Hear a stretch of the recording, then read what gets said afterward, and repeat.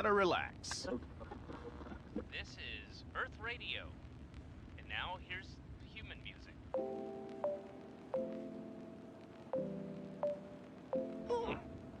Human music.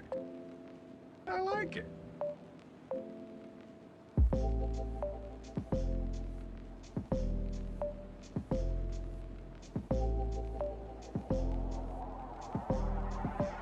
I like it.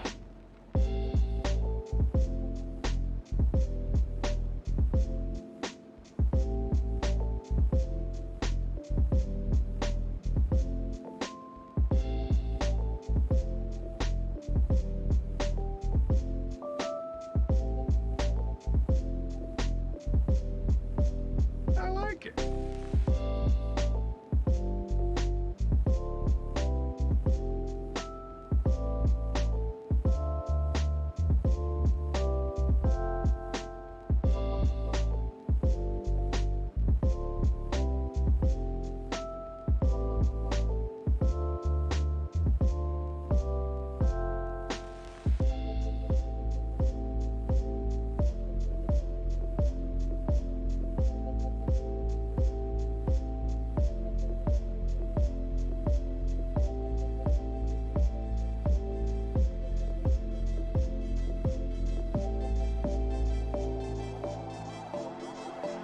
I like it.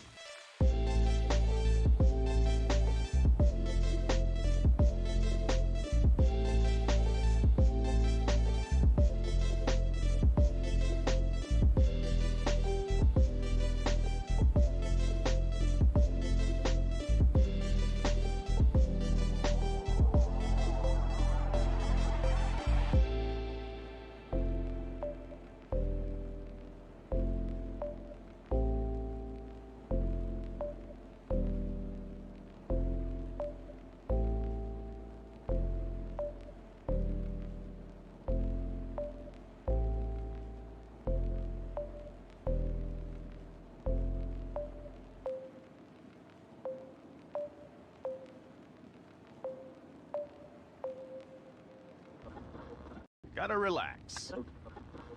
This is Earth Radio. And now here's human music.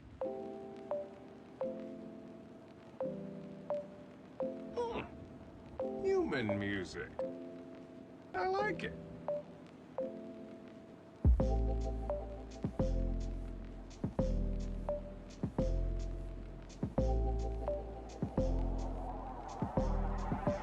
I like it.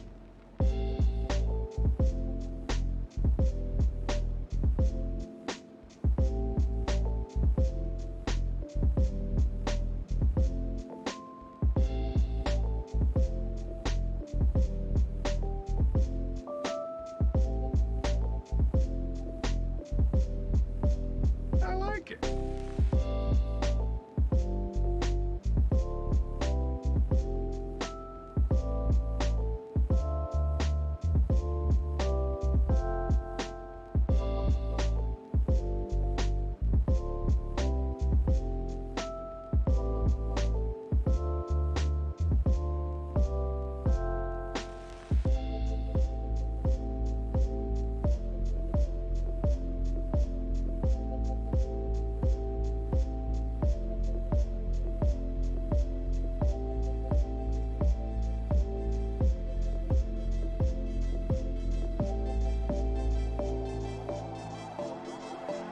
I like it.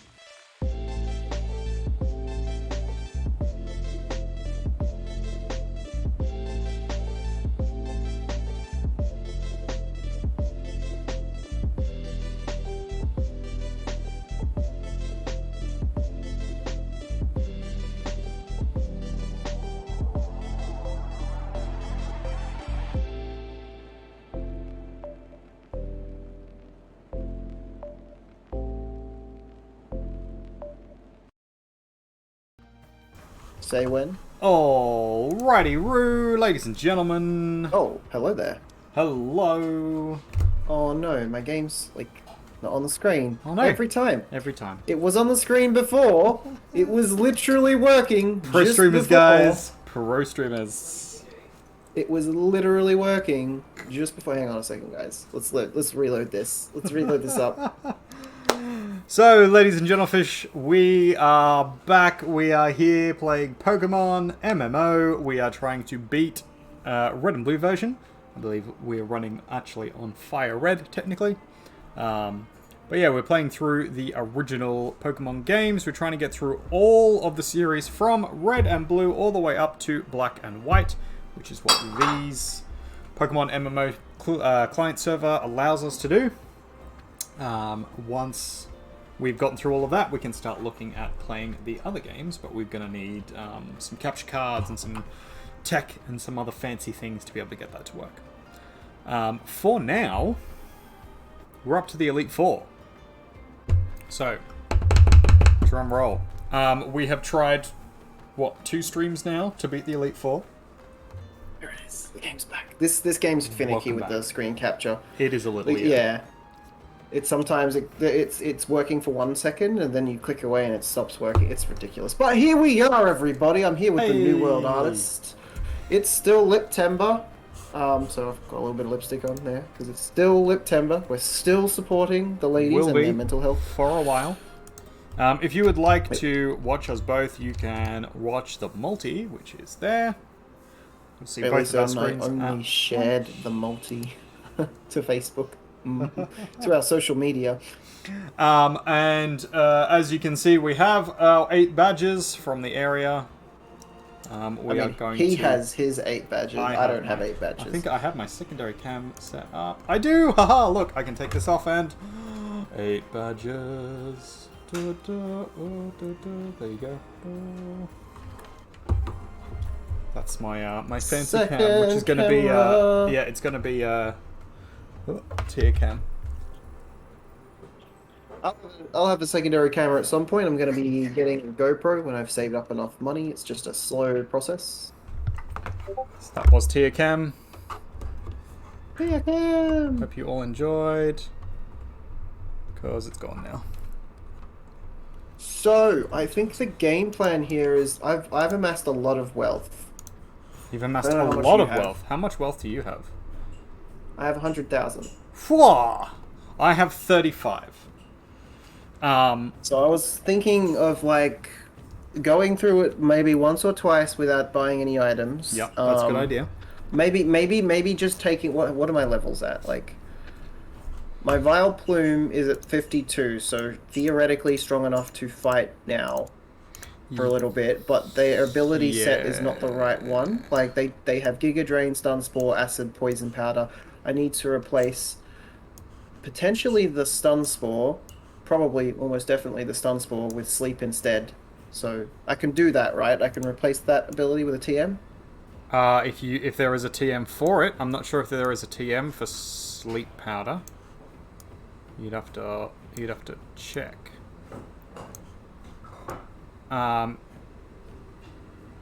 There's 2 options. You can either use the Global Trade link and look for a particular item in TM. So TM whatever. Let's go Sleep Powder. Sleep. I don't currently have Sleep Powder. No, there is no Sleep Powder, unfortunately. Bollocks. The whole point of leveling up this Vileplume was to get access to sleep. Did you remove Sleep Powder in favor of something else? No, when it leveled up, it like the abilities changed, and I no longer have sleep. No longer had Sleep Powder. The ability. So it had changed. sleep. When... Yeah, it had sleep, but when it became a Vileplume, I lost it. Hello, Clancy. We are indeed nerds. We are nerds. We're massive nerds. Yeah. So this is my team, my party makeup here. We do have a couple of unnamed Pokemon, so if you would like to, ladies and gentlemen, you can be named after a Pokemon. Equally, I am going to show off my party over here. A couple of them have been named already, but you can take a Pokemon if you're into it. If you're into that, I guess. Like if you're a. So I've got 2 Gyaradoses, one at 62, which is the level Pokemon cap, phone. one at 57. I have my starter Pokemon Captain, who is a Charizard at 62. We have Lizzie Bell, who is a Pidgeot at 62 level cap. We have Tia, the wonderful puppy, at 58, who is our Houndoom, and we have a Dragonite at 56. So we're both playing by self-imposed. Thank you. Challenge Imposed, that's the rules. word. Self-imposed rules. Imposed rules. Mine is that I have to have Pikablue and Charizard on my team whenever I'm fighting proper, like, against trainers, like, to win against them. For training, I've been, like, a bit relaxed on that, because I've been swapping in and out for different Pokemon to train them up. But that is the rule for the final bosses here. I have to have Pikablue, my Pikachu, and Prudence, my Charizard. I'm not allowed to swap them out. Yep. Whereas New World Artist, your self-imposed rules are... I have to have a type either fire or flying. So all of these Pokemon are either fire or flying type. The exception I had for a while was our Dratini and Dragonair, which was just Dragon type, but it evolves here into a Dragonite, which is flying. So that was the only exception to the rule that I've had the whole way through the run. I've only been using fire or flying types. Yeah. Yeah. Double Gyarados. I've got a Gyarados too. Mm-hmm. My Gyarados is Bigok. He is amazing. Is it a he? It's a he. So he's a he. Oh, we've got 3 male yeah, Gyaradoses. Between us, yeah. We can't breed them. We can't make them do the fuck. We cannot. Just huge big cocks. Dueling. 18 plus stream, guys. 18 plus stream. My team is made up of a Vileplume, which I've been leveling up because, though I'm not sure, like, I might swap in, I do have a Steelix, so we'll see. But a Vileplume, a Charizard, a Gyarados, a Tentacruel, a Magnetron, and a Pikachu, because gotta have a Pikachu, am I right? Gotta have a Pikachu. The bench team, so the ones that I have on the bench that I may use or may not. I believe I haven't even put it in the right box, so give me a second. I've like got a box specifically for my bench. I like team. that you've got a bench team as well. Like you've got a setup. Yeah. Backup plans and everything. They're not very good. Like, most of them can't be used. They're just the ones that I wanted to have leveled up enough. Like, I've just gone over it because there's a couple that were not in the box that were meant to be. So, my bench team, the off-the-siders that are also sort of my regulars, include a Bobbit, the Butterfree. Butterfree! I love Bobbit, the Butterfree. Bobbit is nowhere near strong enough, though, to fight against the Furious 5, the Furious 4, the Fantastic 4.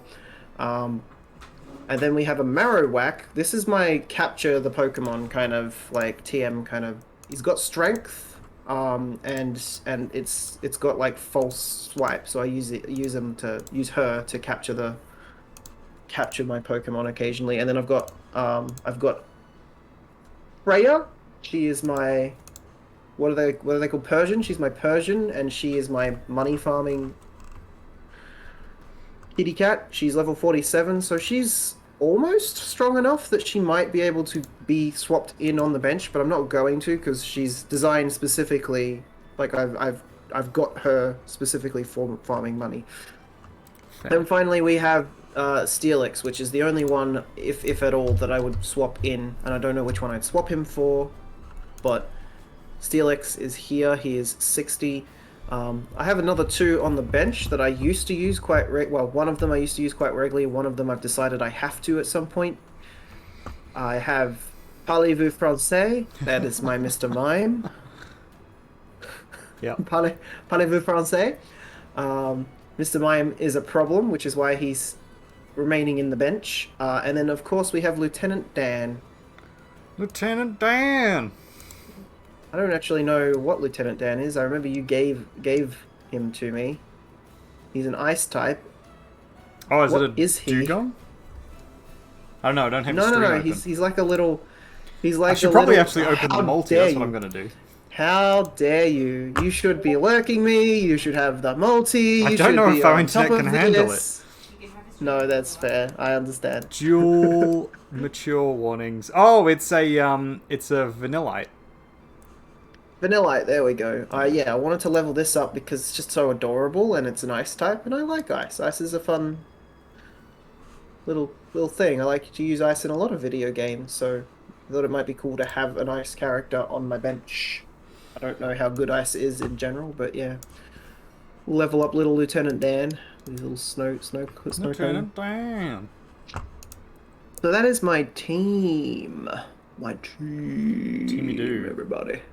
All right. Well, are we going to do our opening fight?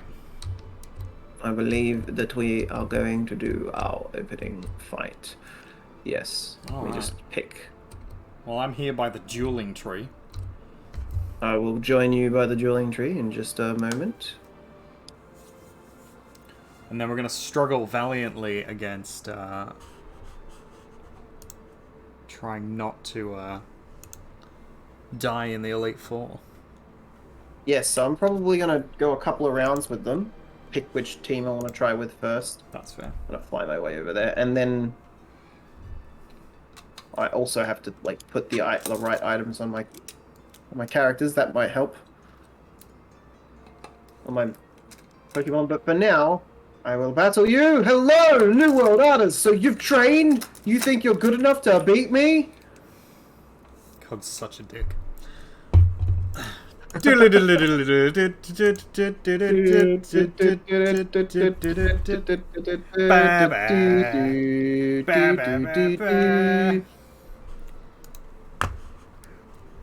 Oh, we're having a three-way. Kinky. I did not account for a three-way. Bum bum bum bum bum bum bum bum bum. You're the best. Around, nothing's ever gonna keep you down. This is a really weak ability, but we're gonna use it.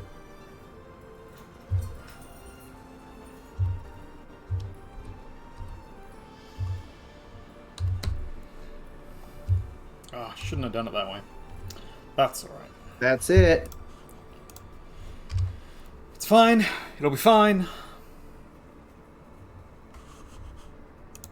Hello, Kaiju. Hey, Kaiju! Pumpkin Iron. That's it.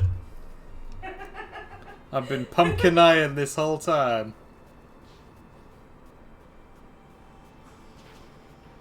Ooh, knocked him out in one. Take that, you shit.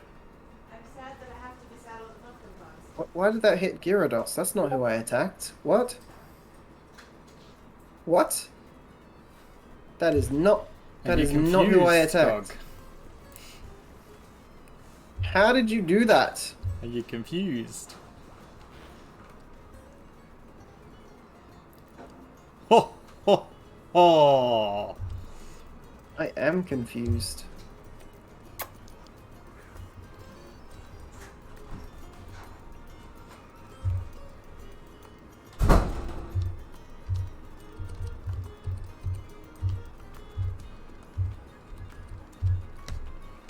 What perfect music for the timing.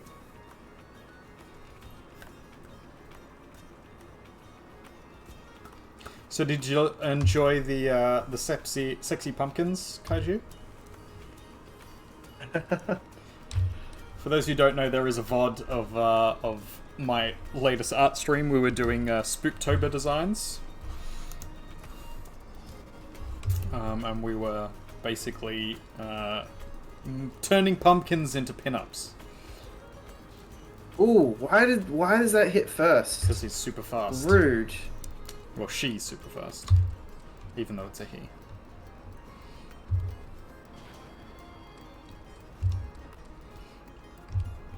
Hyper Beam. Ooh. Yep. Take that, you big cock. You certainly did. He seemed to really dig them as well. That's I think true. I'm- There's been a few I think I'm people gonna get one. who've watched it now that've been pretty enamored by them.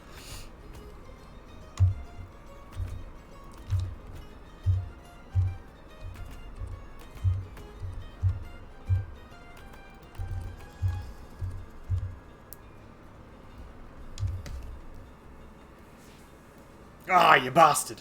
Brutal. Oh, Big Ock is still alive. Not for long. No, Pick-a-Blue. Take that, Pikachu, you shit. I don't think I'm even gonna get one of your Gave them Pokemons this pumpkin time. to talk about.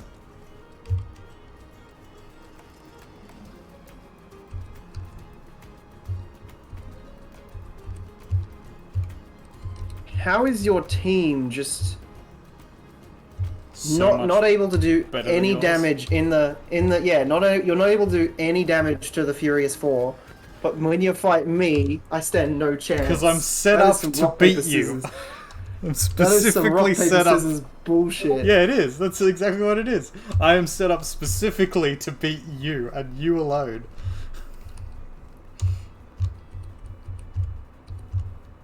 That is some rock, paper, scissors bullshit. Oh no, you flew up high? Whatever am I gonna do? gonna Oh, knock- all my attacks are gonna miss. Winner! I just got like face slammed into the mud, and then I had my face like rubbed. Yeah, just yeah. a Now patch of- eat it. Now eat it. That wasn't Fucking even- diabolical, mate.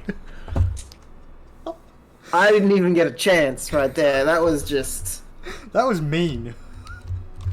That was cruel, is what that was. That was basically bullying. What do you mean? Okay, What do you mean? Basically, that was bullying. So the way it works is once we've had a Poke battle, the person who loses has to give one of the Pokemon from their collection to the other person. So now I have to give the New World Artist one of my Pokemon Can be anything you from like. my collection. Could be anything I like. Actually, there is a Pokemon I was going to give to you. I don't know if you have one yet. So I You will, cannot give it to me until I win it. you are giving me a gift, and I have to give you something in return. So I am going to gift you. You better not give me a No! in return. I need to beat you! I need to beat you! Well, you better work on beating me. Alright, Then. fine. If you want to give me another Pokemon, then I will battle you again. Just let me change my lineup. We can go again. That's what you... Where is it? Did I not catch it? 'Cause I'm pretty sure I did.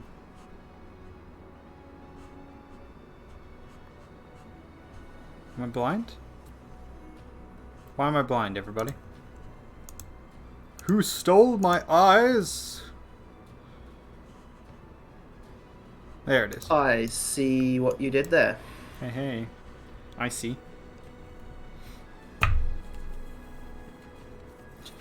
Decided to fly up in the clouds. That's shocking. Oof. I like the Clancy's nerds is still just on your screen. Yes. Oh, hush. My chat doesn't fade away. My chat just stays there. Fair. Alright, let's try again. Round 2. Round 2. Fight! This is either gonna end in you owing me a Pokemon. Did it work? You rejected my request. I did not. I clicked accept. I'm pretty sure you rejected my request. Try again. Here we go.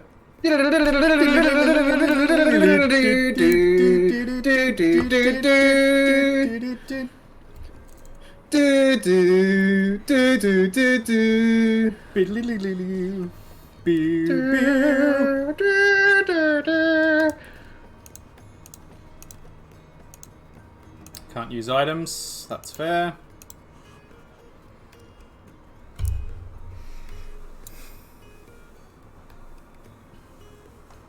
Oh no, Sludge Wave.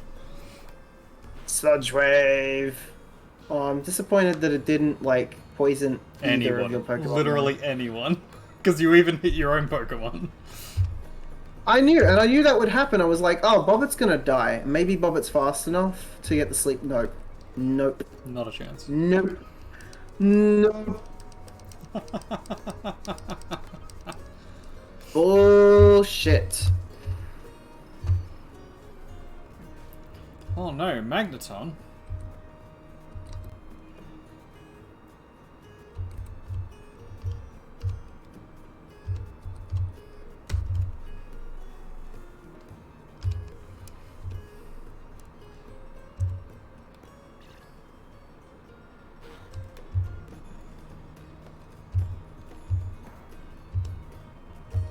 God damn it! Bullshit. I'm still gonna lose, but that was a nice fit little victory. Up there.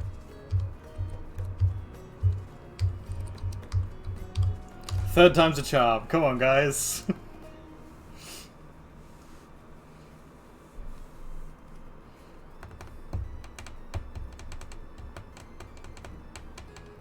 Hydro Pump. Oh, Hey, you got me. finally. But I'm still standing better than I ever did. Somehow. Got one of your Gyarados. It's a little bit less cruel. You got the weaker of my two Gyarados.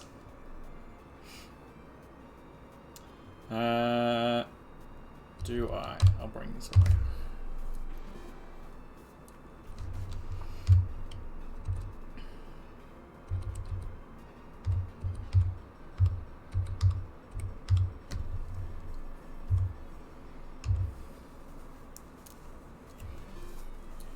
You shit.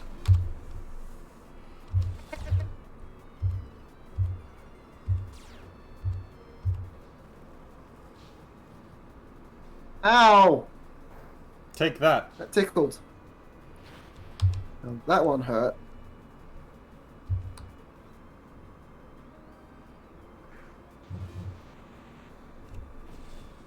Fub, fub. Oh, nothing interesting.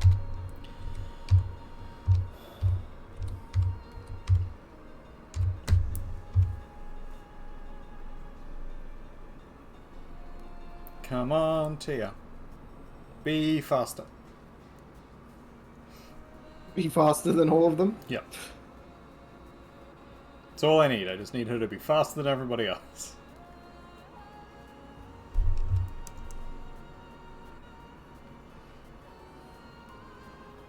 Yay! Yep, she faster. That's it. That's gonna take it out in one shot. Ah! Take that. I was trying to do the rain to make your effectiveness less powerful. Oh no! Oh no! I owe you 2 Pokemon now. Hey, not yet. I have. You've got fucking 5 Pokemon. Don't you not yet me? You furry little pissant. You.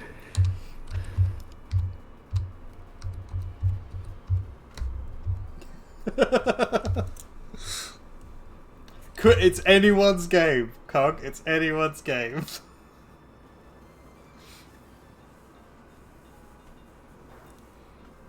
What the hell? Dragonite is OP? apparently very OP.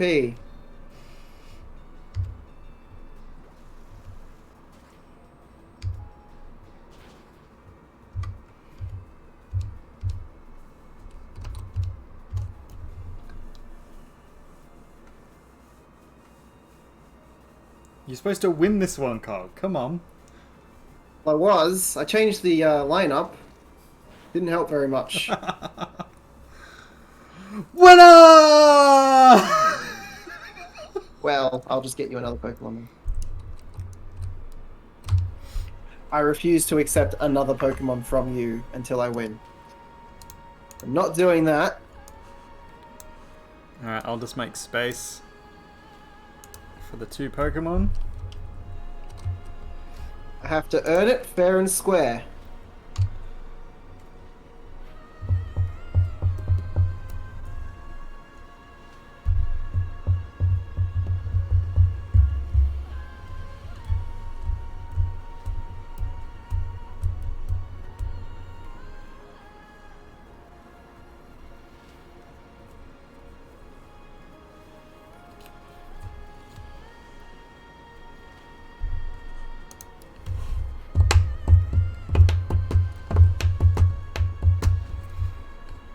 Alright, here is your Pokemon, sir. Your Pokemon, which you earned fair and square by rubbing my face in mud twice. You're welcome.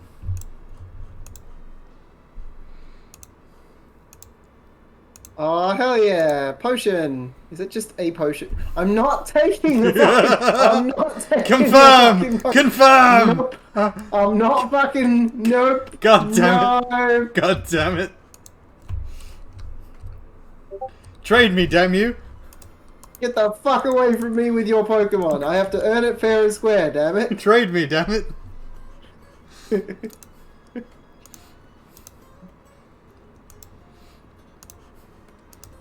No! Stop it! I refuse! I'm a man of honor! Come back here and trade with me.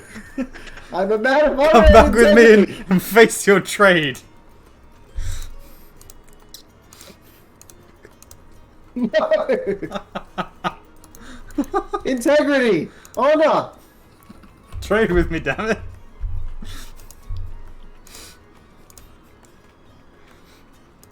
You're a shit.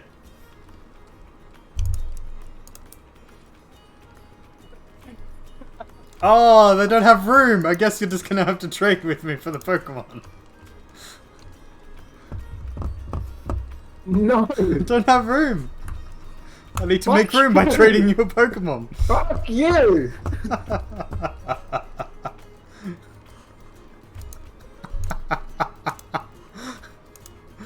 You're a shit. What is it? What are you even giving me? Gift. Wait, isn't this the one you were using? No. It's only level 33. Oh, okay.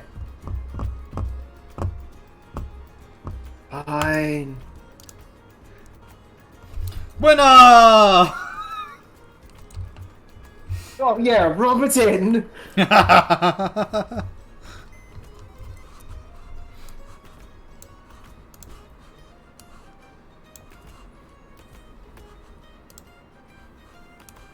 Alright, are we gonna go and face the music?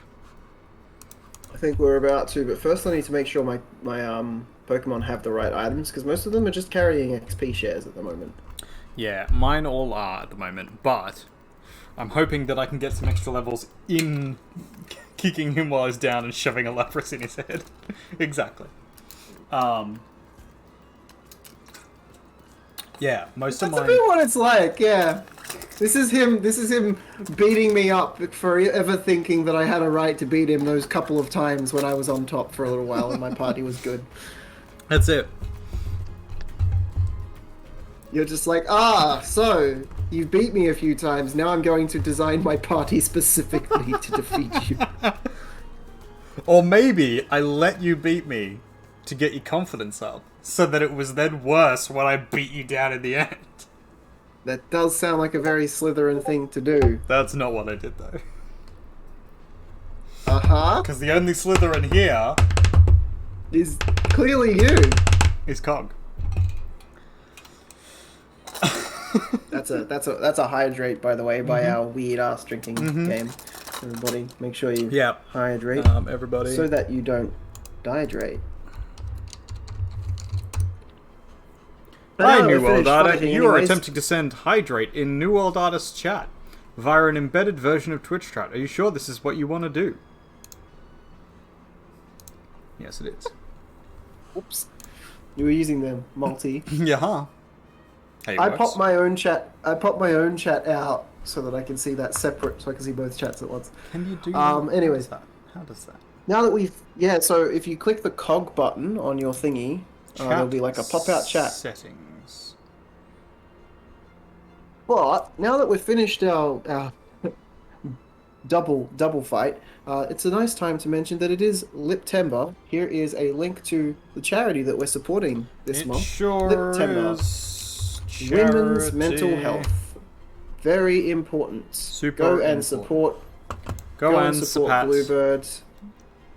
Share it around. You don't have to send money to it. That's not. I mean, it'd be necessarily. nice, but you don't. Have Money to. helps. If Money you helps can't send money, you should try and share the link.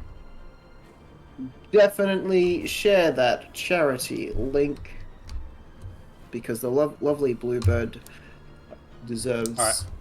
Facing the all the elite four. support. In her first, and this is basically like her first endeavor to promote a charity like heavily. She's very into charity, but this is her first endeavor to promote a charity heavily. So she is loving the fact that people are being so supportive. It's beautiful. So we can only go up from here.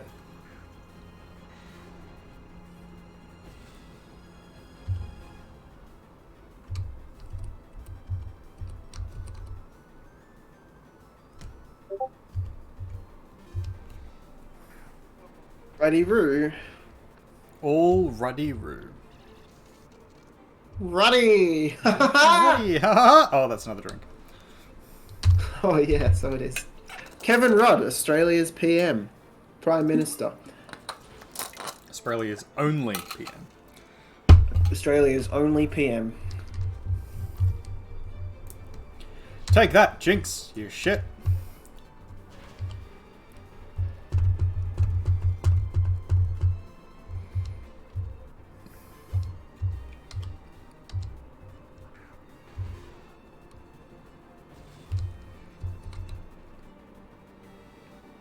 Alright, so I know Flamethrower will probably do more damage, but I'm going to do Crunch, because I'm going to try and lower the defense. Hey. Hey, it's Saturday. Hey, it's bad Albert. Which won't really help for the Thunder, which is what I'll be using most of. Trying to figure out what item that I would actually place on my Vial Plume out of the ones that I have. What have you got? Can't see your Let's have a stream look. very well.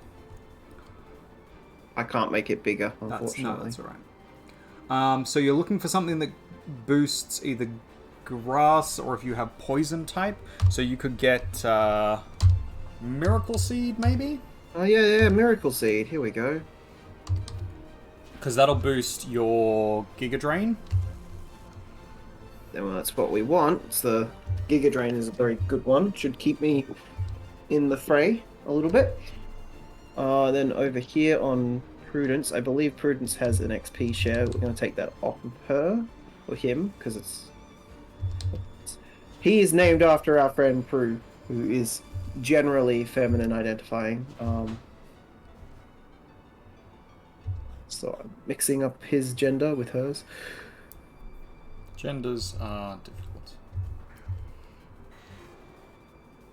Sometimes they are. We're going to give, Goddamn, we don't have anything fire related, I don't think. I have a charcoal if you want it. Which That boosts could be fire handy. type moves. I will have to lose this battle, which I'm probably gonna. No rush, I'm just screwing around with my items. I have a sharp beak, which is what my Charizard's been using up until then, so it increases their flying attack by 20%, but it's only one flying attack, so it's probably not the best, since 3 of my attacks on my Charizard are fire. Yeah. Now, what did I have on my Pika-Blue uses Magnet, increasing all electric type moves by 20%, so Pika-Blue is quite quite a tough little glass cannon. Look at her. Look at her. Isn't she adorable? It's basically Bluebird, but she's a Pikachu.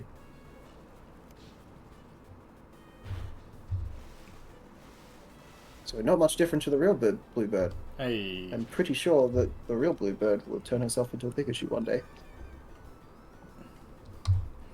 Once medical science goes that far. Once medical science goes that far.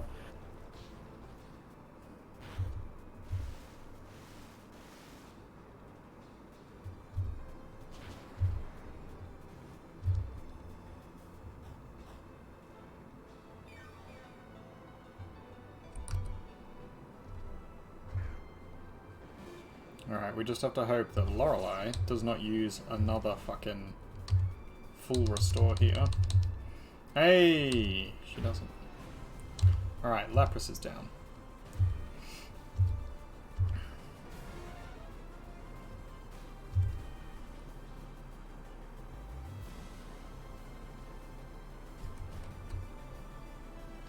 Crunch is probably better here.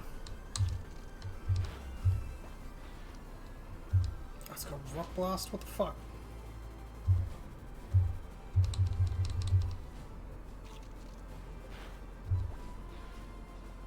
Oh, 2 unlucky crunches and an unlucky Rock Blast.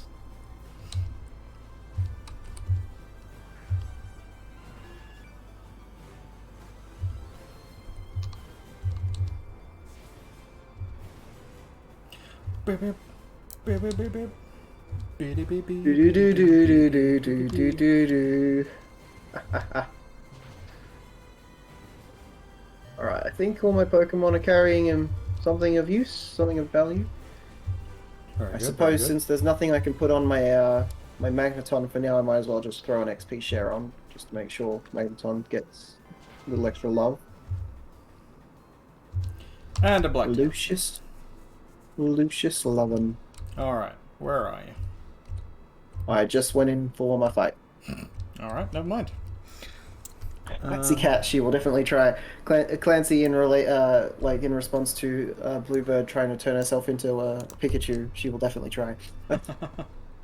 Certainly will. Yeah, Cloister's a trouble. Okay, so I'm probably going to lose pretty quickly as well, but we'll see. See about how decent this Wild Bloom. Wild Plume.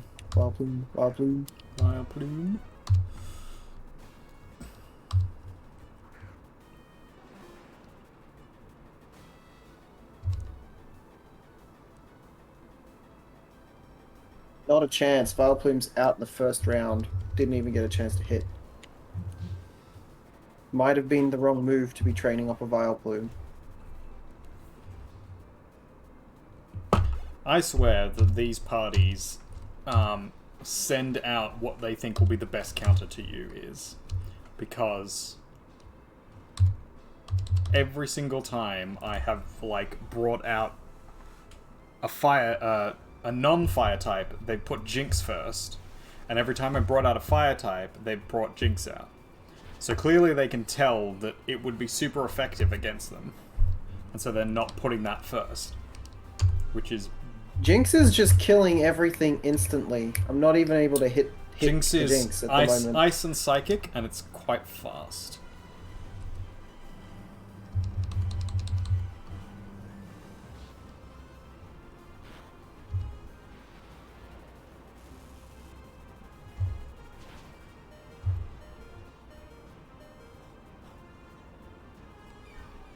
What's good against ice?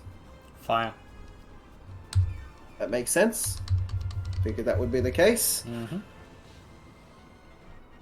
Hey, this is a better run. 2 of the problem childs down. Stick with the Vileplume.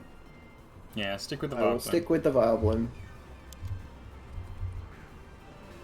Slowbro. Probably want to swap out.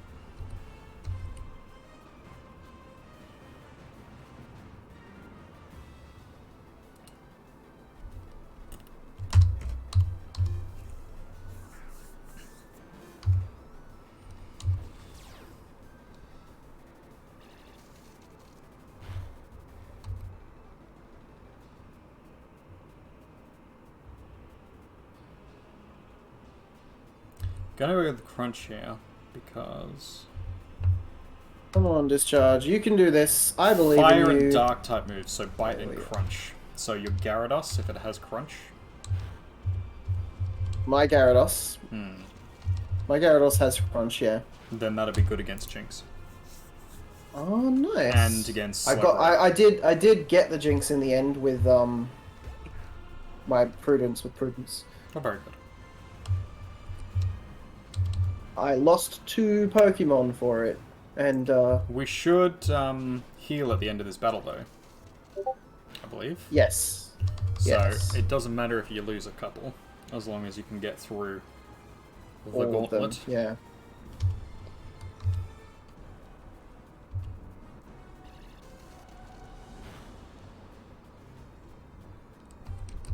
You're in charge now, Big Ock. Letting your Willy do the thinking for you. Terrible. Alright, one more to go. So I gotta get Vileplume up a bit more. We'll get there. Taking out this Slowbro with Gyarados. Thanks to the leftovers, it's making Gyarados stick around a little longer, which is nice. Good old Shell Bell.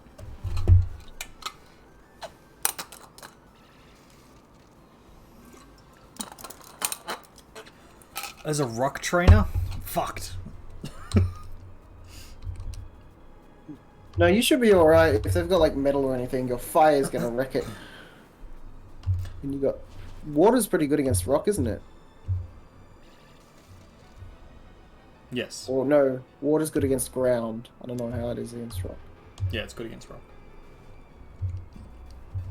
But I'm flying type, which means I am weak to all of their attacks.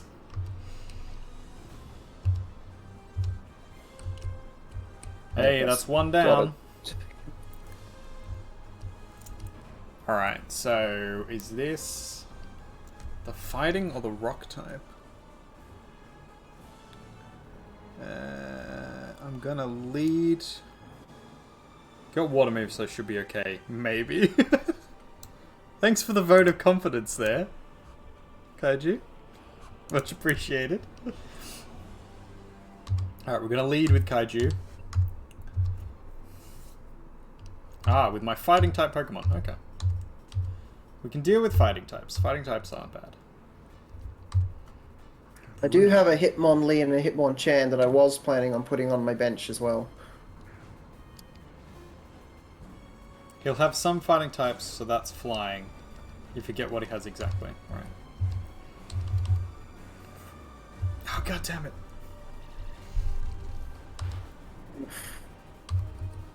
A little bit of cold damage there. Mm-hmm. Dugong.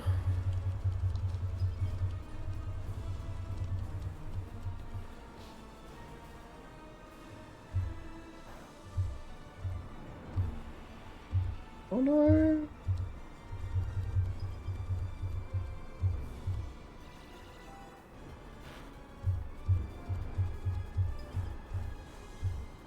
Might be enough to survive. Dugong is ice as well. Assuming you're fast enough, assuming Inferno is able to hit. Nope. Big mistake. Inferno fucking sucks. Pretty much never hits. It's 50-50. So, yeah. It's rough. Yeah, I mean it hits. It hits, but like not as much as you need it to.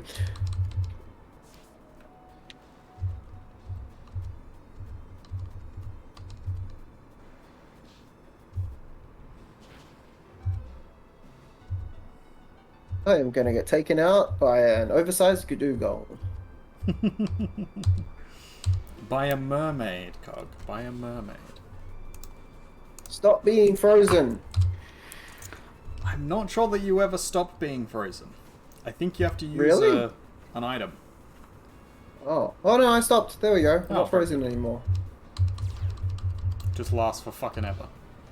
Yeah, and I would have had enough like attack power to take out the Dugong too. That's the sad part. Yeah. It's just that I was frozen, so I couldn't. I would have gotten away with it if it weren't for you meddling kids. Work for you meddling dugongs. Alright, shall I wait next to the doctor's clinic desk for you to get knocked out and come back to see me? I mean, I hope I'll be able to just make it. But we'll see how we go. Foe's weak, Lizzie Bell. Get him. A full restore? Fuck you! Just make it, he says. Just make it.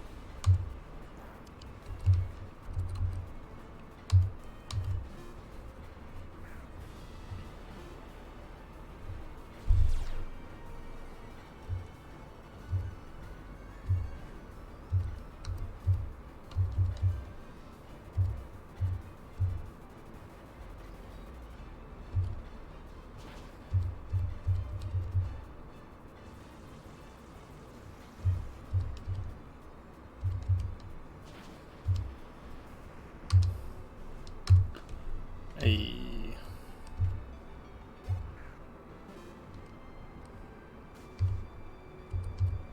Kaiju's like, it can Thor, you just have incredibly bad luck on Kaiju. This is the New World Artist we're talking about. He has the most Loki-ish luck that you can imagine. My luck is fucking ridiculous.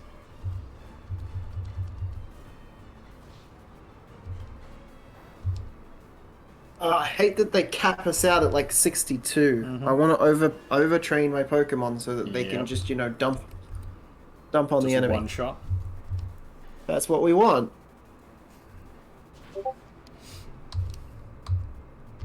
So rude.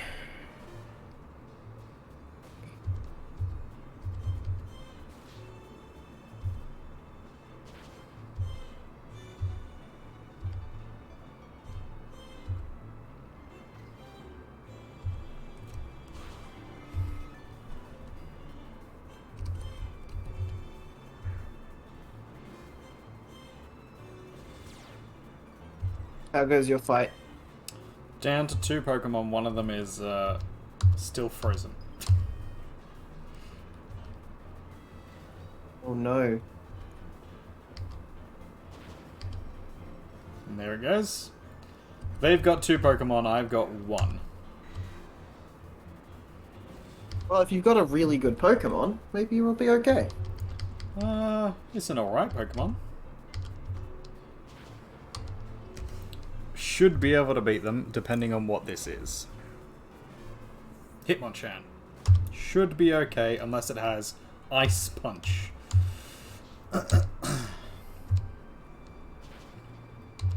There you go. Ice Punch. Shouldn't beat me in one shot, though. And it does. Hey! Fuck you! Now you know how I felt when you rubbed my face in mud just before, twice in a row. Yep. And then forced the Lapras down my throat. Like, take it! Take it! Take the Lapras! Fuck it, eat it, bitch! Bite my jaw! Fight my jaw! That was good though. We got XP. Hell yeah. A little I bit. went to, like, train on another Poke Trainer down the way a little bit while Alright. I waited for you to... So if you want to Yeah, I'll come to come you. over here, I'll be done quite soon. Just thought I'd, train a little, get some money as well. Because when I do my proper run, I'm going to need money. Yep. If I had the tiniest bit less bad luck, I would have gotten through. That's how bullshit that was.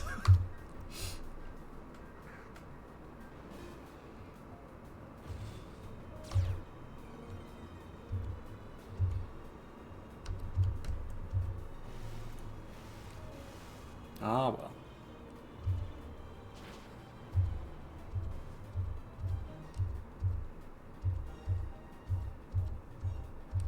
I think... Yeah, Lizzie Bell is now at full power. Level 62. Can now give her the Sharp Beak. Very good. And then everybody who needs an XP share, I think, has one on them. Oh, goody. Oh, no. Give XP share.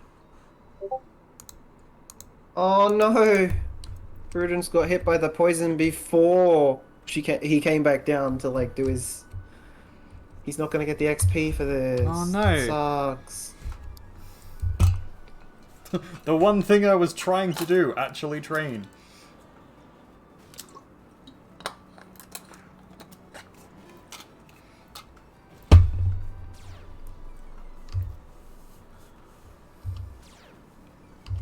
Now I want to see someone do a full Gyarados run. 6 Gyarados. That's it. Just a bunch of Gyarados. It's You just- could. It would it's fit within just your. It would 6 fit within your Gyarados. rules. It would. You just need one fire type Gyarados. I mean, I'm pretty sure Gyarados can learn a move from almost every single... Yeah, both of them have Hydro Pump. And one of them has Surf.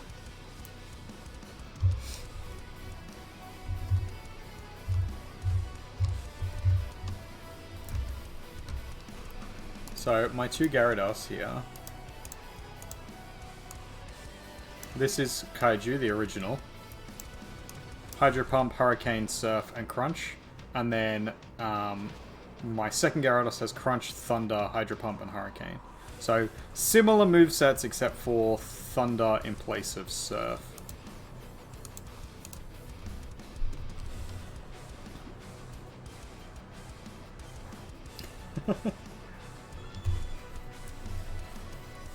I think it'd be good.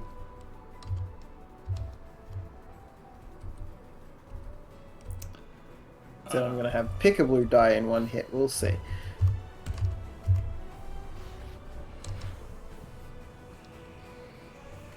Oh. 9 tails, you little tramp.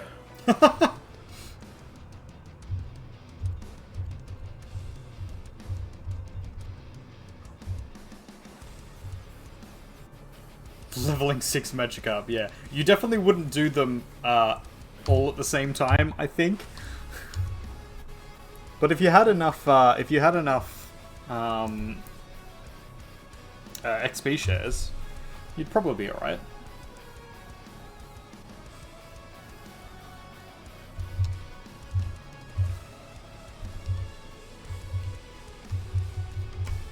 You could level them with your starter. That could be your rule. You could use your starter as well. Yeah. Use your starter until the Gyarados, until the Magikarps actually have a move. That's it. This trainer is proving to be really... Are you doing it too? Yep. You having a much better time than I am, I assume? Yep. For fuck's sake. What have I done wrong? I was doing so well before.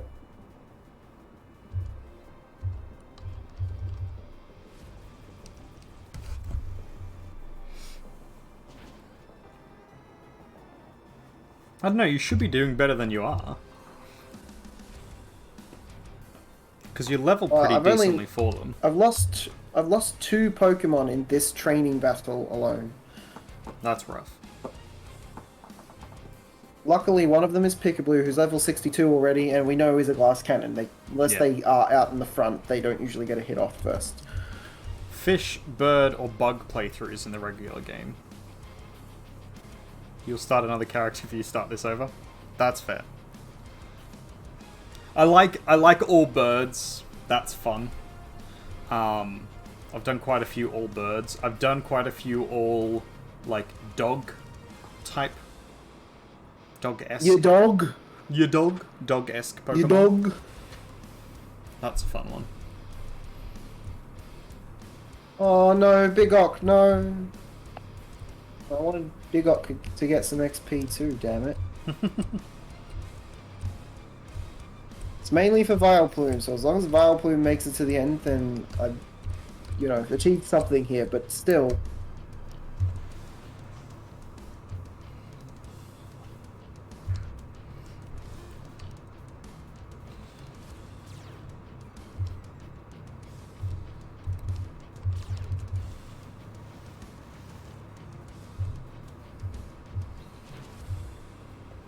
Hey. You made it, buddy. Oh no, leave me alone! Ah! You've been swarmed. It's your lunch money! Give us your lunch money. If you have something that can hit all of them... Yeah. Apparently not enough. Oh, that is not a lot of... Oh yeah, they're ground type. So, acid would be weak against them.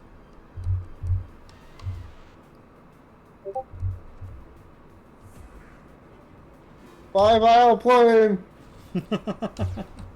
See, I was hoping for that exact setup because Surf hits everything. And it would have been super effective.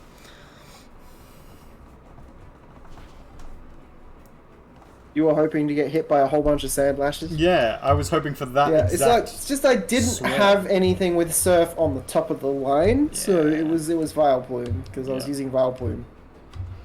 I mean, Oh fair. man, I tried to use the wrong ability. Whoops.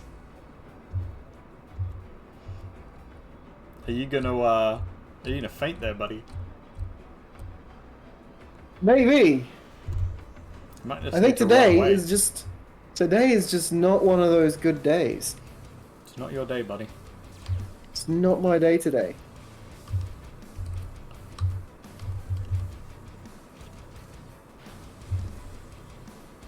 Oh, and it won't let me swap any out either.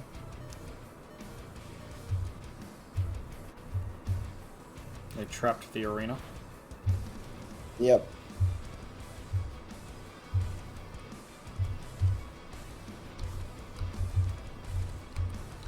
Alright, Tentacruel, just you. I know you've got a Surf.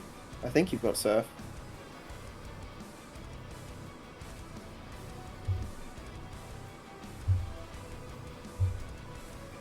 You've got Surf. Alright, do your best.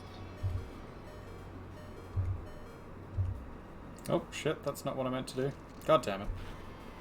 God damn it. Cleaned him up. Tentacruel got like 5,000 XP for that. I was trying to catch the fucking ride-on.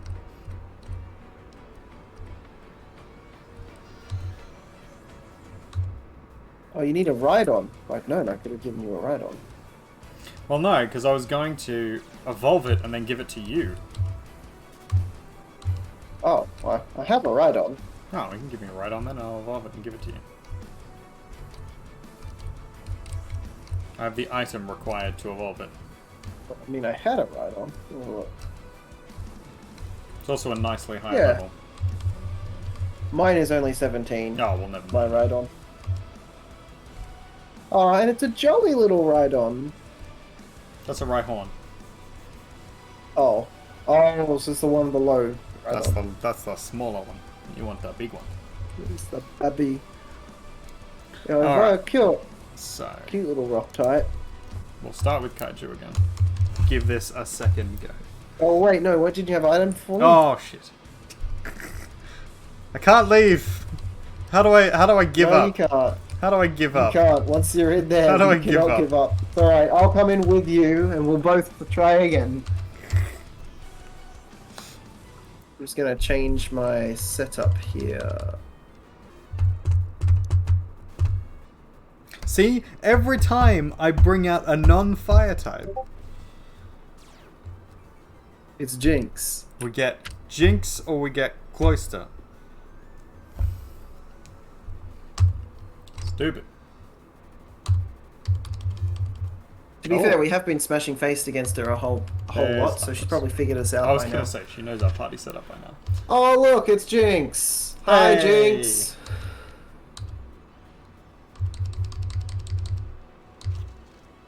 Crunch. Yes, your ice beam very much hurts. Crunch. There we go. Jinx is down in one. Hey, hey.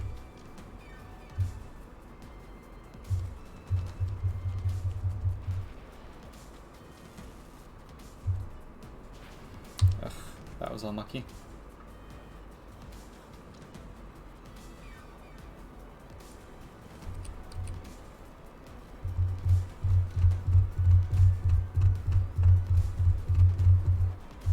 was good last time. Let's just use Captain for the next little bit. Da da da da da da da. Da da da da da da da da da.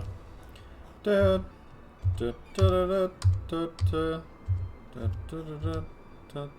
It's kind of got like Darth Vader vibes. This sound, the sounds that I'm hearing at the moment. All right, we're gonna try. Pick a blue if you're fast enough. No, you are not fast enough, and the Lapras used Psychic, but you lived. I mean, you might be fast enough still. Yet, let's find out. We're gonna use one that we know is gonna hit. Probably won't kill it. Hey. Thunder. Take that. Lapras. Avoid my attacks, damn it! I did not give you permission. Knocks out, pick a blue and 1. See, I was making that decision right there. I made the wrong decision. Calculated risk, but damn am I bad at math. And this game is all about math. Bug's got viable later games. There's crazy powerful ones now. Fish is as difficult as it was boring. Yeah, fair. I think Flamethrower is the better play here. For a Jinx. Beam, doesn't matter. And then crunch.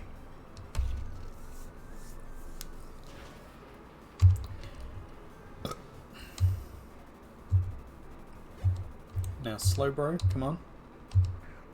Dugong, damn. Dugong is primary ice and water, I believe.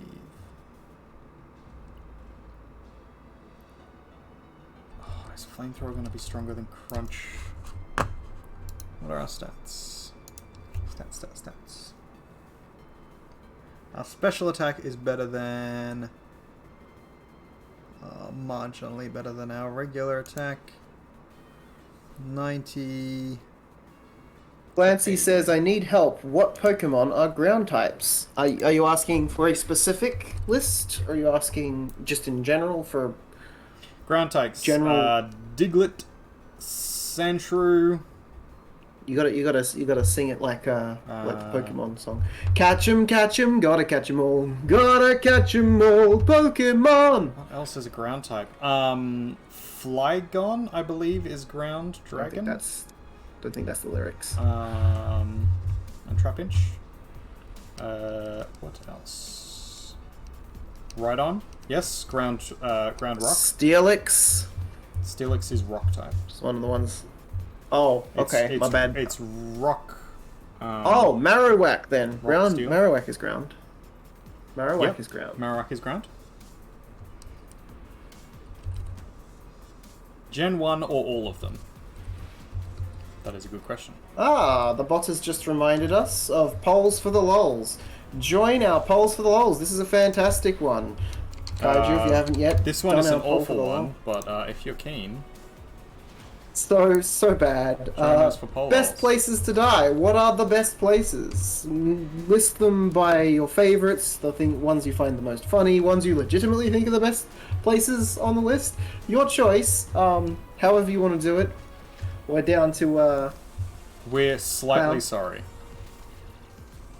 but really not.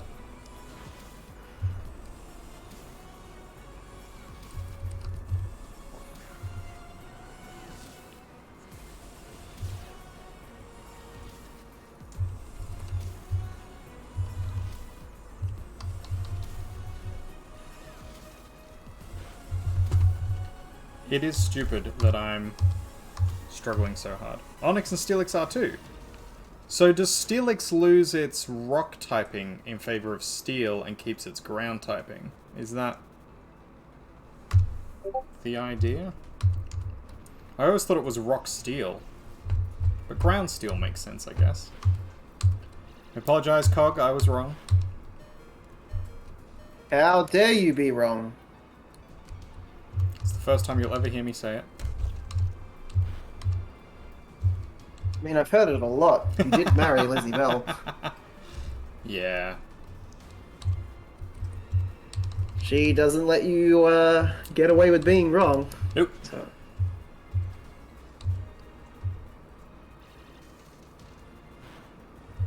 Alright, so I'm about to beat the first trainer. If I can get past the dugong.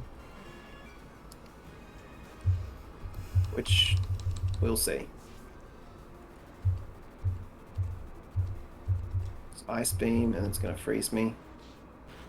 Nope, didn't freeze me. Let's go again. Come on, sludge wave.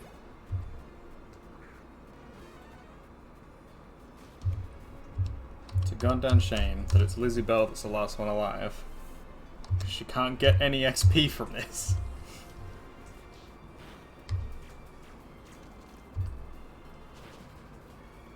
She's also dead.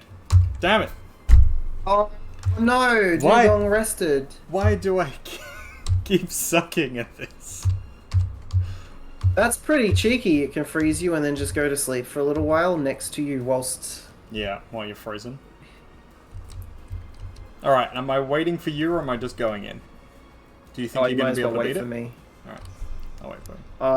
The first pokey trainer, maybe. If I you get can a lucky... If you can beat If I get a Dugon, lucky I'm going to Thor. come back in and try again.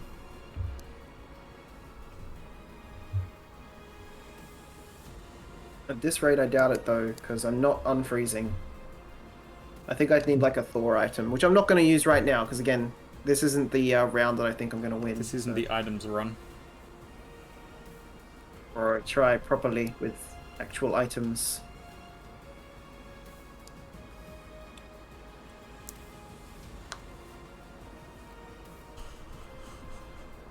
Let me wake up, for fuck's sake! Thank you. Alright, now I'm gonna die. You dead? Not yet, I'm not.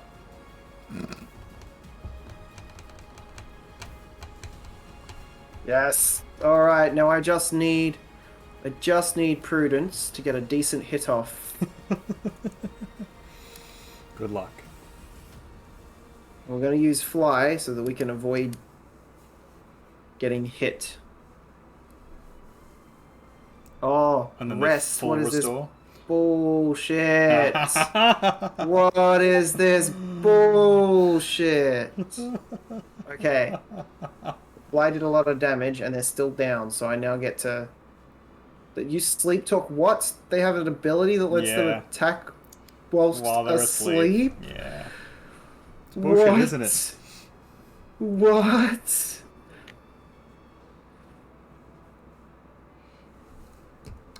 Stay asleep. They woke up. Hit me with a surf. It's a lot of damage. But I'm still here. I'm gonna use fly again. No! Full restore! Okay. Wow, that's a dick move. Rest twice and a full restore. And I've lost. Hey. Hi, buddy. Hi, buddy. How you doing? Well, my ego's a little bruised. How you doing? Yeah, not too bad. Alright, I will give you the charcoal. You started the night off with a nice little ego tug, though, so...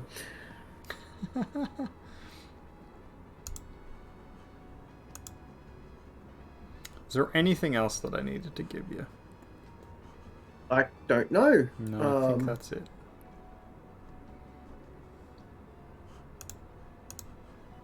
Why are you giving me money for it? Accept my money. Take it. Ridiculous. You're poor, so you need money. Fair enough. Alright, I'm going to quickly bio break. And then we're going to give reasonable. this another go. So I'm going to chuck ours. The audio will still be on, so if people who are I might doing do that. bio break too, actually. Yeah, and otherwise there will be the game on in the background. The game is afoot, everyone. The game is afoot. Literally is a foot. It's a single foot. Enjoy. Just single foot. Just one foot.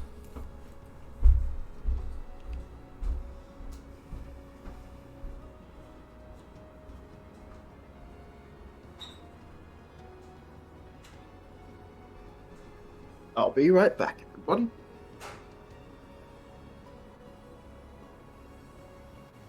I'm not gonna put on like a waiting screen because I'm lazy.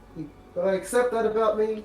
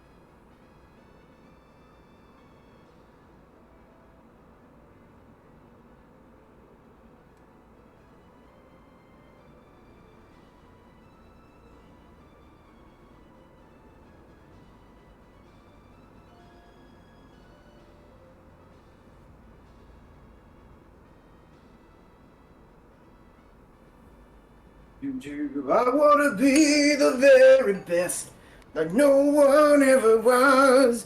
To catch them is my real test. To train them is my cause. Thanks for the help. You haven't done Pokemon and the game you're in wasn't letting you see the types you had.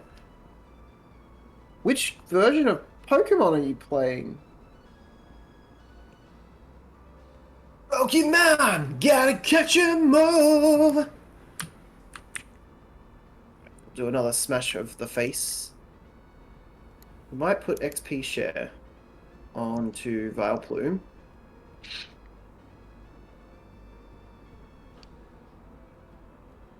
Because we're just going to do a couple more face smashes.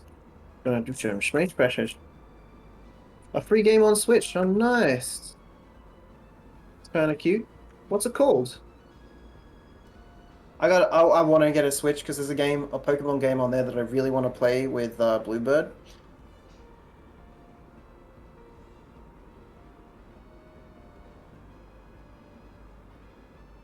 Yeah, NewWorldArtist knows what's up with his loading screens. Hey. Pokemon Quest. Nice.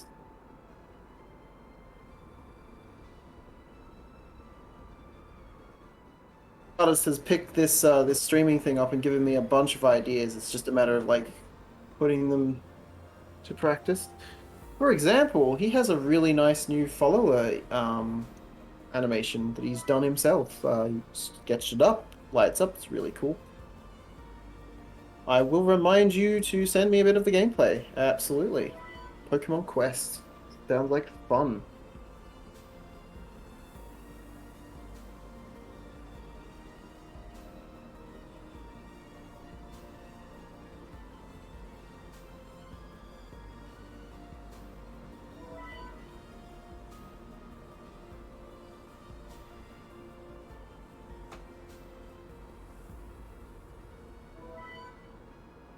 You're one off the magic number. You can do this. I believe in you. You can do this. 69.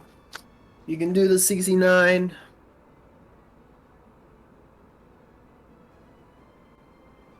All right, Bigok, do crunch. After you get ice beamed, please don't freeze.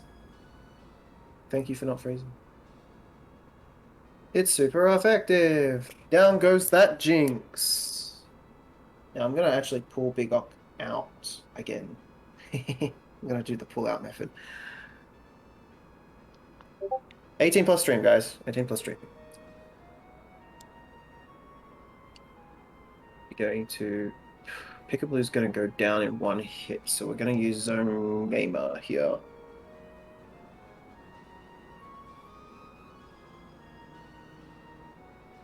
Thunderbolt's not super effective against this guy. I'm going to use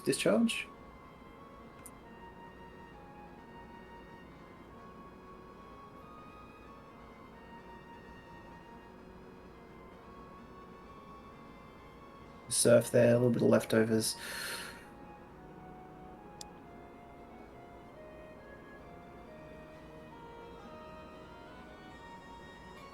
Gotcha. Right, who's next? Got a slow bro.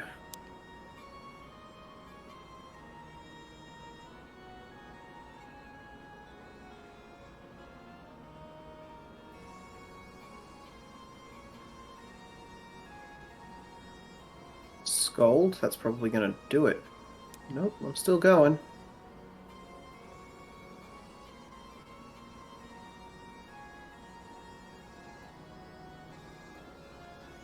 Did most of this with a Gyarados and a Magneton.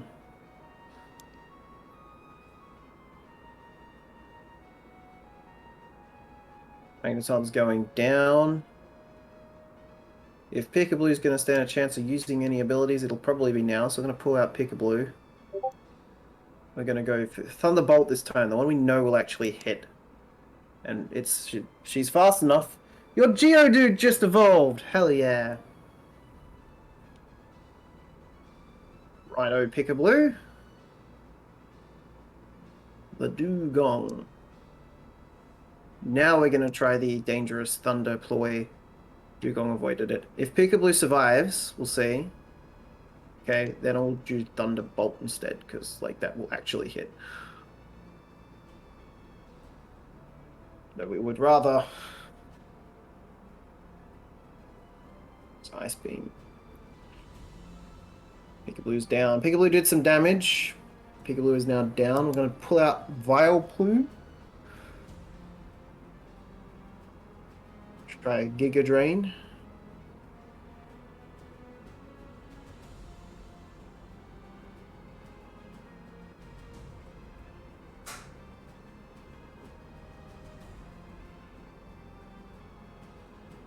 Seems to be doing enough damage even at level 52.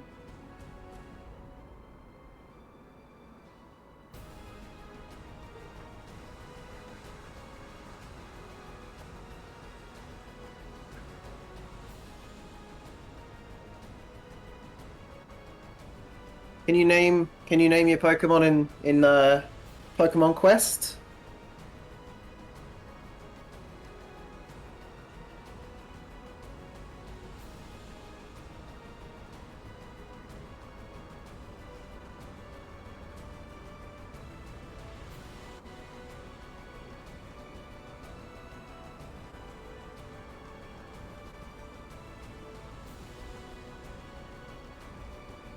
I just leveled up. You haven't tried yet? It's always fun naming the Pokemon.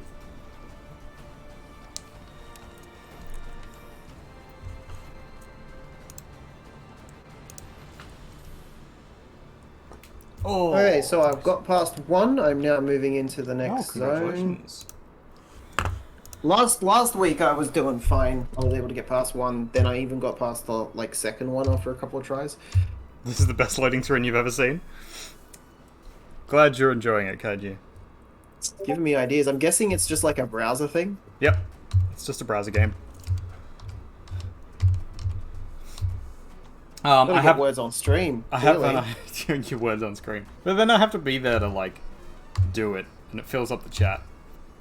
No, it does it by itself. It's automatic. Yeah, fair enough. But you'd want to play is the only problem. There, that would be the problem, and then I wouldn't be able to. Which is not a huge problem. Yeah. Interacting with your audience, right? Alright, let's do this. Let's Alright, I wanna fight this guy. Keep Hoo-ha.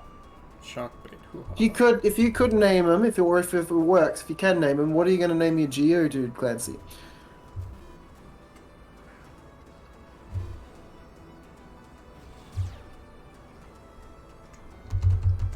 So water is going to be effective, and so is fire. We're going to just do Hydro Pump then. Big Cock, use Hydro Pump! You can name them. Of course you can name Pokemon.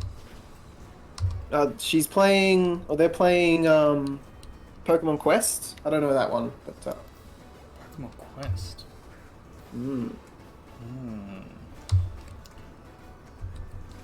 no Pokemon Crest off the top of my head. I'll have to Google it. Have to gig it a Google. Sorry for the long break, ladies and gentlemen. My dinner did not agree with me. Ooh, what'd you have? It's disappointing. I made myself some nice honey soy chicken. Stir fry. Never mess with fish or fowl, as my old man used to say. Well, the first one went fine. This was leftovers. That's it. Never mess with fish or fowl. With leftovers is always bad if it's chicken or if it's fish. It's always gonna cause you problems. Just assume that and you'll be fine. Fair enough. Even if it's not the case.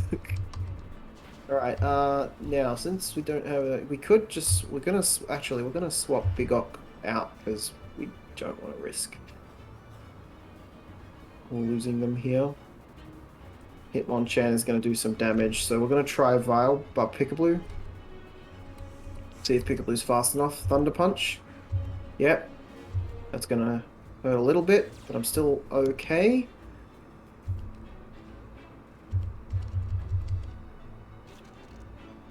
Now we're going to hit with a Thunderbolt, because that should hit, and it should be fast enough to do some damage. There we go. And that won't knock me right out. Alright, we just have to hope that she doesn't use a full restore. God damn it!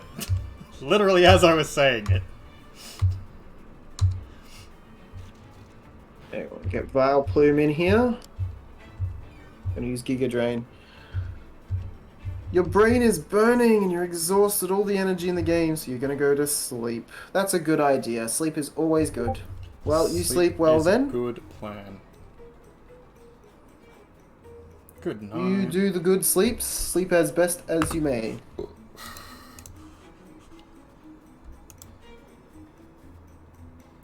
Night, Clancy. Good night. Good night. I'm gonna try Stun Spore, because that should, if I survive the attack. I did. Thank you, Vileplume.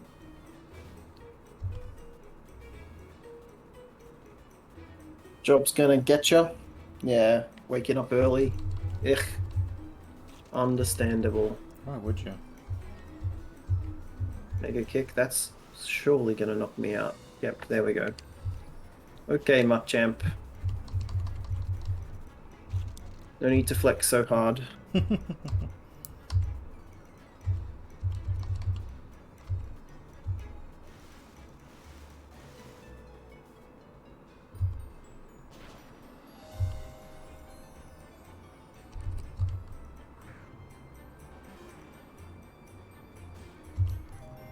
I'm just going to use Earthquake, because that'll deal some damage, probably even take me out in one.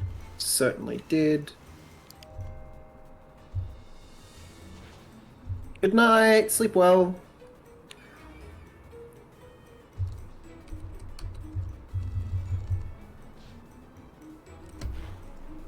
This one.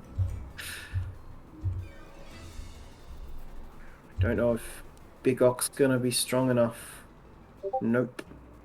Big Ok was not able to crack it. Kraken?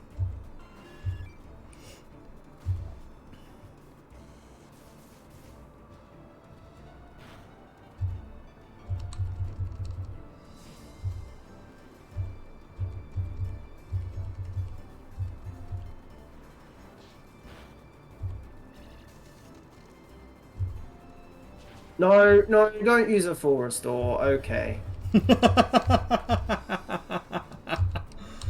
Yeah. It's a bit like that.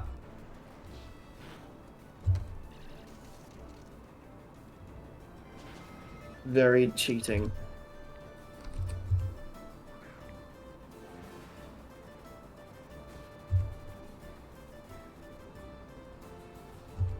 I am not doing so well with the second one here. The Machamp is the struggle here, you know.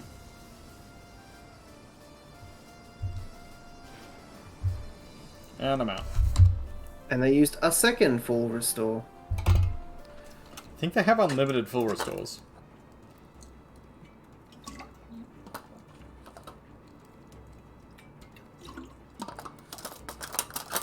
certainly can just keep using them. And I just got my ass handed to me once again by the Machamp. Hey. Alright, give it another go. So I had an idea for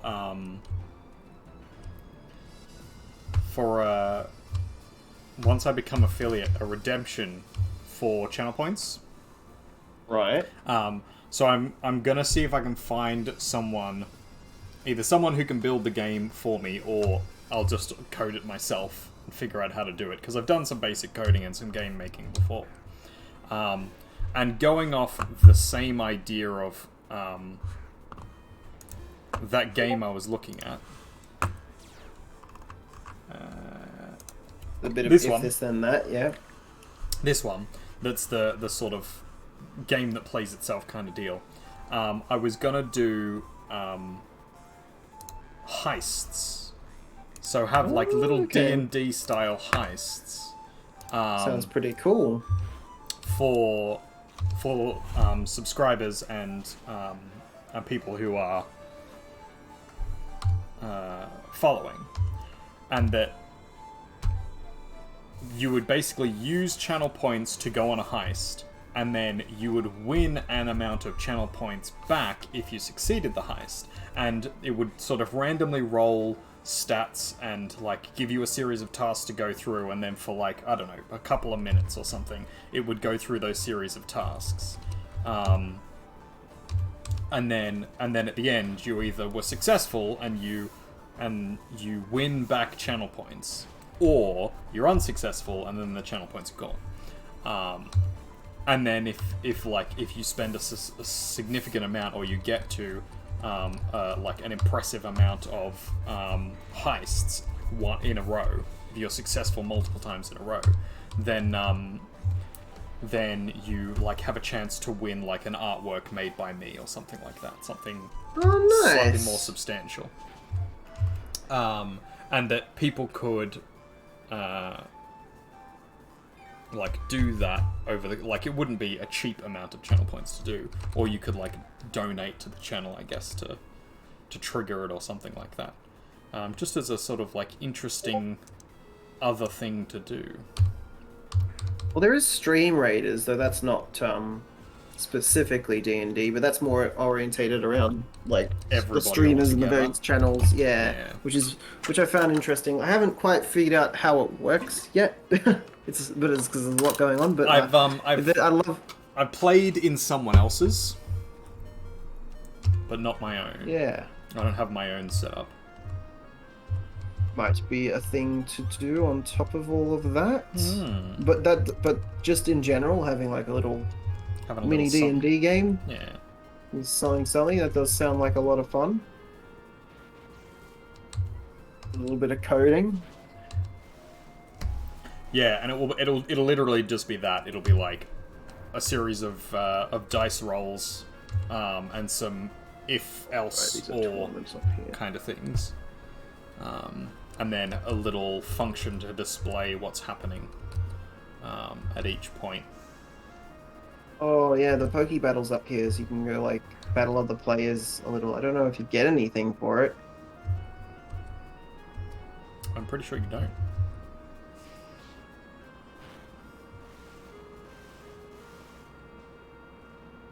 Matchmaking sign up. That's for the tournament system. I think you get coin for it. I think you get Oh, here we money. go. Matchmaking rewards. You can get ×3 charcoals. You can get a Kindra gift of your choice. You can get some melt ice. You can get battle points. Wow, you can get all kinds of things for battling against other players in tournaments. There you go. Oh, and a mushroom hat or a jellyfish hat. Well, clearly you need the mushroom hat. Clearly, I should be fighting other players. I don't know if I get any, like, if they get any XP. I imagine that in matchmaking, it would be completely unfair to, like, assign XP still at the end of battles, because that's not the same as just picking a friend and then over and over letting them beat you to farm up XP. I don't think there's the system in place for XP to come from that. Have you tried yet? I haven't. Only one way to know. Only one way to know. When you finish there, we shall matchmake together and see if we I mean, I'm see gonna what, keep what trying. happens. Gonna beat them. Damn it. We are gonna beat them. I just figured it might be nice to get some extra items by just battling. Though I am trying to figure out what items I need at the moment because I think it might I'm pretty be... sure the tournament is a longer thing. I don't think it's like one battle and then done. I think it's multiple. Oh, okay. But you're welcome to give it a try. Let us know. Maybe we'll do that next time. We'll see. Yeah. It's already 10 o'clock, so You don't want to like drag things out. Don't want to drag things on for too long.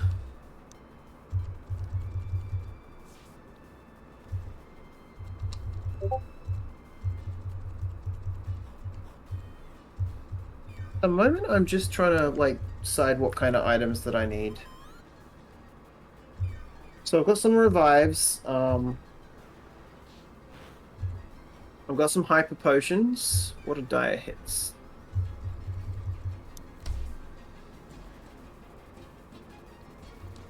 Okay, so it makes the critical attacks defend. Special defense. Yeah, so those are battle items. You can use them in battle, but it takes up a turn to use them. So you can raise your like attack stat or whatever, but you'd be wasting a turn essentially setting it up. So like, but if I'm frozen, for example, which does occasionally happen. Yep. Fighting the ice type, That would having be an a- ice heal or two might be useful. It would be a good point to do that, yeah. Not too expensive either. Got repels and stuff, we wouldn't need those. And then there's like, I've noticed they have items like the citrus berry and stuff that just kind of activate, then they can also use an ability. Yeah, so that's a held item. Held items are used by the Pokemon at a specific point. It's usually when their health goes below half. Oh, I lost. Can't seem to buy held items from here. Oh, hey, buddy. Hey. Yeah, they tend to be not necessarily rarer, but like they're not things you usually get from. I was just thinking like citrus berries. That's the one that they were using to be revived, basically. Yeah. Wasn't So, berries. Do I have any berries? I do. it? Where can we buy them from? You don't. You have to find them. Or you can Or buy them win from them the from global tournaments, trade apparently. link thing, but they're expensive.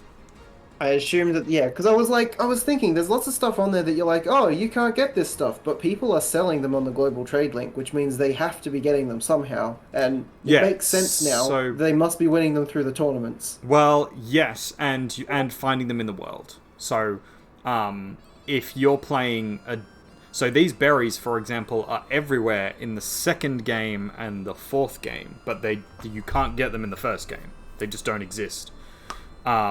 You can pick them up from a Pokemon. Like, you can catch them with a Pokemon. Like, if you're battling a Pokemon, or if a Pokemon might be holding one and you catch okay. it, you can take it off them.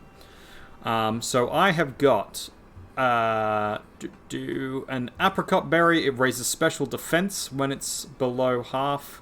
A cherry berry, which recovers from paralysis. A chesto berry, which wakes it up from sleep. Leper berry, which restores PP. PP! Lumberry, which is really good. It recovers from any status problem. Lumberry. Poison, which is Petchberry. And then Rustberry, which recovers from burn.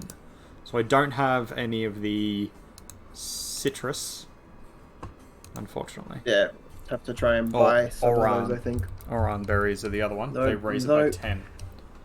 Hang on, let me have a look at the rewards again for the tournament, though I don't feel like I'm doing giving it that right another now, go. because I don't know how long they go for, like you said, so... One more round. One more. After this finishes, after Cog can't take it anymore, and I get too frustrated, we're going to do a little art stream just for the rest of the evening. I might raid into the New World Artist. Or maybe I'll find someone different. Who knows? I mean, I think most people who are watching mine are also watching yours, so... We would hope so. That's what the multi is there for. So if they want to watch mine, they can watch mine, and So then I'm you guessing can raid these someone else. rewards... Yeah, here we go. Rewards expire within 8 days. So I'm guessing that the rewards sort of change up and you could get different rewards. Yeah. Oh yeah, and here we go. And then if you do underused ranked... Wow, there's so many different items you can win just for playing...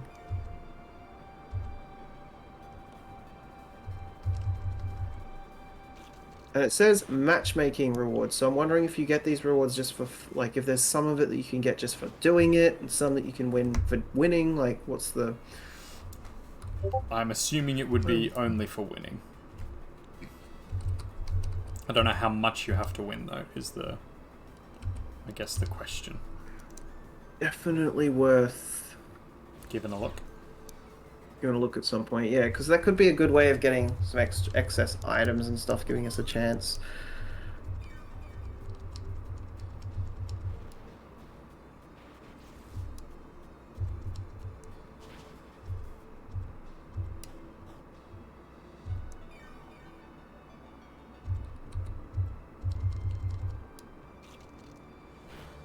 I'm doing more damage with Crunch at the moment, so I'm going to keep using Crunch. It's very caravan-y, not caravan-y, carnival-y music right here. Yeah.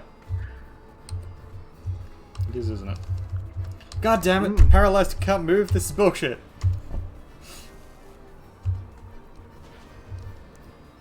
My luck is terrible. Loki hates you. Yeah, apparently. And Jesus also doesn't like you. It's just like every deity to do with luck at the moment is just like, let's shit on this guy. Come on, do it. It'll be funny.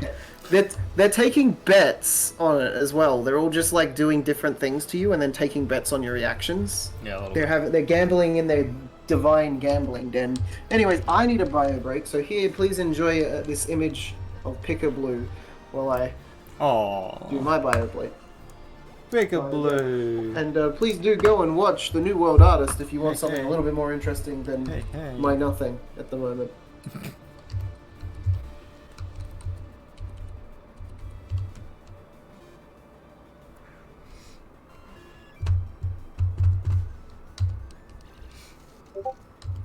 So basically we've sort of set up to fail here a bit, because we're two typings that are not at all set to beat these Pokemon. And our luck is atrocious. We keep missing moves, we keep being paralyzed and frozen. It's awful.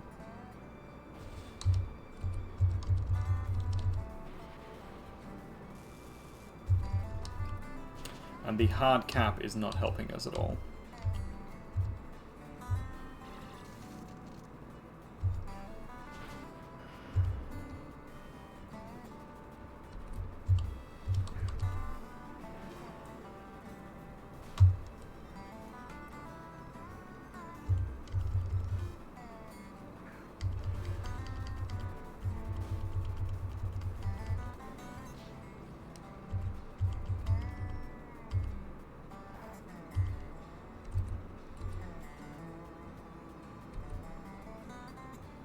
Trying to think if Flamethrower is actually going to be stronger than Wing Attack here. Alright, let's see how much damage this does. Yeah, so... Cool, healing. Even with it not being effective, because Charizard's special attack is stronger, and because it's within typing, it's still a better move.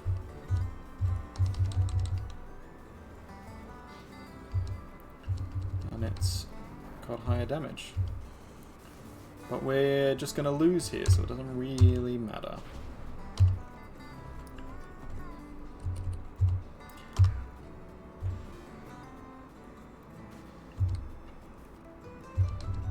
If we really wanted to struggle through it, we've got some revives, we've got some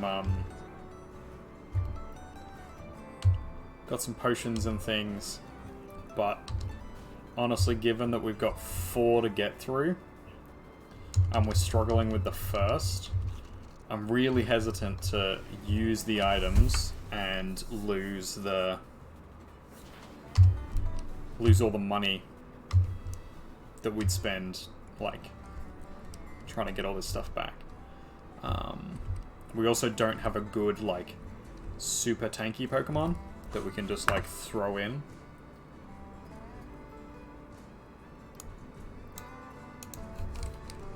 Alright, we're gonna try and lead with Tia.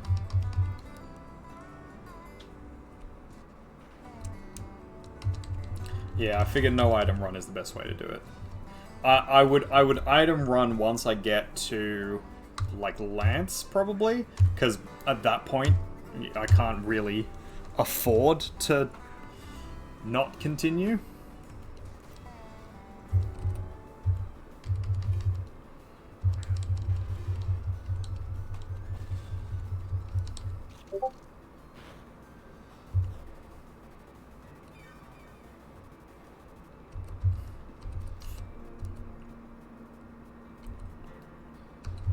Yeah, the problem is I don't really have a good, like, tank. I don't have any Pokemon that I can just, like, bring in and know, oh yeah, they can't beat this, so I can sit and, like, regain health or whatever.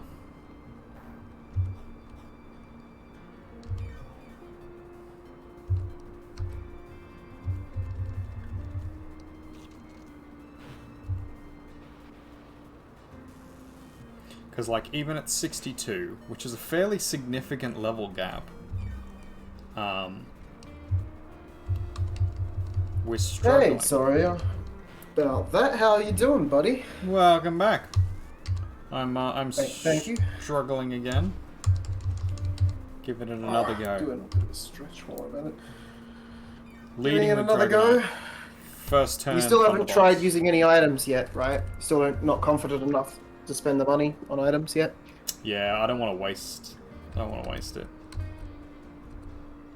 You're one of those people that, like, collects all the health potions and then never uses them Exactly. in, like, an RPG. Exactly. Because if I use them, I won't have them for later. Which is interesting, because in D&D we've got a bunch of health potions now, in our D&D game, and I'm just imagining them never getting used. Even if you are out of heals and someone needs the heal, you'll just never use the health potions. I'll be like, oh, that's a shame. We'll have to wait until tomorrow to save you. You literally got like 2 free health potions. 3, 4 if you include the extra one. Mm-hmm. Depends on what like Kaylee plans on doing with them. Why is my luck so terrible?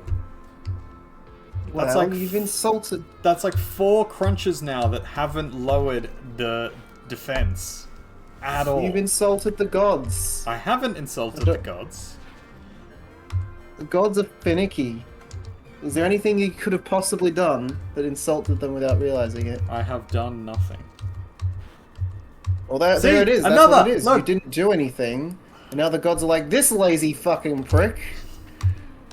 Well, I don't make offerings to those gods, which is probably why. Yeah, because they like you, and you just don't like them. Yeah, well, it's not that I don't like them. It's, you know, dedication and worship is a very specific sort of thing, and we're not there yet.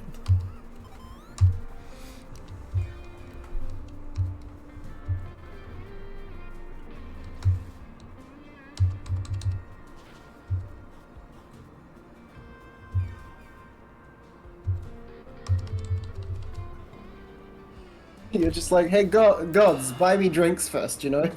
That's it. That's it. Oh. The actual fuck. Zapping me. Oh, that's gonna hurt. Yeah, that's the big problem I've got at the moment, is like their Pokemon are like actually pretty well balanced in terms of like moves and typing, and so they're able to just cycle through with other Pokemon, and then they're doing a fairly decent job of like what's the word? Countering what we've got.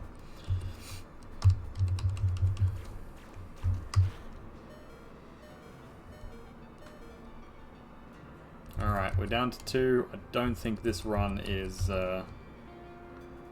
gonna make the cut.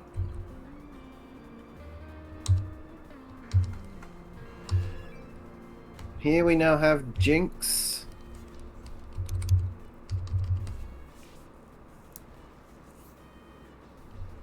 I think Jinx is going to move faster than me, so I'm going to take my turn to... How much does a full heal do again? God damn it, let me see it.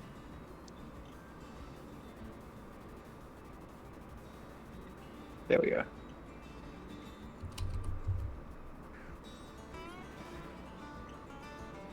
The full heal's full, then 120.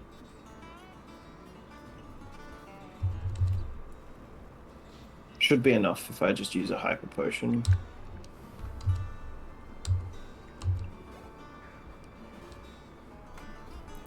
Alright, we're gonna crack Slowbro here.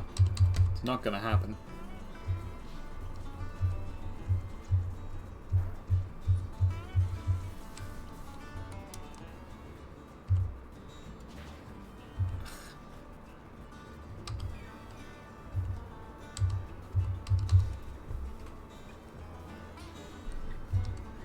Alright, we're gonna pull the Sleeping Zone gamer out.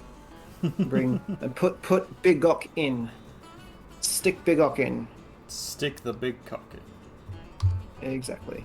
Oh my god. Hey, Look. defeated once again. Alright, let's swap out for Dragonite at the front. See if that does the job. Kaiju's suggestion.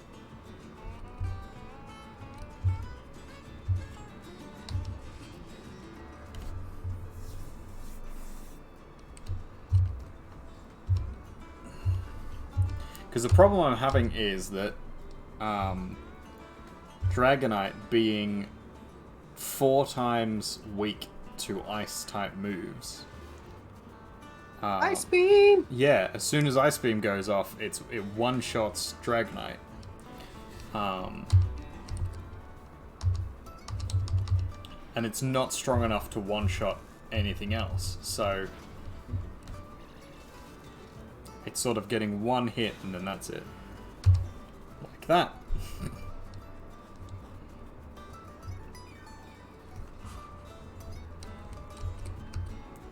And it does a decent amount of damage, but it's just not doing enough.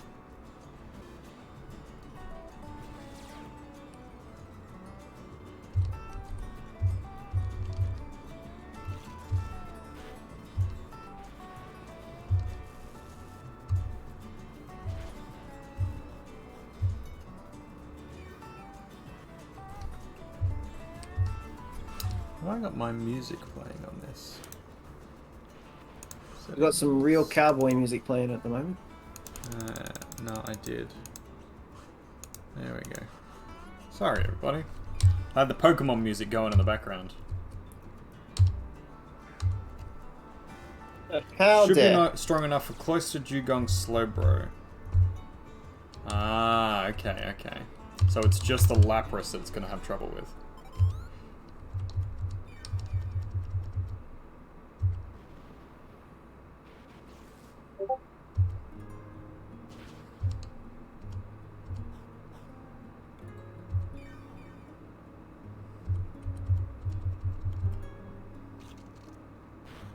Oh, wow. Okay. I did a lot better last time, I thought. That's it. Must have Of made- like, it seems really odd that like sometimes you do really well and sometimes you do real fucking poorly. Maybe it's just my decision making. Like I'm erratic, so my strategies don't stay the same. I Maybe my do have decision-making wise is- glasses. I have wise glasses on Kaiju, I believe. Yeah, wise glasses on Kaiju. But I just So got I my can put victory them here, onto Dragonite. That might be the trick. Okay, let's fight the fighty fight. Oh, Fight the good fight every moment. Bow, bow, bow. Every minute, every day.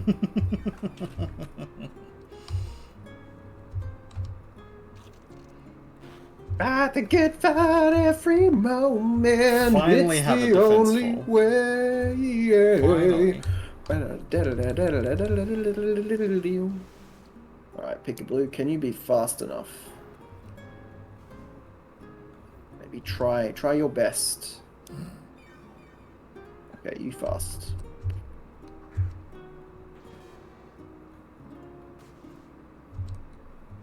Yeah, that's fair.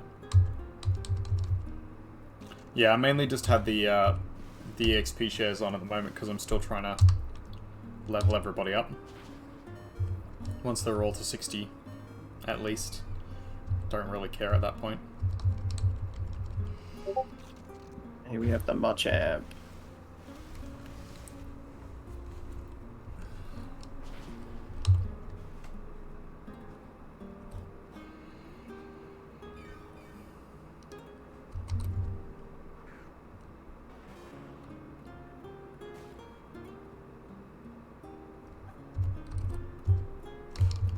I hope they don't have infinite restores, because that would be bullshit. I mean, it's a bullshit kind of game.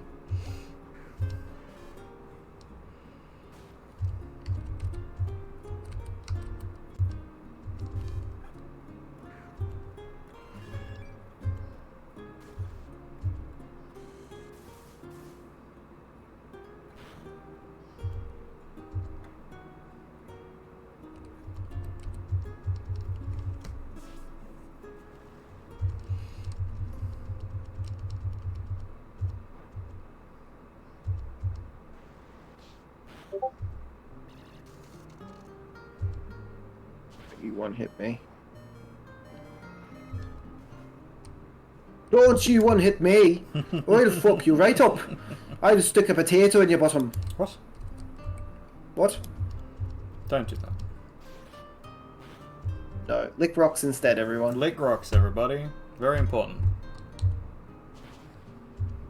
Oh, don't confuse me. Don't you give me that confused ball dust. I'll stick a potato in your ass.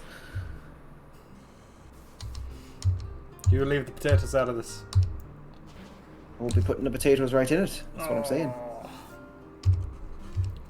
This Machamp just does not want to go down. Alright. Take this. Take wise glasses. Give the wise glasses to Dragonite. And we'll give Kaiju.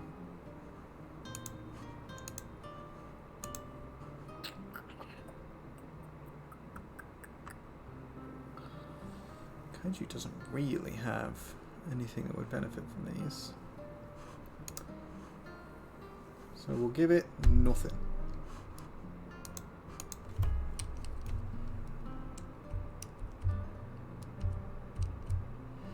Alright, let's try again.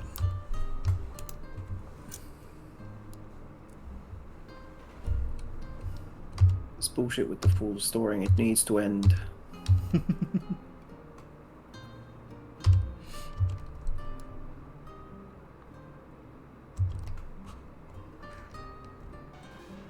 God damn it, Jinx. I'm not struggling with Jinx anymore. Jinx is fairly easy. It's just the other ones. No, I was just hoping that something else would come out first so that I could use the Dragonite. I had a revive. What? I had a revive, not a revival herb, but like a revive. Where did it go?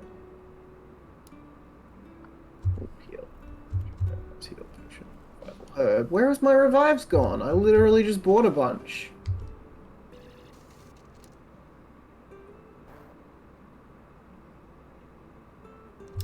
I don't know, Kaiju, if there is accuracy improving items. I'm pretty sure there is. There's like a scope of some there kind is. or You can some kind of classes. you can have an accuracy increase that you can put on your Pokemon. Oh, you can use an X accuracy, which is a battle item, but whether or not there's an item that doesn't get used. Yeah. A held item that they just passively boosts accuracy would be good.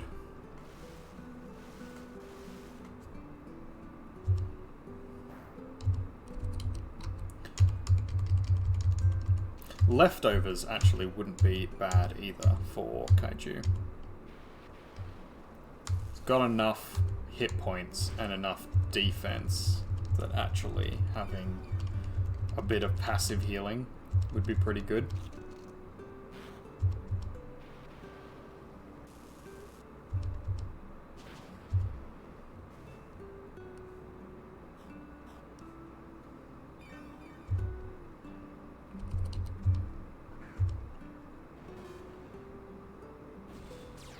Ooh, okay. Marchamp is kicking my ass again. There's no chance.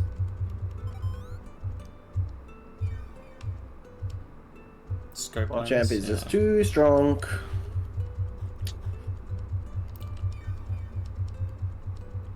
You need a flying type. And for what Machamp. happened?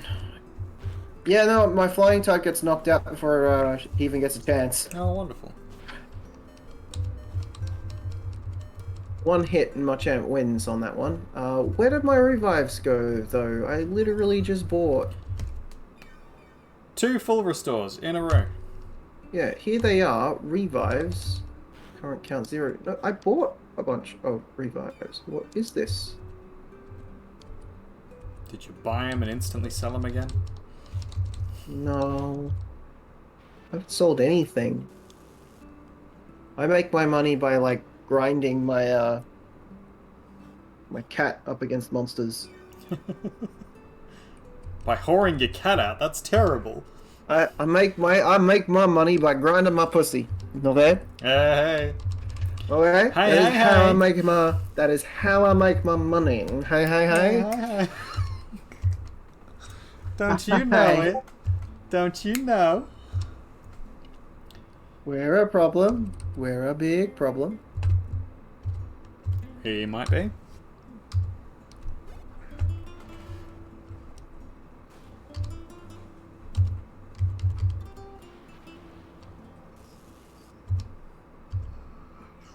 Alright, I think I'll give it one more go.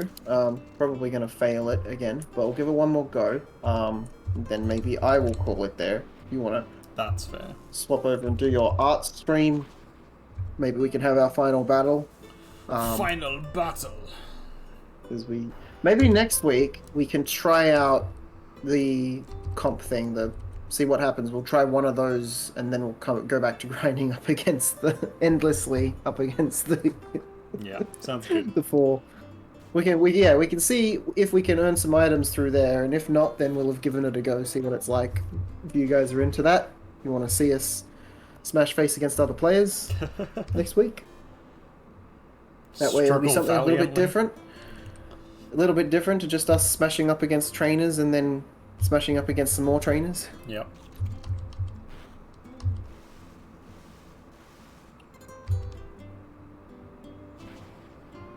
Welcome to the Pokemon League. I am Lorelei. Laura, Laura, Laura, Laura, Lorelei. Laura, why'd you lie?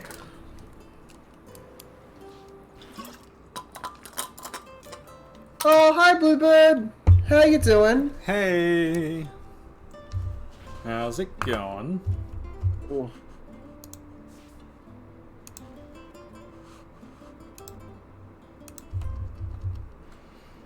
We're failing terribly. We are, once again, we are getting our asses kicked. You did your little video. I'm excited. I cannot wait to see it. I'm Big Kev. Bluebird has a little video apparently that she has done that she's going to be posting up on Friday. For Liptember, is it? The video is for Liptember? You haven't done your Liptember photo for tonight though. That's okay, you know. Little You don't need steps. to... One thing at a time. Just little steps. One thing at a Hey, time. I beat whatever. Lorelei. Take that, Hell yeah. you shit. Yeah, shit. Jaw Sloper brings out the Lapras.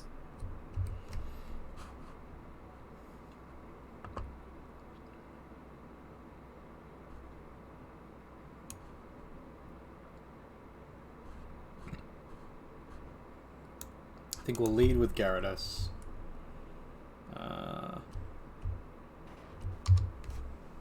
For this. Lapras tries to use Lightning, so I pull out Zone Gamer. You got the Big Kev reference. is- Very good. Thank you, Kaiju Shots. There is a slight Much strategy appreciated. here. I'm excited.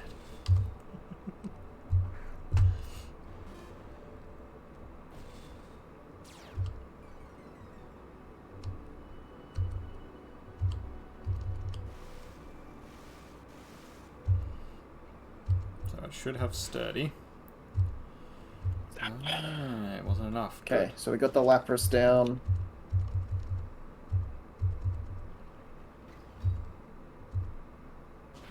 Here we have a Dugong. This charge is going to work really nice and good on the Dugong again.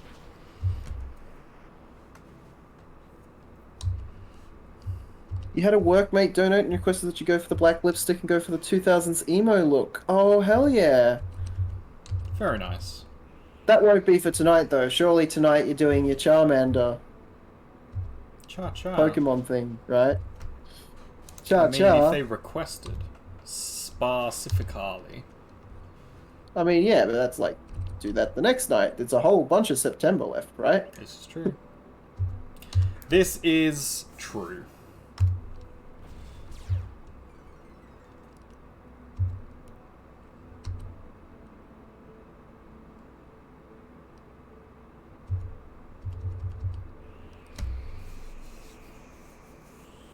You think it's a bit late?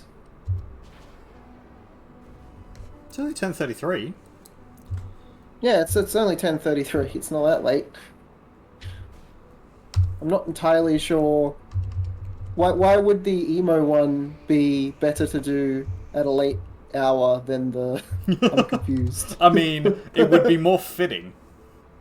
That's for sure. Oh, because it's quick and easy. Right. Okay. Look, that is completely fair. It's easier, then, like, it's easier on you, so... Come on. Stop beating my Pokemon up.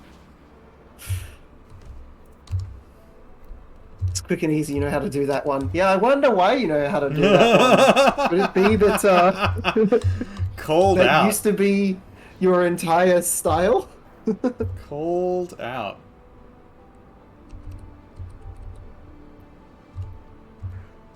No idea why. For those who don't know what we're talking about, we are talking about Liptember, which, if you're just joining us or have been lurking recently and have missed the earlier stages of our videos, Liptember is something we're supporting quite heavily this month because it is an important charity for women's mental health. Hell yeah. Women are awesome. They need your support.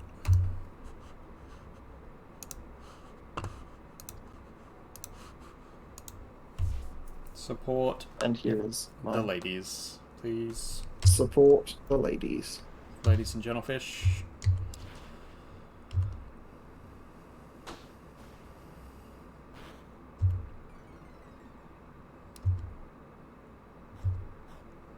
I am going to beat the second trainer.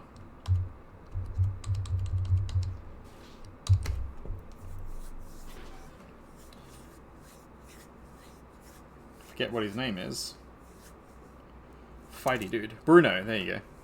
Beaten Bruno. Bruno. Bruno Mars.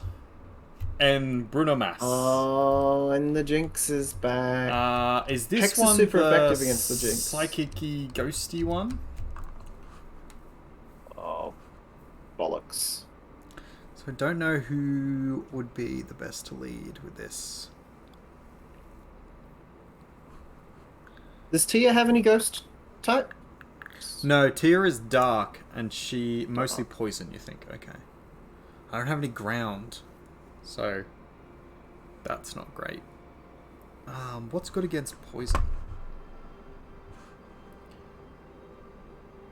Dark beats ghost, so crunch time. Okay, cool. So I will just lead with Kaiju then. Easy. Easy. Oh, Agatha. I remember Agatha.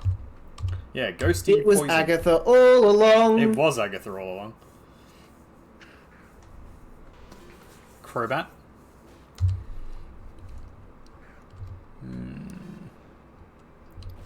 Do I have a good counter to Crobat? I do. I have a billion electric types. You have a billion electric types. Electric type moves. Most of my Pokemon have thunder. It's almost like you needed to get rid of my Tentacruel and my Gyarados a whole Yeah, bunch. So you yeah, got a that's whole exactly bunch what of that electric. was. I'm not even surprised. Like, you didn't take the us versing each other thing too seriously at first, and then I started beating you a bunch, and you were like, actually... Hold on now. This is the... Hold on now, I you am. little I'm shit. supposed to be the expert here. I can't have this. Oh my god, Bluebird, you can Uber Eats. She says she can Uber Eats the Krispy Kreme Pokemon donuts. Have you seen the Krispy Kreme How Pokemon dare! donuts? So I can't get Have any you of them seen here, them? and they won't deliver out this far. Are they limited time? Because Pretty if sure. they are, Pretty that's sure, really yeah. depressing, and Yeah, they are. I'll have to make you some Pokemon donuts. I mean, I can make myself some Pokemon donuts. Well, okay, there's no need to be so independent about it. I was trying to do you a nice thing, but alright then. 2 full restores in a row. What is this bullshit? You got a big box delivered the Otter day. Otter days. Oh no, you actually did mean other. I don't know why I read that as other, then corrected it to otter. Because you're a fool. I guess I like otters, I guess. I like. They are delicious. Oh. That makes me hungry. I'm thinking about it right now. Pokemon donuts. I can't even eat them, but it makes me hungry, nevertheless. Would Hydro Pump or Crunch be better in this scenario? I think just Crunch. I think we just Crunch. You from now on. saw, I had dinner. I was sitting right with you. You saw me eating. I totally had dinner.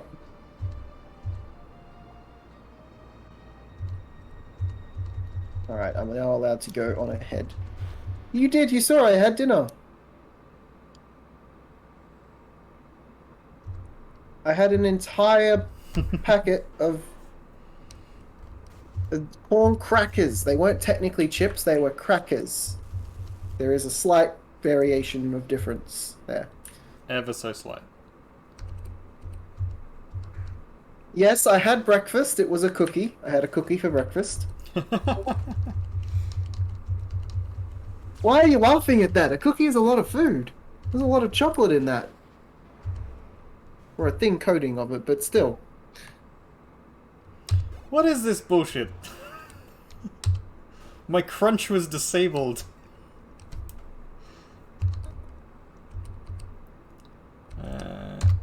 Flamethrower will be better here. Earthquake? Why the fuck does it know Earthquake?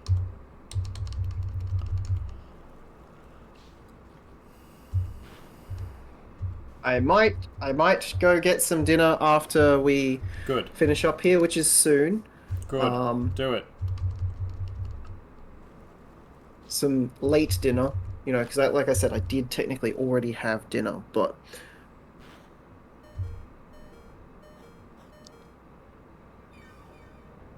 I don't know why I'm doing this with Tentacruel, when Tentacruel's the only one I have that can take on the Marchamp. What is wrong with me?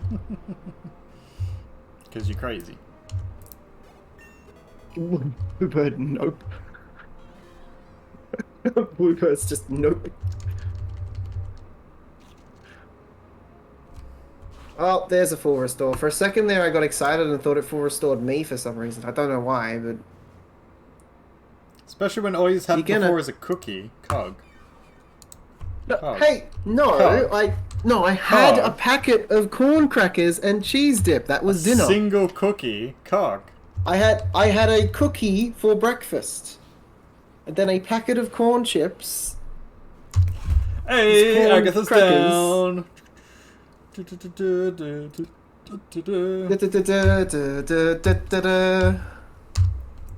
Alright, I have to beat... Who's left? Is this Lance? One cookie, dip and crackers is not a day's worth of food. Are you gonna head off? Good luck with the terrible with luck. the terrible Thanks, luck. Kaiju. Thanks, Kaiju.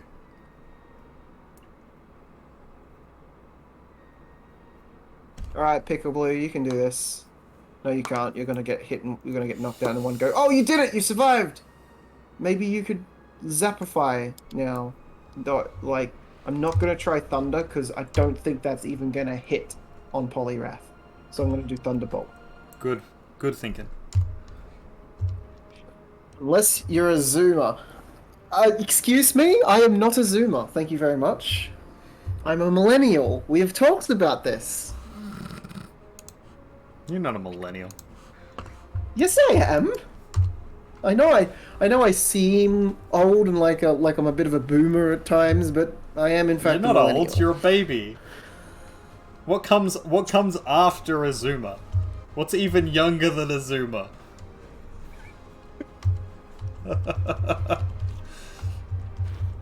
He doesn't even know. Doesn't even know the answer to his own question. I mean, I guess that's why That's it's a how old I question, am, really. because I've got Alzheimer's, so don't know. Don't know anything anymore. Don't know anything anymore. I wanted to try Thunder, but I guess it's like it's not going to be accurate enough to hit. I'm gonna do Thunderbolt. It's not even. Oh, I got you with Thunderbolt. Hell yeah! Then use Mega Kick, knocks out my Pickaboo. Bang. I've eaten the Zoomer's equivalent of food for the day, therefore I must be a super. Your logic doesn't really track, Bluebird. I'm not It sure just how that's doesn't- how it works. I don't think that's how that works. It's like if you eat a can of dog food, are you a dog all of a sudden? If you Well, if you eat some bird seed, do you have the ability to fly? I wish that's how it Don't worked. Bluebird dot dot dot dot dot. Well dot dot dot dot. Yeah. isn't that how it works? I'm not sure it is, buddy.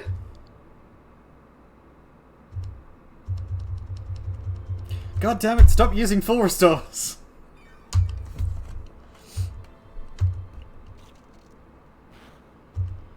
My Machamp here is paralyzed thanks to Pickaboo. Thank you, Pickaboo.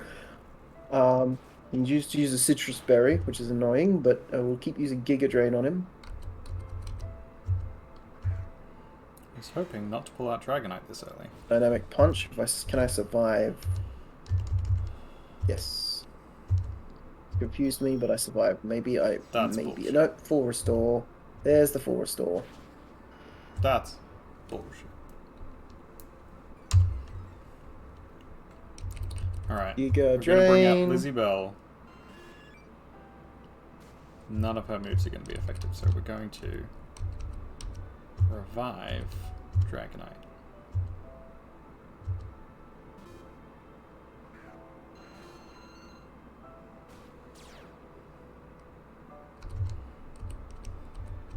Use poison powder, because at least then he's poisoned. Oh no, survive. Ah! No! When I tried to swap to the poison powder, he insta-killed me! Hey. I know that flying is what I need, but I'm going to pull out my flying type, and he's going to insta-kill that too. Yep. Oh, I moved faster than he did! Oh, but he hit me with an attack whilst I'm in the sky! What? What? Yep. That's not how that ability works! Yep. That's not how that works, It Machamp! does, though. What? What? What?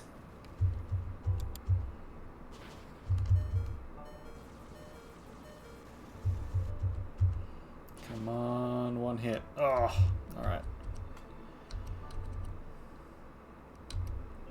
Shit! I need my comfort scarf.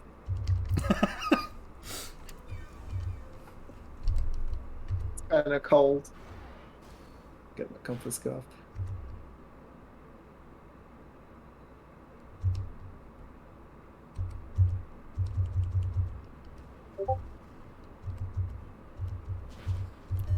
Hey, just needed to survive. I got the Machamp. I've just lost pretty much all my Pokemon for it, but I got...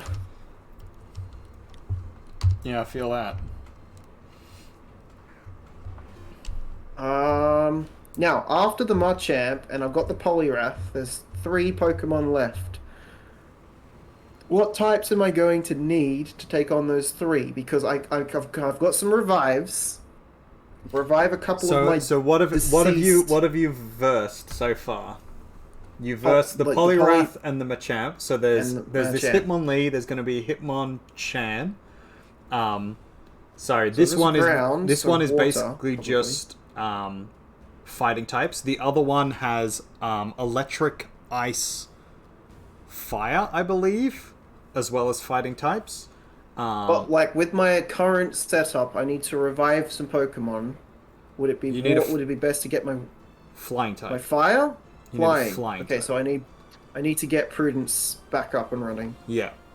Prudence would probably be your best bet, and then if you have a second, your Gyarados. My Gyarados is fine, full health. But also because they're ground types, water's good against them, right? I don't believe they're ground type. I think they're just fighting.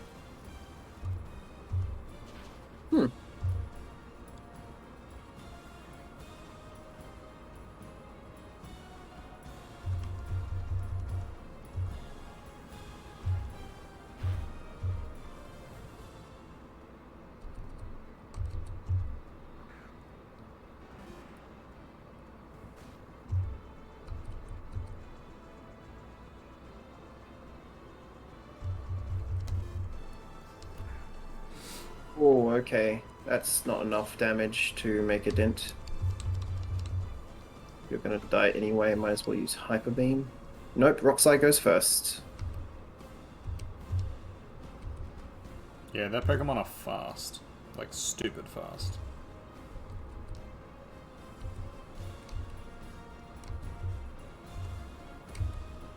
Ooh, Bigok survived that one. Now I guess I can potion him up.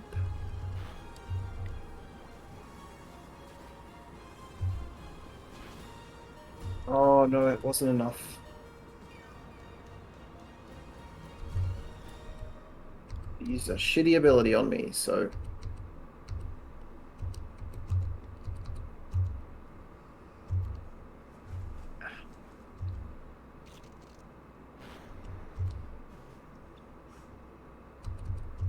Okay, got the Hitmonlee down. Very good.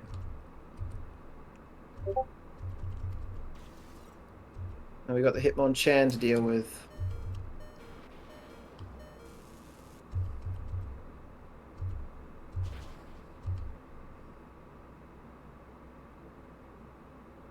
Thunder Punch. It's probably enough to knock me right out. Oh, Lance knocked me out.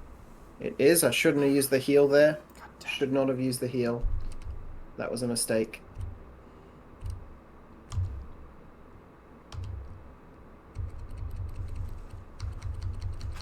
Do I not have Oh, access to yes, max Thunder Punch revives? didn't work because I used it Fly. What?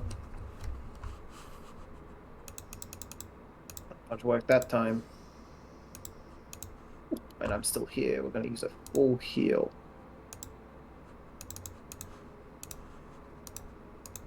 No, what? That's not... Why? What? I thought a full heal was supposed to have full heal. What? What? What? Did you not read what it said?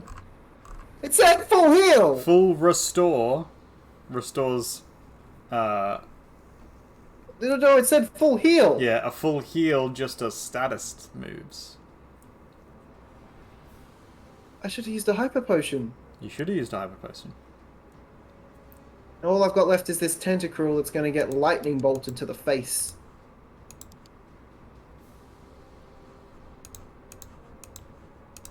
I'm gonna try the hyper potion. It's not gonna be enough with that thunder punch. Oh, it's enough. Hey.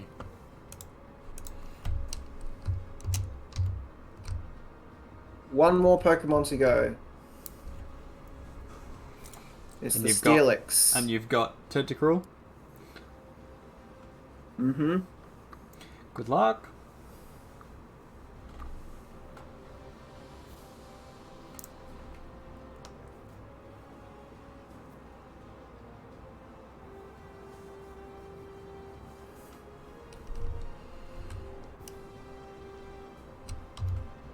Alright, I'm gonna give it one more go. You going for one more? One more round. Just one more. Just one more. I can quit any time. I'm not addicted. Only addicted to bass. Wow, wow. Alright, so the health, the heal kept me in the game for one round, which means I get one attack, or I can try and heal myself again, but it'll be the same amount of heal, and then the knockout will probably finish me off. Yeah. My Hydro Pump is super effective against the Steelix, but the It Steelix sure is full is. health. So Steelix is it full health. with if it hits, if a Hydro Pump hits, it should one-shot him. The problem is if it has Sturdy as its special ability, you Which it won't likely does. well, you won't be able to kill it in one shot. So my other option could just be to revive a different Pokemon like Gyarados. I mean, you could do that, but then you have the same Try issue. and- Whatever you revive is going to have the same problem. I'm gonna try and revive Gyarados. Because Gyarados has like the ability to heal themselves a little bit. They got the Shell Bell. Yeah. So down goes Tentacruel. I'm gonna throw in Big Ock. Big cock.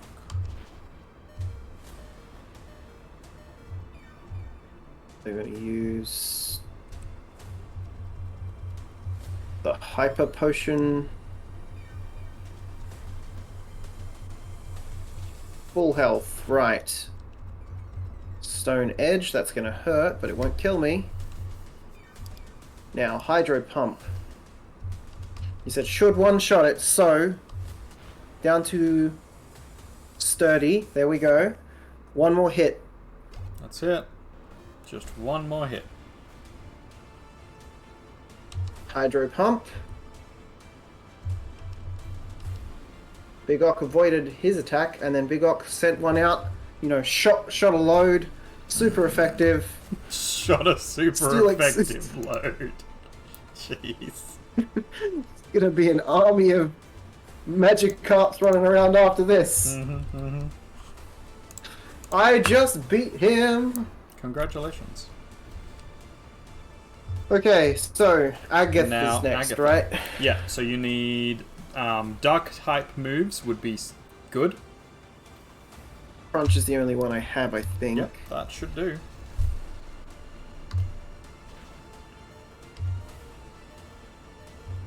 Let's give it a go. That's going to be your best Look at this bet. blue. We're up to the third one. Hello, Agatha.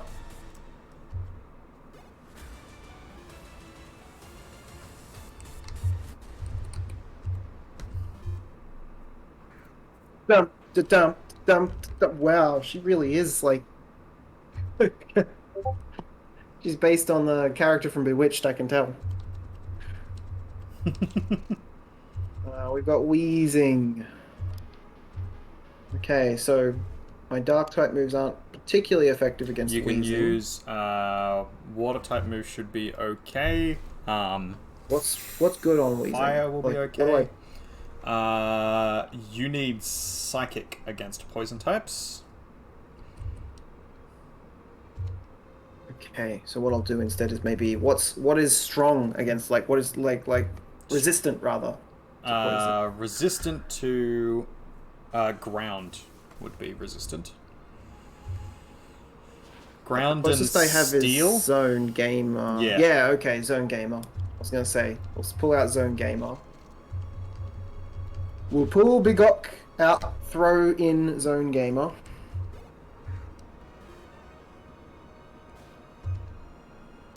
Pull out your big cock.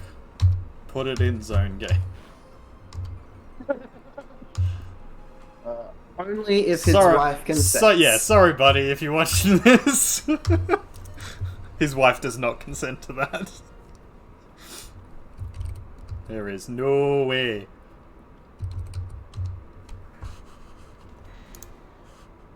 Alright, I got the wheezing out of the way. We're good.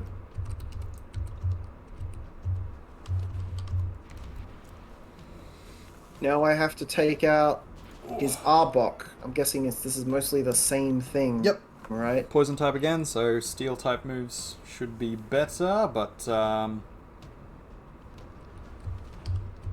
just whatever you can beat it with, I guess. Stick, hopefully. Shouldn't have used that potion. A shovel is what you need for a snake. They had an ability that was super effective against Zone, so Zone's out. Mm-hmm. So also throw in Prudence. It's a problem with a lot of these Pokemon is they have moves that are super effective against the thing that would be super effective against them. Because it's bullshit.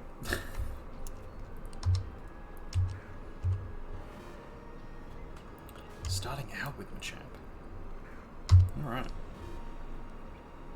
I am now versing Bruno. So Okay, we took out the Arbok. Very good. Oh, how did Prudence still get hit? I just killed the Okay. It might have a poison type special effect. Didn't, but I flew before it even got a chance to hit me. Must be like an after it dies poison attack or something cheaty. Flying is a physical type move, so you would have hit it. So it might be something on the body, like a poisonous body or something like that. It does damage when you hit it. Don't you avoid my attack?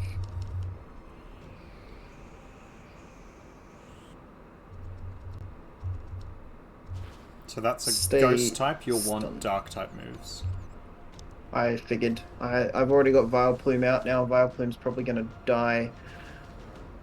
Well, die for the cause. Fair.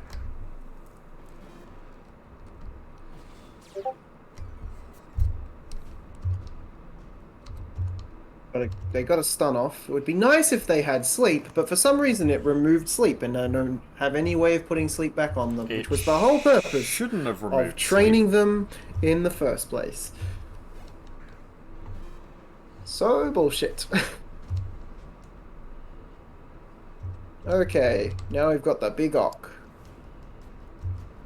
Big Ock's gonna crunch it in. The sound of it dying is terrifying.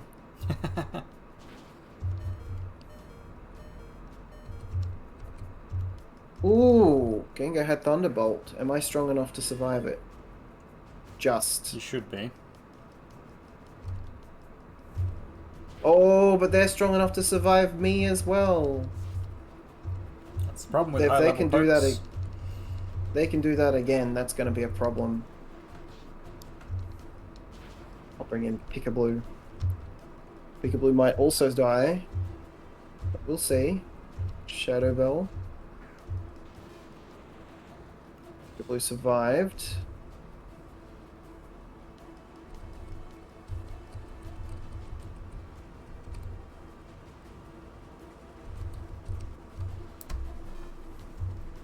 Gonna throw out Thunderbolt because it might. Nope, they were faster. Well, that defeats the whole purpose of throwing out Pikablu in the first place. Alright, Tentacruel, it's up to you. You can do it. Hex! I forgot I've got Hex. Oh no, come on, you can survive the Thunderbolt. Yes, you can. I've noticed that Tentacruel is a little bit more resistant to electricity types attacks than Yeah, because it's Big Ock is. poison. I don't know if it's primary poison, but because it's poison, it doesn't have to. deal with it too badly. His last type is the Polyrath. God damn it, full restore, how dare you.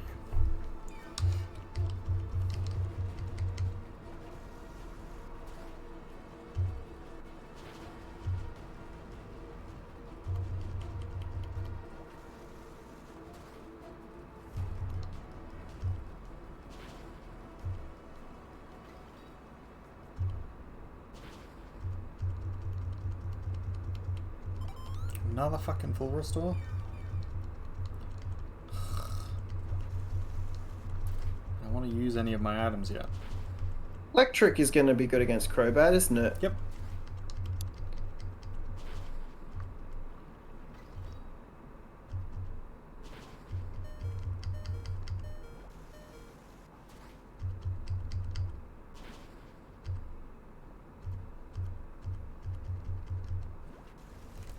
Hey.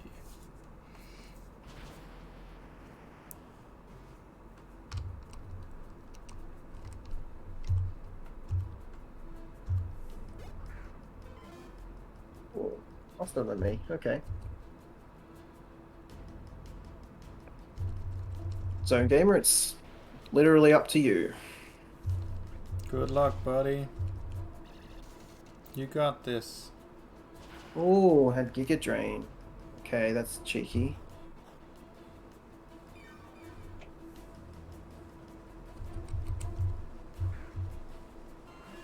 I did it! I beat Agatha! Hey, nice work, buddy. What's next? Then it's Lance, Dragon type. Hardest of the lot. Okay. Dragons. Dragons, Ice. I have no ice at the moment. I'll see what else. He's also got a Gyarados. He's got 2 Dragonites, a Gyarados, a Charizard, and something else.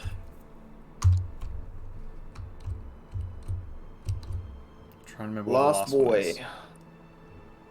Lance, like Lancelot. Oh, okay. This is interesting. There's a whole.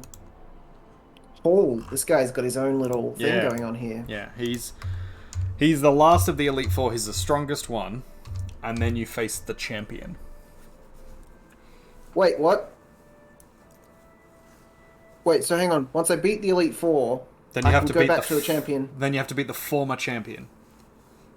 Do I get to do that like at any time, or is No, it the you gotta Elite beat it Four all in then the one go. champion in six? So it's the final 5. It's the 4, and then there's the final champion. Why did you fucking not mention this before? You bastard!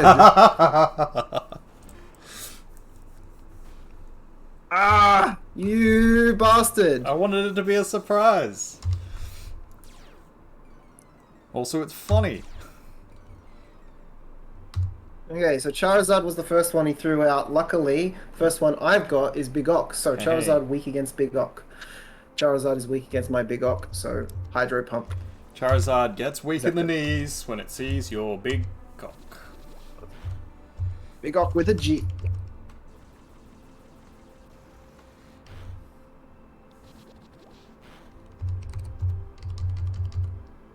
Okay, since Hydro Pump is, well, it's super effective, I can only use it 5 times with the PP that I've got. I'm going to use Crunch instead. Hopefully that's enough. Ouch. Alright, Charizard down.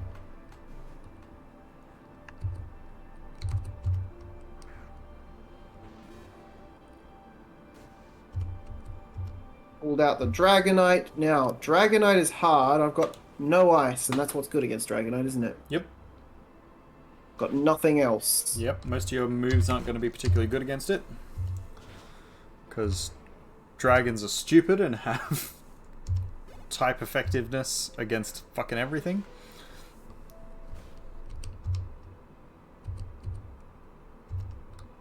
Just gonna have to hope that it's not super effective against me. Hey. Should I pull Big Ock out and try and... Yeah, okay, Big Ock's gonna die. Never mind. It's got electric type moves, so water's not going to do great. But it's sort of a battle of attrition, I think. Mostly using crunch is going to be the way to get through it. No crunch. We got dead. Okay, well then, good luck. I did freeze it though. Oh, that's good. Which is good. That's very unusual. I don't usually get a freeze off with tri-attack. I think it's a 5% on each, isn't it? Yeah, 7. 7. Well, that's not too bad. Oh, yes, still frozen solid. Hey.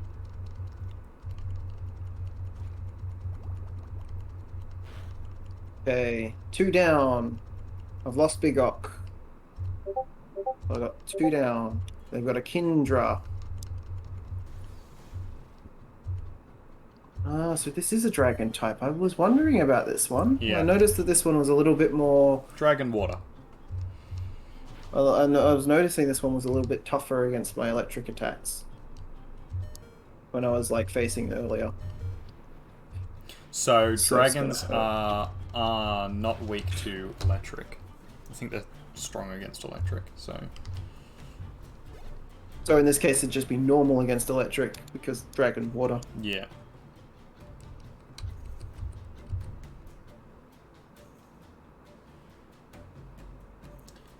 The 2 they have left. Not sure. We're going to try Pick-a-Blue. Good. Oh no, they used a full restore. So freaking cheeky. Yep.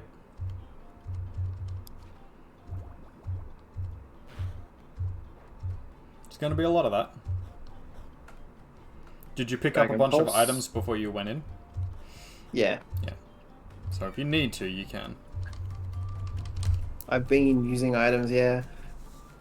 Try Thunder. It hits! Once you get to Lance, that's a point at which it would be reasonable to start using items.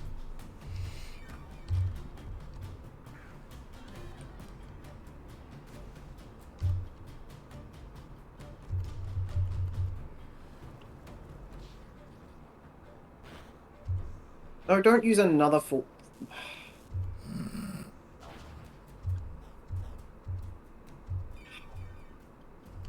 This guy.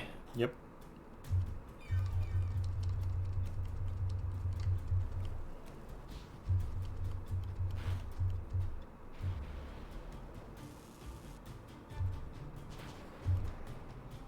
Okay, okay. Well, we avoided the attack and poisoned. That's good. We've hit with a poison. That should help counteract the leftovers a little bit. Yep. Tried Hurricane twice and failed. Not me, they did. Yeah. Lucky. Okay, and whilst it's poisoned, I'll take this opportunity to maybe resurrect Big Ock.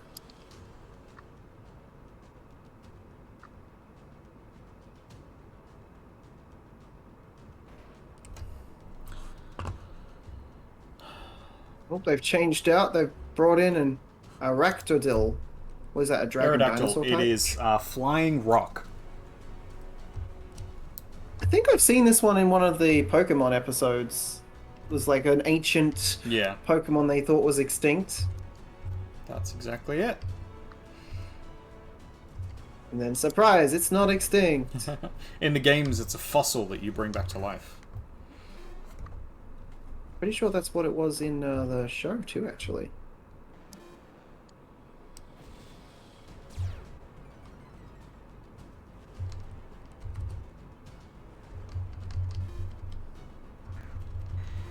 Vileplume's doing a pretty good job here. We're going to try poison again.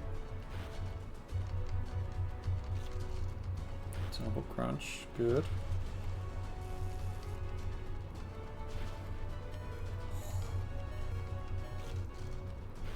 Ooh, struggling to hit me for a while there, but when it finally did. Yeah. What's a ground type you said? Hmm. It's rock and flying. So you want water. Okay. Hydro pump, let's go. Oh, don't you rock slide me before I've got a chance to hydro your pump.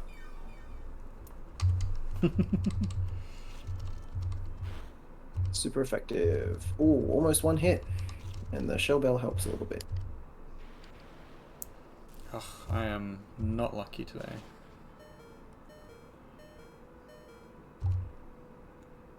I would... Oh, is it No, better to why- get the one hit in? It's better Okay. to get the one hit in. Get the hit in, then revive.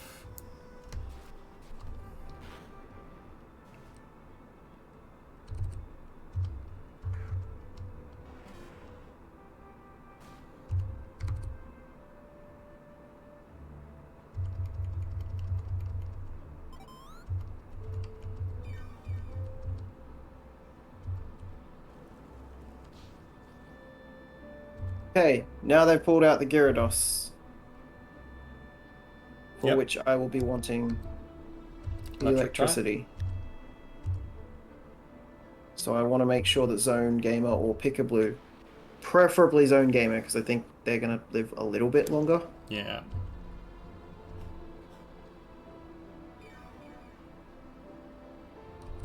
Mind you, if Pickablu can get off a Thunder.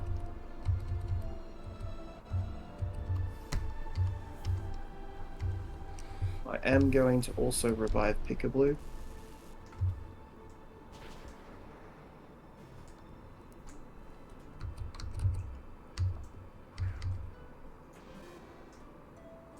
Oh, Prudence. Buy me a turn.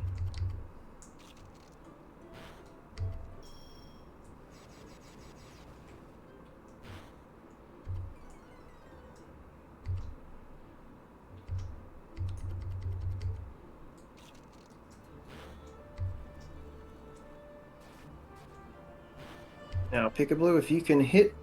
Nope, you're going to get crunched first. Okay. Zone Gamer, you're at full health. Don't steer me wrong. Discharge!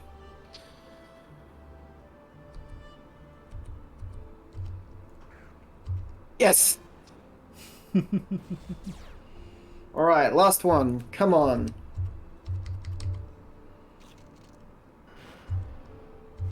Hey, got one Last down. one is poisoned. And the last one is poisoned. So, Have you almost beat Let's? yeah. Ha ha ha. Oh no, Surf. Surf. Surf. Ow, ow, ow, ow. Discharge. Come on, come on. Ah. And then, yes, I beat Lance. Nice work. Okay. Lance has got a cool cloak. He does. A lot of ego. A lot of ego there. But I guess if A all your lot of ego there, all yeah. your- all your Pokemon were like ancient dragons, I guess maybe I'd have an ego too. Oh, you are a piece of fucking shit. You! Yep. You! Yep. What the fuck? What the fucking fuck? Bollocks! Bollocks! Alright. My swearing's over. I mean, it's not completely over, but for now, calm down on the swearing. Fucking Gary. Fucking Gary. Fucking Gary. He beat the Elite Four before you! He sure did. Really? Really, game? Really? He is the real Pokemon League champion. Okay, Gary. So I know basically what Gary has. Is there anything I should be prepared for? I don't think there's anything other than what you already know he has.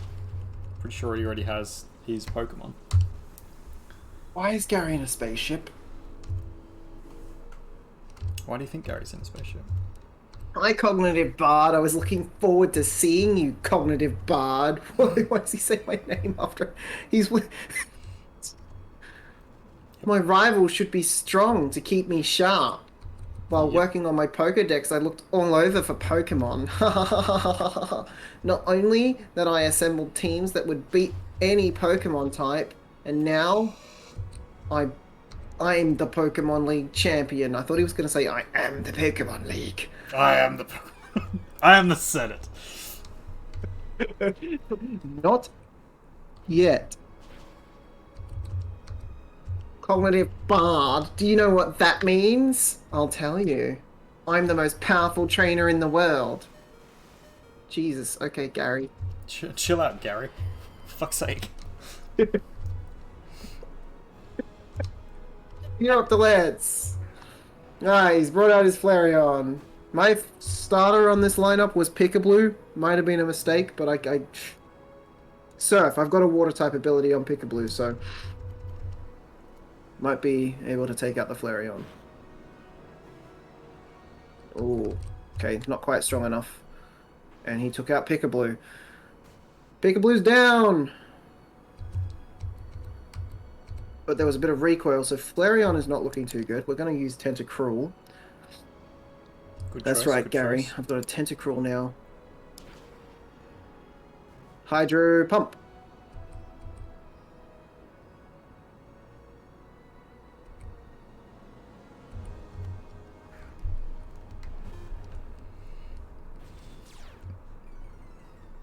Now he's brought out his Blastoise. This is going to hurt like a mother. What the fuck? It's my Vileplume. Need my Vileplume for the Blastoise.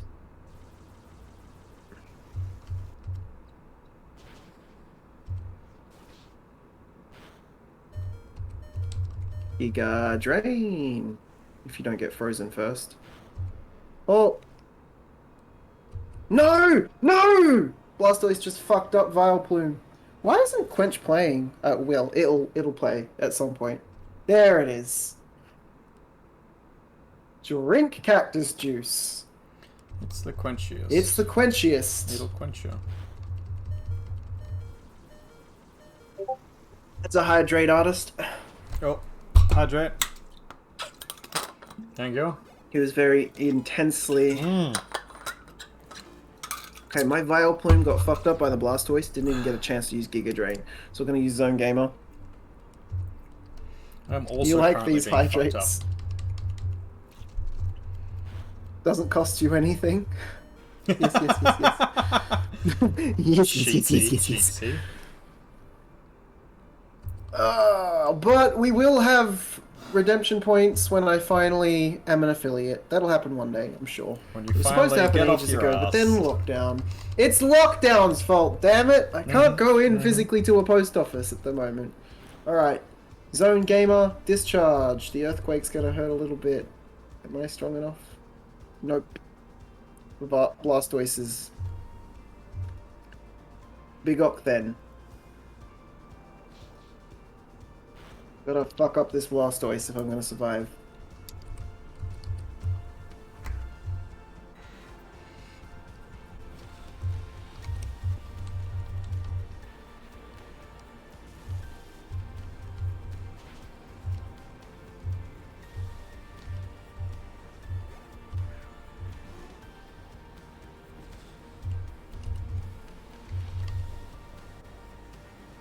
Oh yeah, I forgot he's gonna use things.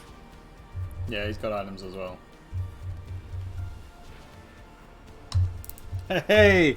Beat Lance! Now I have almost no items,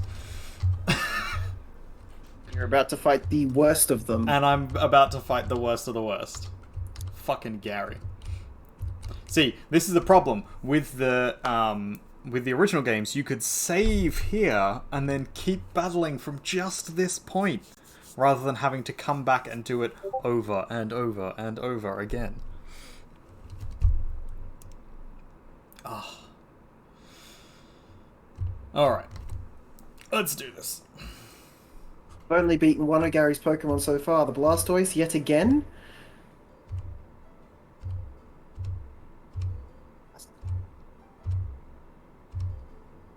I'm gonna use the Sludge Wave. Alright. Probably should have stuck with the bloody Tentacruel.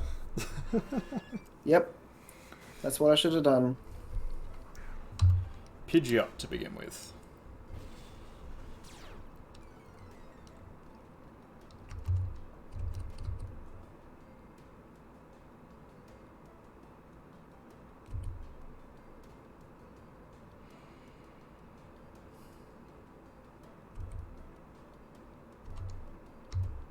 No! I just wanted to get the Blastoise. I knew I was gonna lose. I just wanted to get the Blastoise. Oh, this is bullshit. This is the worst plot twist in game history. I hate it. Are you surprised, though? I had a feeling I'd have to fight him again, but I thought I'd become the champion and then he'd come and fight me and I could just keep rubbing it in his face. Yeah, no, that's not how that works.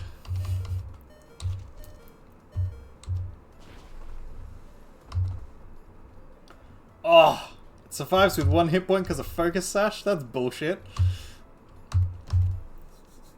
Goodbye, Big Ock.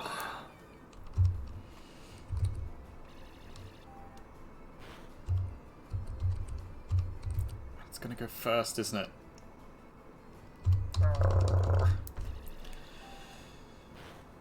Yes! Take that, you shit. Alright, 2 down. Did you lose, buddy? Yes. Oh, I'm sorry.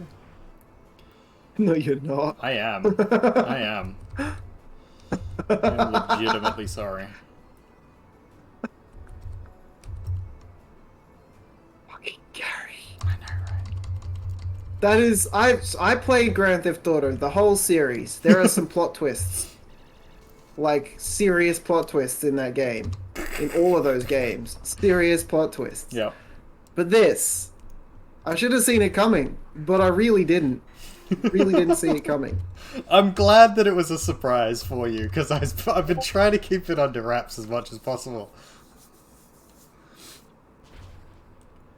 Oh, critical hit as well, and paralyzed? Yes. Ice Beam, that'll knock Dragonite out. No! Oh, but it's frozen solid. Fuck. Let's swap out then. To... Right, when you get out, I'll be waiting for you by the Tree of Fighting. Alright. Are you trying to say I'm going to lose? Yes. Is it better to do Thunder here or Crunch? I'm going to risk it with Thunder. Goddamn full restore! Motherfucker. Little sound of death. Yeah. That's it.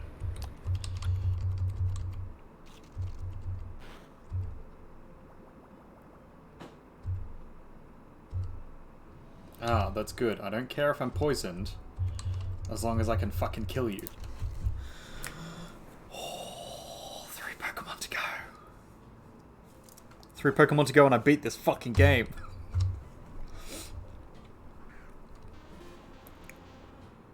Executor. I want to use Crunch here, I think. It'll take it down in 2 moves. Whereas I have to go right back in and fight them all over again. Yep. From the beginning. Just to have to face Gary. Yep. Just to have to face Gary at the end of it all. Alright, he's still got his Flareon, and he's got 1 other Pokemon. What is the other Pokemon? I feel so demoralized. This has not been a good gaming session. No? I have died over and over again. And then I've had my confidence slowly placed back together brick by brick, only to be bulldozed by Gary. Whittled down. Didn't even have enough items to, like, I had like 2 revives left. There was no point using any of them. Gary's Blastoise was fucking me up. Yeah. Alright, I just used the 2 revives. I think that's the key here. While it uses flare And plates. what do keys do? Keys unlock things? Unlock things?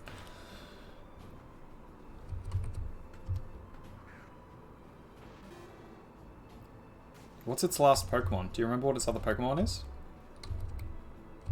I only got part to the Blastoise. I beat Okay. the Flareon, and then there was Blastoise. But he had Abra. I'm assuming you fought the Abra. Yeah, I've beat the Kadabra. Yeah, the Executor I thing. beat the Executor. He had like the plant thing that eats you. Oh, Victory Bell. Is that what it is? Victory Bell, that's the one. He had a Victory Bell. Oh, I can beat the Victory Bell. I'm gonna win! Cog, I'm gonna win! This is it. I beat Gary. I wanna be happy. For Oh no, it's you, but Rhyperior. Oh shit, I might be fucked. Oh no, that's not who I was expecting.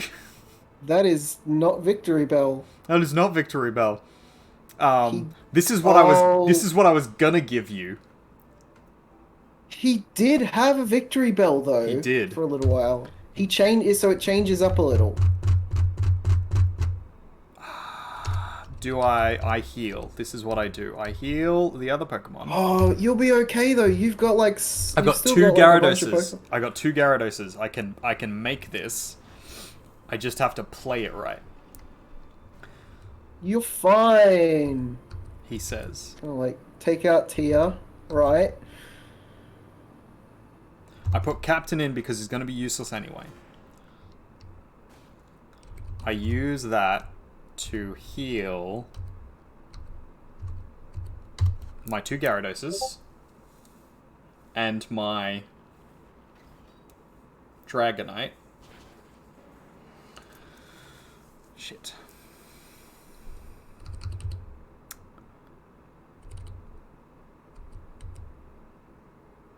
We'll start with Kaiju. It's time for the Gyarados. They're full health. You'll be fine. Yeah, they should be fine. You could have just swapped straight to the Gyaradoses, to be honest. No, I had to. I used the other Pokemon to heal them back up. Oh, I was about to say. Okay, I was gonna say you could have used the Gyarados straight up and then use the other Pokemon to heal them. Do I have another and revive? I do not. All right, so this is a Hail Mary run. I'm gonna play it safe with Kaiju by using Surf, and then I'll use the Hydro Pump with the other Gyarados. Is there a button that lets me spectate on you from all the way over Hey! Guess who's the champion? Champion! Oh! Oh! Gonna leave me behind and start the next game without me? No, I'll wait for you, buddy. Why? Why did I lose? I never made any mistakes raising my Pokemon. Darn it! You're the new Pokemon League champion, and I'll never forgive you for killing my Raticate. Although I don't like to admit it. You said that so seamlessly that I was like, wait a second, did he actually say that? Holy shit, did they put that in the game? Did they like, is that like a thing? You've won, so sincerely congratulations. And what I mean by that is fuck you for killing my Raticate. Pretty much. Also, Oak is just dressing Gary down. I'll wait until you I'll wait until you beat him so that you can read it. But like he gives him full sass. It's awful. I'm waiting by the fighting tree. I'm coming.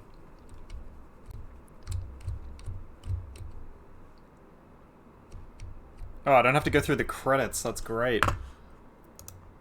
But my Pokemon are dead. Why did it not heal my Pokemon? What the fuck? That's it. You gotta come and fight me. With I'm your gonna injured fight you Pokemon with that, now. with the injured Pokemon? That's it. Alright. This is you, the second champion. Hey, buddy. Let's go. Joel, I want to beat the champion. It's so that I time can be a to champion. It's time to Joel. Is that how it works? If you beat me, you become the champion? That's it, and then I've beaten the game. Alright, I'm gonna go heal. Oh, come on now! I have to actually beat the game too, you know. He's like, I'm on a winning streak today. I don't really want to lose. There you go. All right. Alright, set it up however you want. All right.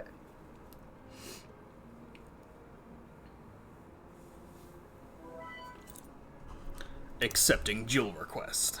Here we go. Final battle of the night. Peekaboo and Big Cock. Da da da da. Da da da da da da Da da da da do do. Boo, boo, boo. Tia's just looking at me like, what the fuck? Where is Tia Cam?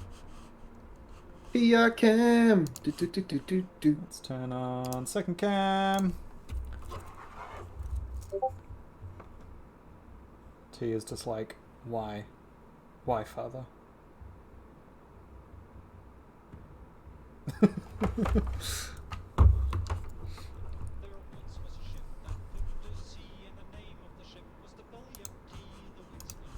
Alright.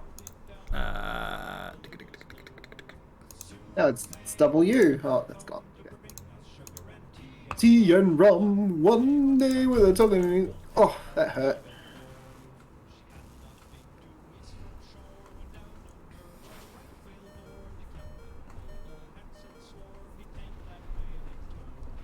Did you intentionally But I did try to not. kill yourself then?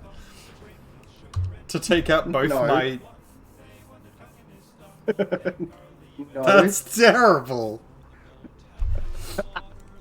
Dear God.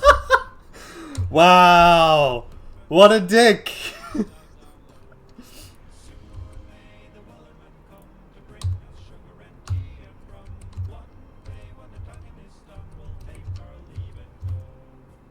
Alright, I don't think this is going to work out the way I want it to, but let's give it a go.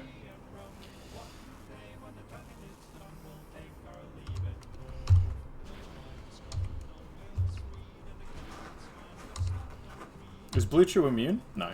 Okay. Good. Good. No, Blue Chew's just not going to take a whole lot of damage from it. Yes, the one that is the ones that are very hard to hurt with electricity. We'll take our even go. No, Blue Chew. Ah! Oh yeah, that's Oh, right. no. Rain. The rain! Fuck! Okay, I killed my own Pikachu.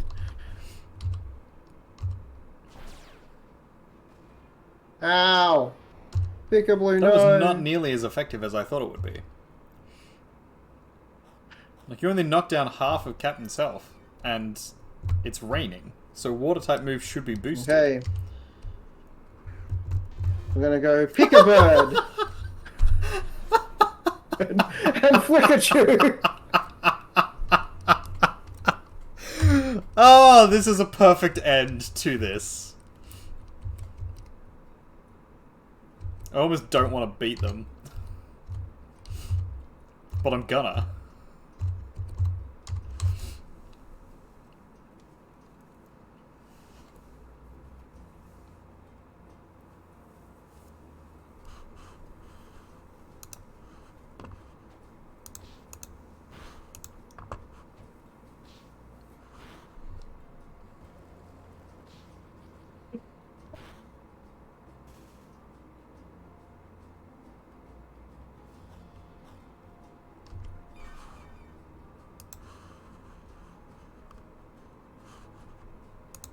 How you doing, buddy? I'm not gonna win. If I win, something's wrong. But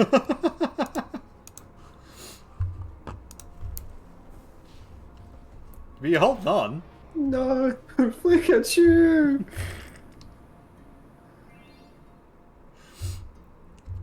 Does it not have any, like, actual fighting moves? Is that the problem? Because they're all such low level? They have no moves. Yeah, that's what I thought. Alright, last one. Pika Fleeka. Pika Fleeka. Can Pika Fleeka win?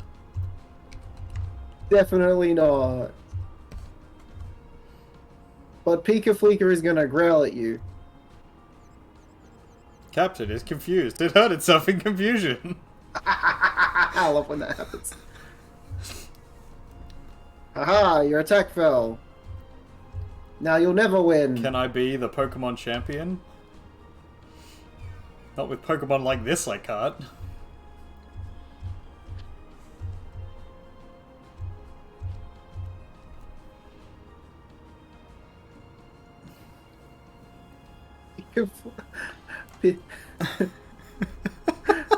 Pika Fleeka doesn't have any really good attacks at all.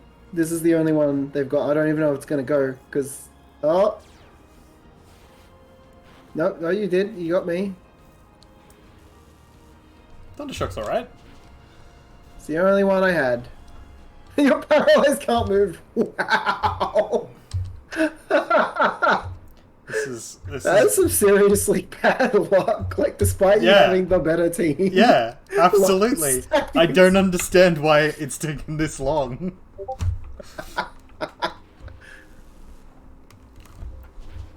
You're gonna actually take out Charizard? What is this bullshit?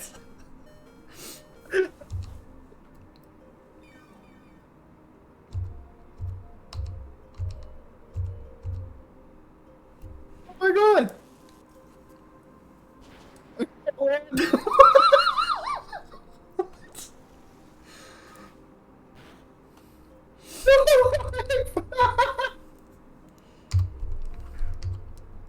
Alright, Tia.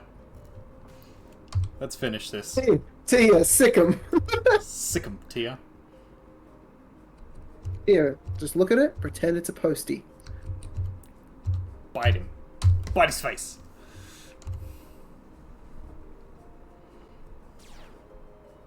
Oh, Chomp, chomp, chomp, chomp, chomp. yep, that will do it. Hey. The reigning champion! The New World Artist! You won! Alright, now you have to...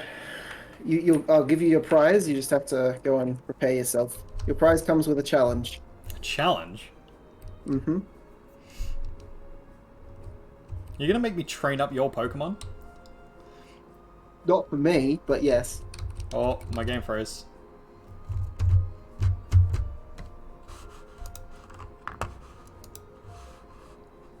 Come back, game. Something happened. At least you're still here. Something. That's the important bit. Oh, you've been disconnected from the game server. Log back in. Would you like to reconnect to existing session? I would. Your luck. Alright. There we go. Back inside. Alright. Let's put my Pokemon away.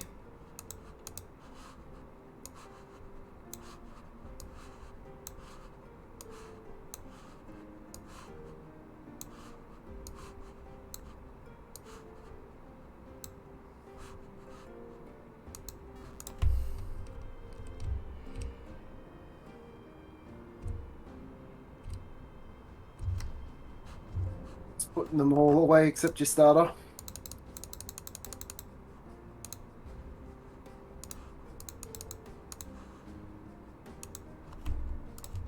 Yep. Alright. Okay. Ready to accept my Pokemon. And your challenge. Your victory is... Pika-Bird. Level 2 Pikachu. Your challenge is... Pikachu. You have to take Pika-Bird into the next game. I don't think I can. You said that you could take your Pokemon into the next game. Yeah, but Kaiju was saying that that's probably not going to be the case. Well, your challenge is that you also have to have a member of the Pikachu evolution, so you can evolve yours if you want to. I'm not going to evolve mine, but you can evolve yours if you want to. Okay. In your party when you beat the final boss. So you don't have to have it the whole time, but the final part of the next game, you have to have a Pikachu. So if I'm going through the Elite Four again... Is that the next boss? Yeah. Yes. In the next, yes, it's the Elite Four in the next one as well. You have to have a member of the Pikachu evolution in your party. All right, can do. That is your challenge, as your victory challenge. Well, what I will do is I'll change up my in the real world. typings. I won't use fire and flying. I'll use 2 new typings, and one of them will be electric, so that I can have Pikachu. There we go. Exactly. But if you get your starter Pokemon as Charizard, presumably you still need to... No, it'll be a different one, because we'll be in the second area. Ah, okay. I really want to keep my Pokemon, though. That's not fair. I mean, they'll still be in your box. You'll be able to get them back out. But I think it starts over, so anything that's over the level cap, you won't be able to use. You can't use until you get to the level. Yeah. Oh, so they'll be available in the end game, just... I mean, if you've leveled them up to 62, then yeah, you'll only be able to use them for the Elite Four. But I'm gonna chill here until you beat the Elite Four. I've now just given you a bunch of revives and hyper potions. So you now have... How much money did you spend on those? 35,000. So Jesus. So, well, that's what I got for winning. Really? Oh. Yeah. Awesome. I bought all those items before I did the run, and then that's what I got from doing the run. Gary's Blastoise was the only thing that was getting me there. Yeah. Is his freaking Blastoise. If I get the Blastoise out of the way, I should be... If you want to, you can borrow Dragonite or my other Gyarados, because they've both got Thunder. My Tentacruel was doing okay against Blastoise, I think. Yeah. So might be fine with just Tentacruel. Okay. Well, it's up to you. But yeah, you're finishing up for the night. We should finish up for the night. Oh, I thought you were doing art. Oh, it's quite late now, isn't it? It's 12 o'clock. I will do some art, and I will stream it. But I probably won't be on for too long. Whomst do we raid tonight? Who do you want to raid? Oh, I don't know. And I'm going to stay on and do some art streams. So I've got to update my stream info. Oh wait, so you are doing art? Yeah, I am doing art. Oh, then I'll raid you. Oh, okay. We're gonna raid the New World Artist, and he's a cool guy, guys. Make sure you follow and give him some love. Thank you, everybody who has come around and given me a lurk, or is watching the VOD, or chilling, wherever you may be. We'll be back again this Sunday for our Polls for the Lols reveal. I still haven't done it yet. I always like to leave it till the last moment to do my poll, because I always forget. But it's a funny one. Terrible one, but a funny one. It is a terrible one. We're also going to come back on Thursday. We'll be doing, on that world we created, we'll be doing Valheim again. With Experimental, Naralina. Don't think Bluebird's joining us. She doesn't seem super interested in Valheim. So, but she'll be joining us the week after for Minecraft, because she's obsessed with that at the moment. And tomorrow, who knows? Maybe we'll be playing something like Final Fantasy or something. We'll see. But Artist will be playing RimWorld. Hell yeah! That's what he does on his Wednesday. He plays a little bit of RimWorld. And I do. Speaking of the devil. And he will definitely be playing RimWorld, so I am a vague, who knows what he could be doing tomorrow. Artist will be there. He'll be there to support you. He'll be there to self-care your care. Good night, everybody, and thanks. And I'm kind of still here. I mean, you are still here. Oh, what's that? There's a raid! Raid Shady Ladies. Raid Shady Ladies. Who's this guy? I should give him a shout out. Did my alert box not go off? I should give this guy a shout out. Shout out to C0g C0gnitivebard. Oh, thanks, buddy. Alright, everything is good to the go. I'm just gonna chuck you onto my loading screen for half a second. So nobody go anywhere. Just while I set up my art stuff. I am probably gonna go chill and maybe watch some Agents of Shield with good Bluebird plan. because we've been watching that. Is it any good? It's a nice one. Worth watching? I like it. So because Disney has taken over, there is questions as to whether or not it still counts as a canon. But the So show you're not Agents sure of if it's Shield. a projectile shooting object or not? Exactly. Yeah.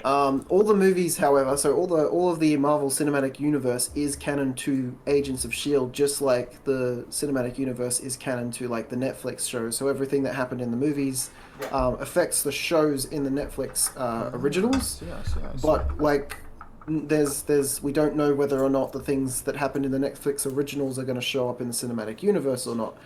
And the same thing applies to Agents of Shield since Disney took over. But you can watch Agents of Shield, and as you go through the seasons, you can notice when things start to change, because the show happens alongside all of the movies. The first season, you've got like Captain Winter Soldier happens. We're actually up to that bit at the moment. So big reveal has happened. I'm not going to spoil it because like people might not have seen Winter Soldier. I doubt it because it's Winter Soldier. You probably have seen that one, but just in case you haven't, no spoilers there. Yeah, it'd be kind of ridiculous. But if you Agents hadn't of at this point. Yeah, but Agents of S.H.I.E.L.D., of course, covers some of the things that is happening in the S.H.I.E.L.D. organization during that movie. And the same thing occurs, like Thor Dark World. There's like there's references to Thor. There's Asgardians in it. You meet an Asgardian a couple of times. Cool. Yeah, a whole bunch of fun stuff. All right, I'll be mysteries. back in a It's a second. good show. Bye. Bye.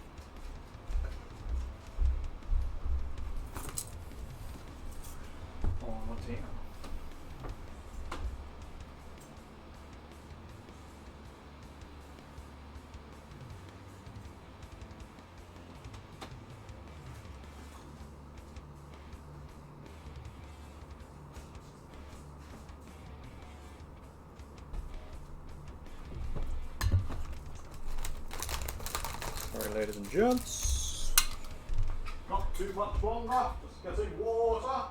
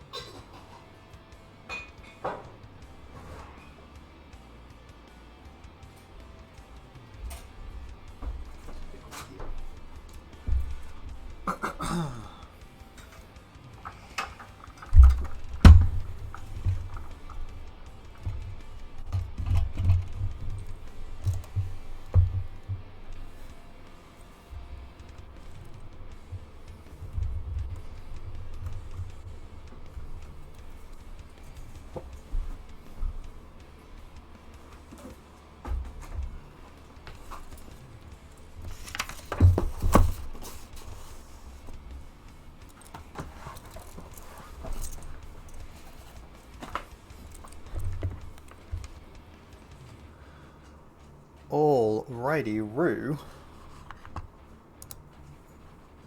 Ladies and kitty folks. We'll close out our Pokemon. We'll close our stream info tab. We might turn Spotify off.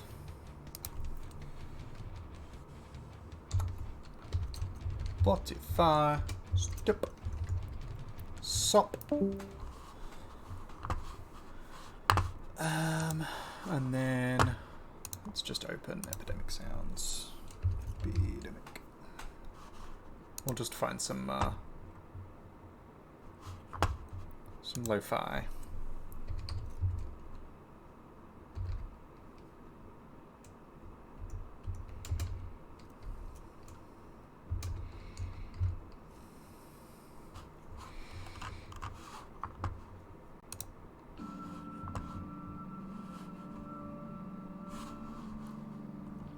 There we go. I think that's the jam we want.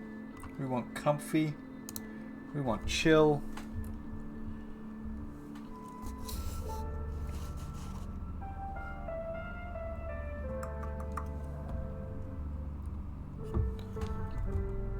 Hope everybody's day is going well. Let's move this over slightly.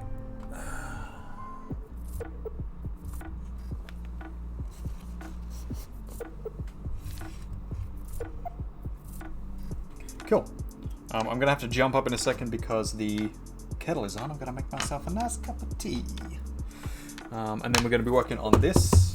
And I'll show you some of the stuff we did on the last stream. Also going to have a little bit of chocolate. Because self-care is super important and you should absolutely self-care. Not elf-care. Self-care. You made your escape for the evening. We still be doing a lurk. Thanks, buddy. Much appreciated. C0gnitivebard, ladies and gentlemen. Wonderful friend, wonderful person. This kind of funky beats going on. Yeah, I'm liking this. I'm liking this. So we're just going to chill here for as long as I feel happy. Riding the high from being the Pokemon champion. So yeah, we might be able to do this for a little while. We'll see. I'm just conscious I can hear the kettle. Hear the kettle getting close.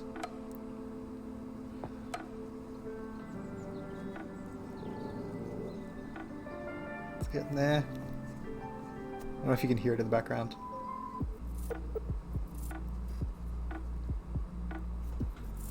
I'm not sure that this is the music we want. Is it this one? That's a little better. I have not listened to any of this playlist. This is literally just a sort of throw together and see how we go number. Oh, there's the kettle. Alright, sorry, I'll be back. Sorry, kettle.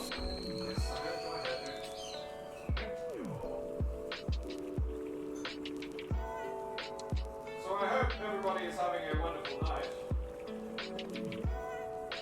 A wonderful morning, a wonderful day, wonderful whatever it is for you.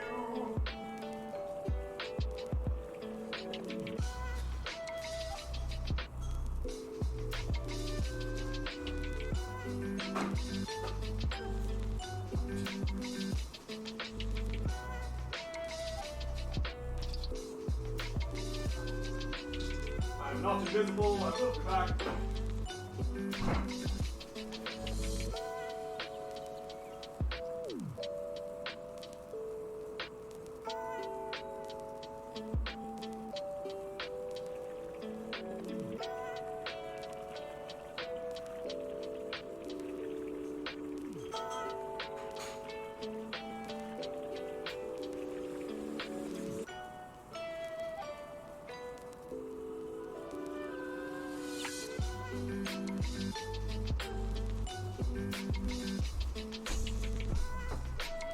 There we go. Everybody needs a giant tea. Oh, this fucking big. Yes, that is a soup mug filled with tea.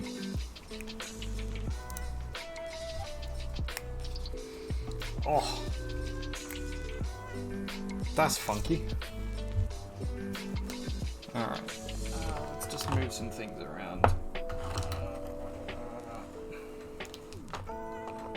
Need like more space than I have.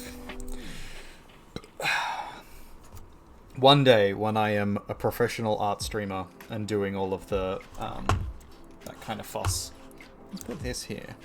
There we go. Then I'm not looking over here, I'm looking at you guys. There we go. And wiggle over a little. Yeah, that's happy making.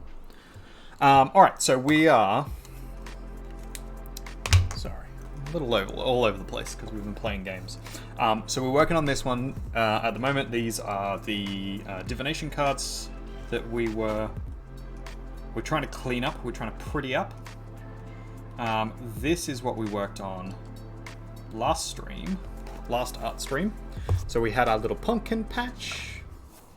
Probably bring this up a little closer actually so you can see it better. This way. There we go. So we had our little cute pumpkin patch for Halloween, for October. And then we thought, what if pin-up? So then we had our sexy pumpkins. Yeah. So we're going to be coloring those. We're going to be turning those into prints. We're going to have a black and white one. We're going to have a colored one. And we're going to have probably like a digital half and half. We'll see how that works out. So I'm just playing around with my camera a little. There we go. And how's that? Centered a little? Yeah, cool. So we're working on that, and we have some other designs that we want to do. But for now, I wanted to do just something chill and easy. We have previously, I think the last one we did was this one. I don't know if we did. I don't think we did this one on stream. So this is the last one. If you like it, we'll bring it up a little so you can see better. Yeah, I like these ones. Really like the feast cornucopia we've got going on there. That's pretty awesome. And this industrial factory. Those are two very good ones that I like. Okay, back to working. So I hope everybody is having a wonderful evening, or morning, or day, or whatever it is for you. If you would like to see a particular artwork or have a request or whatever, please do let me know. You can jump on the Discord by typing !Discord into the chat. And you can get access to our funky Discord. There is some art. There's an art channel there with some of my art and some other people's art in it. So feel free to throw your own in if you have some works that you are particularly proud of. If you have an Instagram that you would like to show off, you are welcome to chuck a link into the chat and we might have a look at it depending on what's in there. Otherwise, just sit and chill and enjoy. We're having a comfy, relaxed, chill night from now on. So if that's your vibe, then stay and chill with us. I was considering at some point, like writing down one of the streamers that I watch, like a YouTube streamer, as in streamer and YouTuber. Has been doing a podcast type thing over the top of doing something else like gaming. I was really interested by the idea of merging those sorts of styles of like the kind of podcasty, shit talky, talk about what's on your mind kind of thing, and then like the slightly more involved like gaming or like making art, and like the process of like doing the two at once was an interesting idea. And I thought if I was going to do that, like what would I talk about?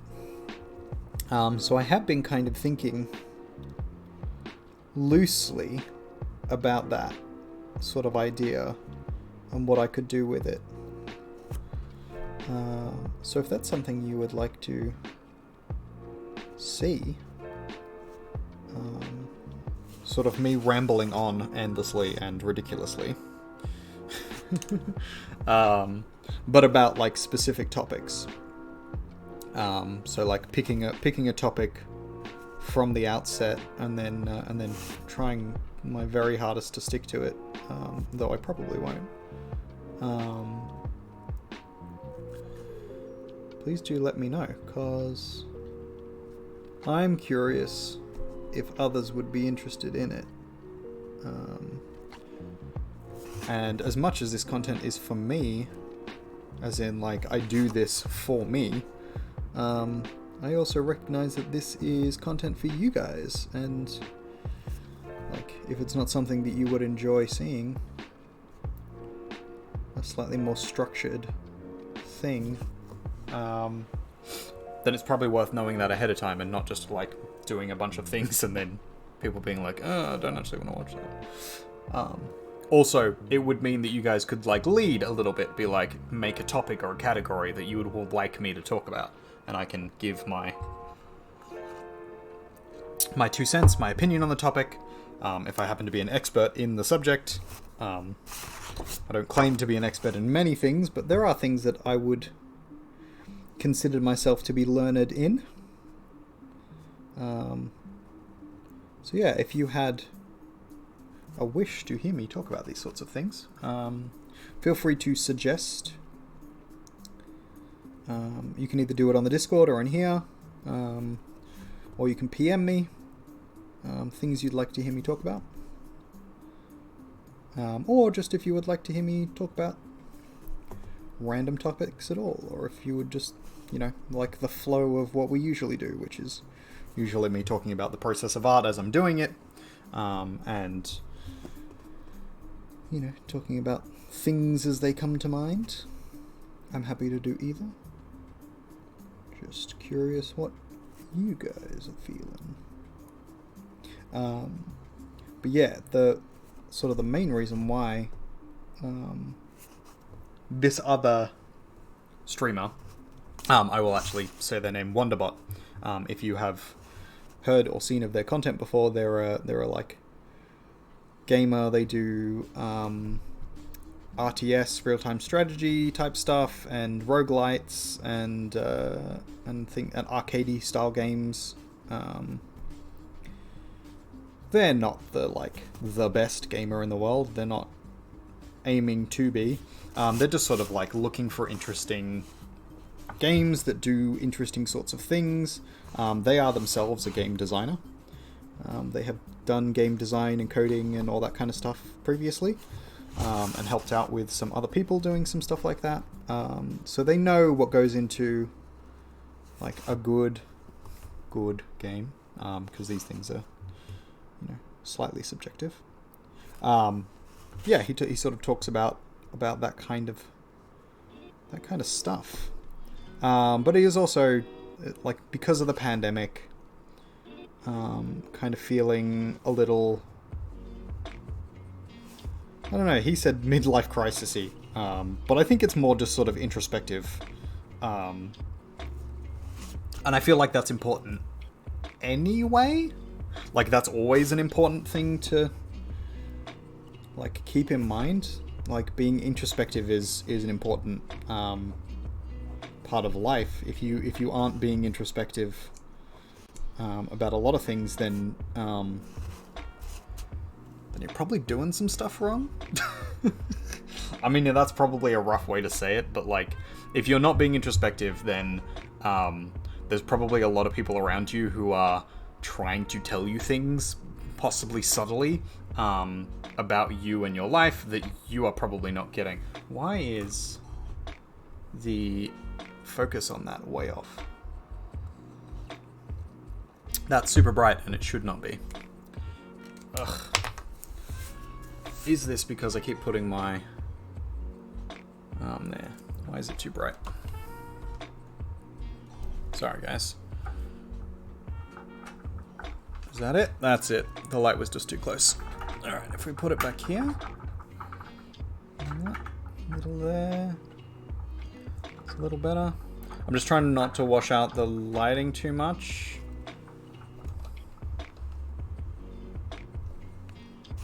There we go. There we go. Yeah, I want you to be able to see the detail in it without us just losing all of it. So that's what we've just done. It's kind of bone sickle.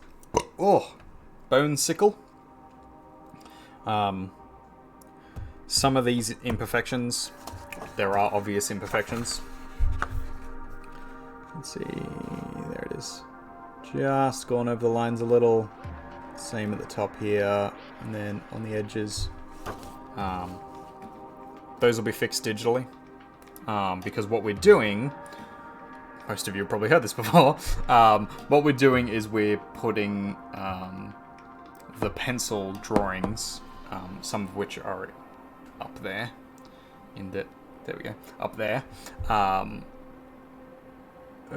laying them digitally over the top, so we get the depth of color in this, and we get the depth of detail off the pencils.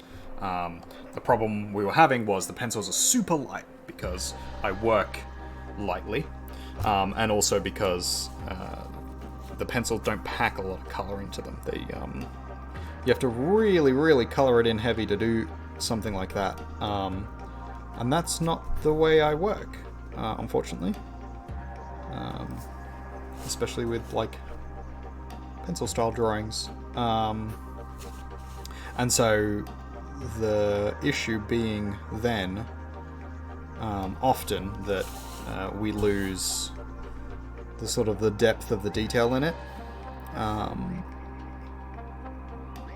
because we lose the color definition. We lose a lot of the color depth, and that loses us our detail whenever we scan and then print, because you lose a little bit on scan and then you lose a fair amount on print unless you have a super high-end printer, which I do not.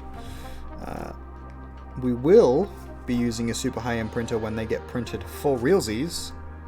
You can currently buy the not so great copies. Not so great as in they are still very, very good, they're just not perfect cards at the moment in my Etsy store. I would not advise you to buy them right now, only because in a month or two's time, most of them are going to be updated. That's what we're working on these for. They are then going to be put in back through digitally, and then they're going to be sent off to the company to be fixed up, as in for printing. I don't get other people to do my art for me. And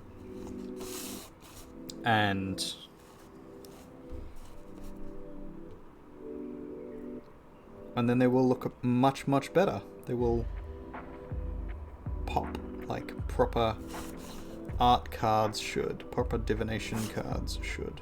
And that will make me significantly happier than the cards currently do.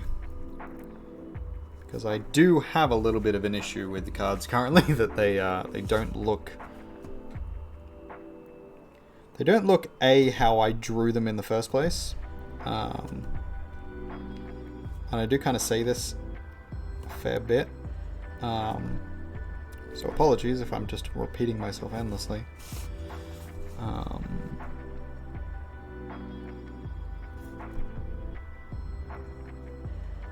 But yeah, they don't look the way they're supposed to, and that's frustrating.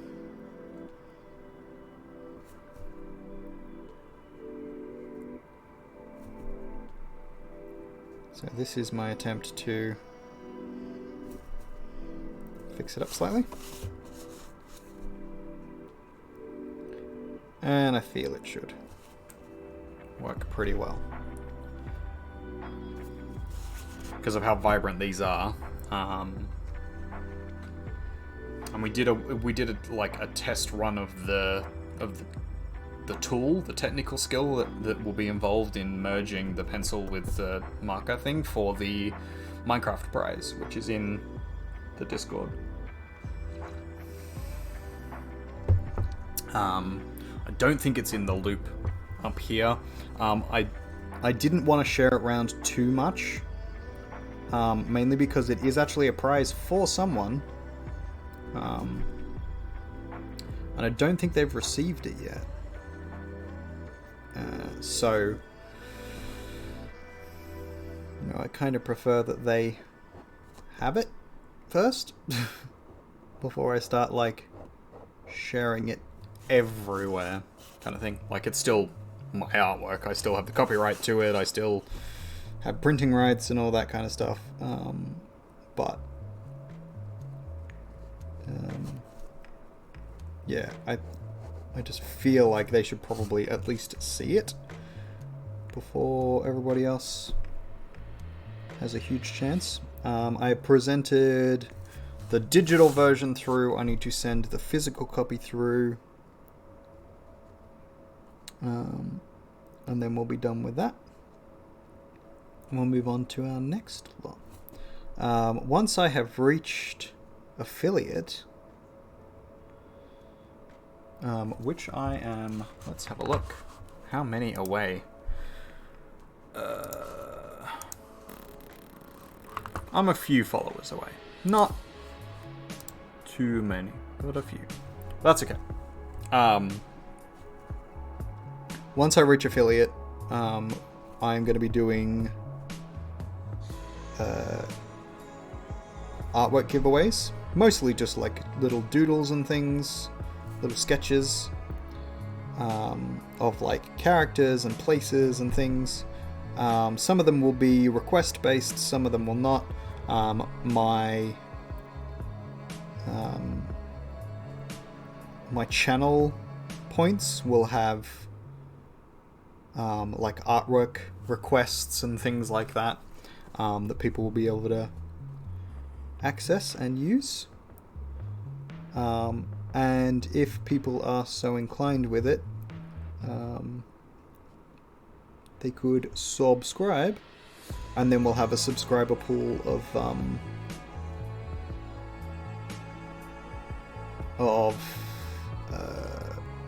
like prizes and things that people can get, based on like number of subscribers and things like that, like giveaways and those sorts of things. But that's a thing I'm intending to do more of. I already do a little bit of art most days. I would like to get that up to a significant amount of art every day, if I can. More just a personal challenge to myself than anything else. But I think I would benefit from the extra practice, and I think the community that I would be building would appreciate something like that. And my art will get better because of it, so win, win, win, win, I guess. Oh, messed that up. That's alright. Happy accidents. There are no mistakes, only happy accidents. Anybody who knows who that is, you're awesome.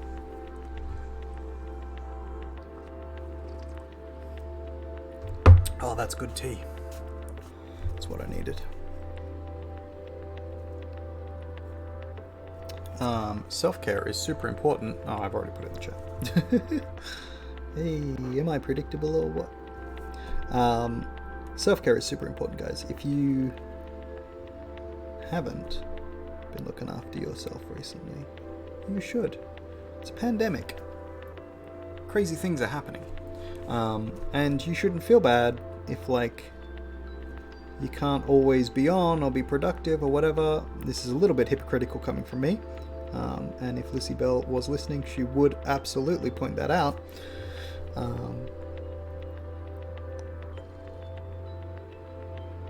But yeah, it's important. Gotta look after yourself, guys. You're super important. You are wonderful beings, and the universe is lucky to have you all.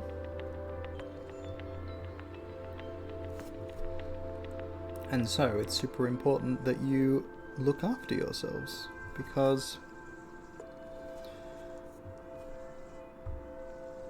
if you don't, then you don't get to benefit from you being healthy and happy and supported, and the universe doesn't get to benefit from it, and nobody else does. So if you're not going to be good and look after yourselves for yourselves, because otherwise you would already be doing it, you should try and look after yourselves for the people you care about.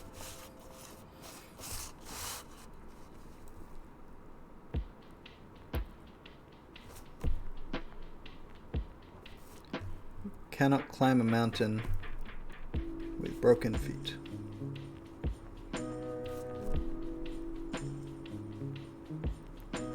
Sometimes you need to climb a mountain.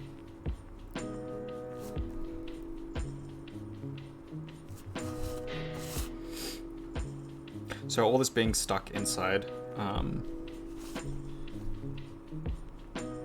has been slightly getting to me. Not so much the actual being stuck inside, but just like not being able to go places and doing things. The Burning Man thing, and my brother's birthday was really recently, and it just reminded me that, like, I haven't seen my family in, like, forever. I haven't seen, and I know everybody's in the same position, so this is not me just idly complaining.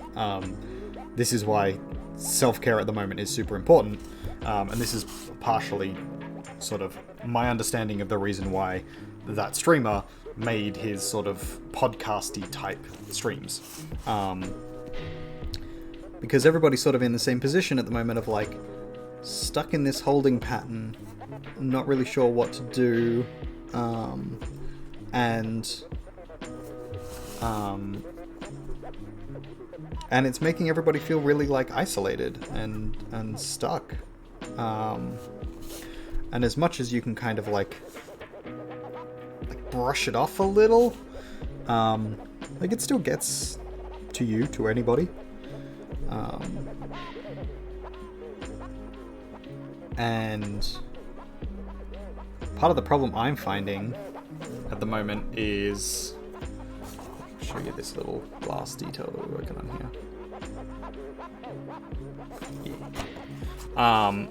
The problem I'm finding at the moment is, it's like I used to be super closely connected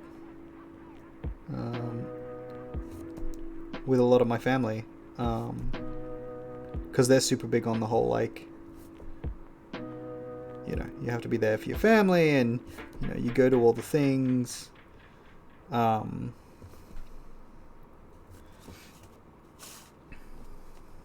which is totally fine. Like, I was on board for all of that, and I'm entirely understanding with the pandemic that, like, we just can't do that.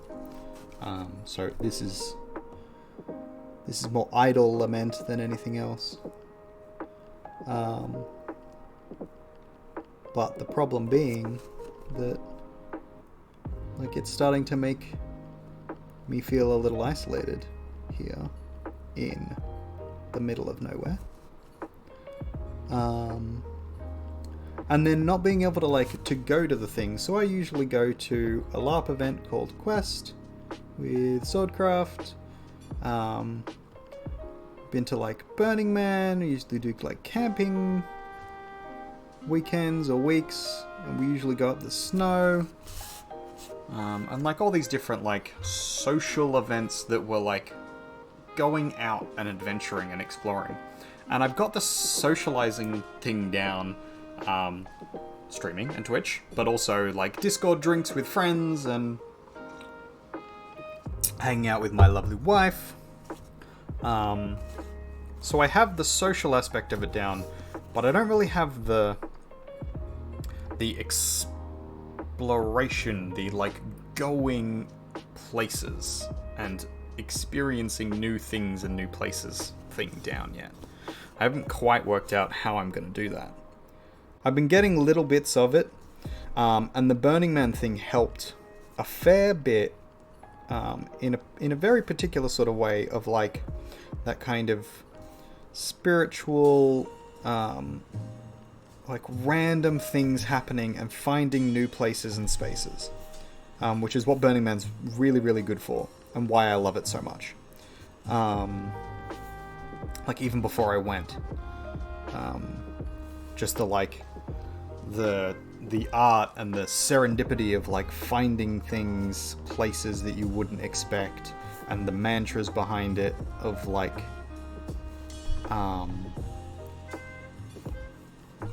the sort of the community responsibility and the idea of like you should be yourself unabashedly, and that's okay and all that kind of stuff. Anyway, I had a point. Yeah, going places. So the online Burning Man has been good for like little bits of that. Like for a week, I was able to like go and explore new things and see new things, and I've been trying to keep up with that idea and go and do things and see things online as much as possible. Like find new channels to subscribe to, listen to different types of music than I normally would, read things from places or people that I wouldn't normally expect myself to do. But the not going places thing is sort of holding on me a little, because I've spent so much time being someone who explores. This music is not really fitting this. Exquisite taste, is it though?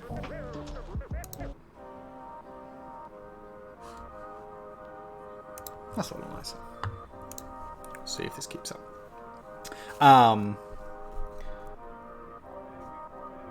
Yeah, so I built this sort of identity, spirituality, whatever you would like to call it, out of like questing and adventuring and going places and finding things,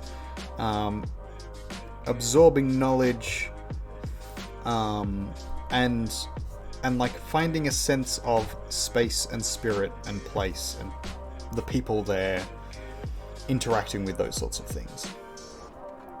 And I can't really do that at the moment as much. I can do that in my very local area. But my local area is not devoid of those kinds of things, but like limited. It's a very small town. There's not a lot here. It's a heavy farming community, so much of the land has been cleared and then like terraformed, basically. Like hills and mountains have been ripped down to make flat land to farm on. Oof. And then all the surrounding hills and stuff are basically just bare with grass and a couple of farmhouses. Absolutely beautiful country. Love the space, love the area. Most of the people are pretty nice.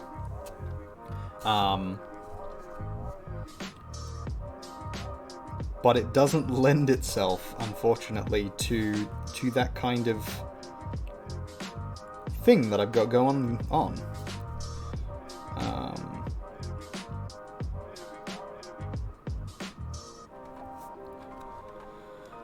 And so that can make it difficult.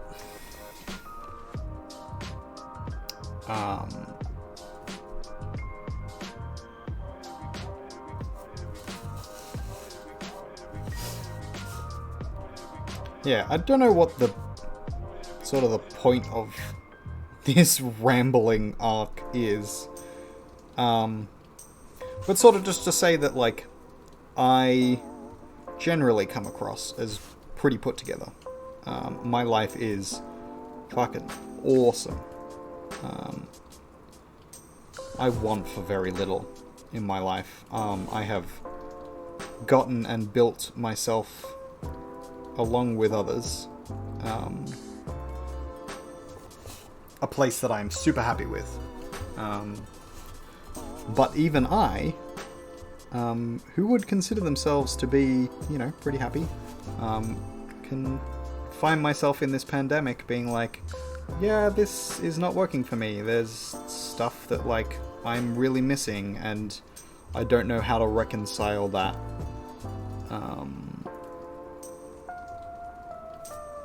And I don't know how to fix it.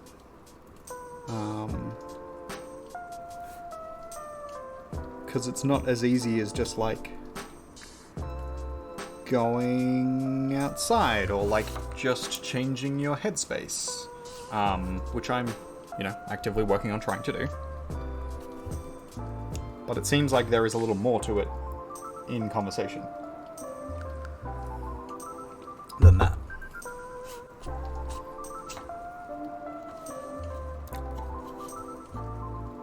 I don't know.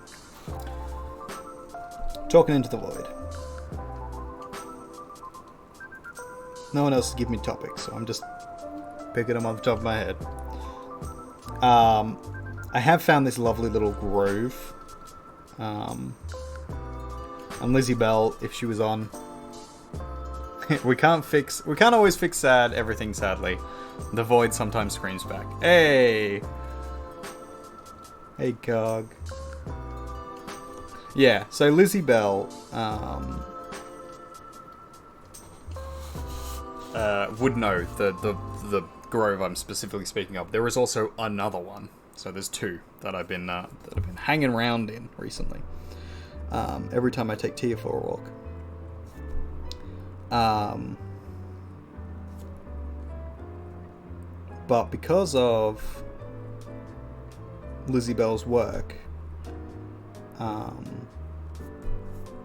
and also just like the other things that we've got going on, like I can't really hang around in them too much or too long, and also the community we're in, not particularly pretty Christian around here. There's 8-9 churches in our town, and our town has maybe 3,000 people in the whole of the council area. In the town itself, it's probably like, I don't know, 600? Small town. So there would be none too approving of me just doing my my pagan best and vibing in a grove. But that's sort of what I've been missing recently. So I don't know. I think honestly the solution is I do need to go and do that. I need to just go and vibe somewhere for a while. Or like set up a vigil at home maybe. I've got this nice like fire pit brazier type thing. So I think I'll probably light that and just chill there for as long as I can. One evening. Or one day or whatever. And that might be the solution to the problem. At least temporarily speaking. But like, previous to, I have felt like a pull or a call to go and do things, to go and be places and to find things and to explore and to adventure. And I am feeling that pull again, but I don't have an outlet for it. Because where previously I would feel that and then go down to Melbourne and go to Quest, or I would go to Burning Man, or I would go overseas to the UK, or I would, you know, just plan a random trip, or what was one of the other common ones is if I couldn't go anywhere else because I needed to be somewhere for work or for, study or whatever the case may be, I would go into the city and then I would let the wind guide me to a direction. So I would literally just stand on a street corner at a crossroads and wait for the wind to blow in a particular direction and then start walking in that direction until the wind stopped blowing and then figure out what it wanted me to see or do. And it was usually like bar or an interesting shop or like an artwork, like a sculpture, an installation in a space that I could interact with. And these always had some like meaningful engagement to me, or they ended up with, finding a new group of friends, or, whatever the case may be. So I had always felt like these things were important in a sense of like, clearly they were for a reason. So the call wasn't just idle. But now I can't do the do, and so I'm kind of stuck here being like, okay, so where do I go now? What do I engage with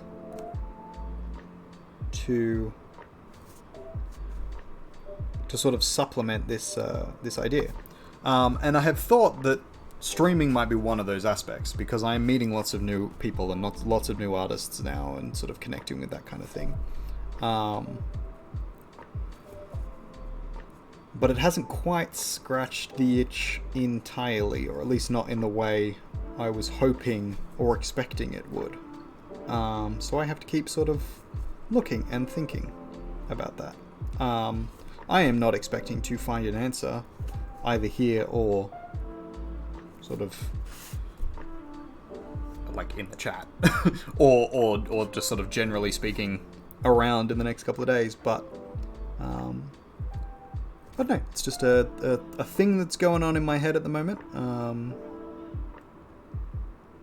So it's okay to like not know where you are or where you're going or that kind of thing. Like, you can have your life pretty together and still feel like you're on a rudderless ship.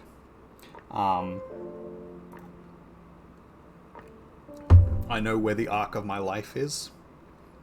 We've got to get there. Streaming is one puzzle piece. Regular games, D&D help me a lot. We get to explore new worlds that are built from aspects of everyone's creativity and spirit. Absolutely. And those words are pretty messed up, so it accurately reflects us. Yes, those worlds are very messed up. So it does reflect us fairly well, actually.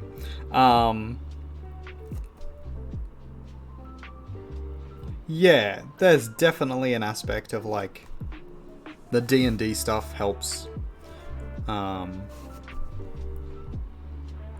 And the streaming is helping, like finding people via streams and finding things via streams, interesting stuff that I normally wouldn't have looked at or engaged with or whatever. But yeah, there seems to be a like a spiritual something or a spatial something that I'm just not getting. But I'll get there. I think one of the things I'm going to need to do is get back into working on my leg tattoos, because I have put them off for a little while.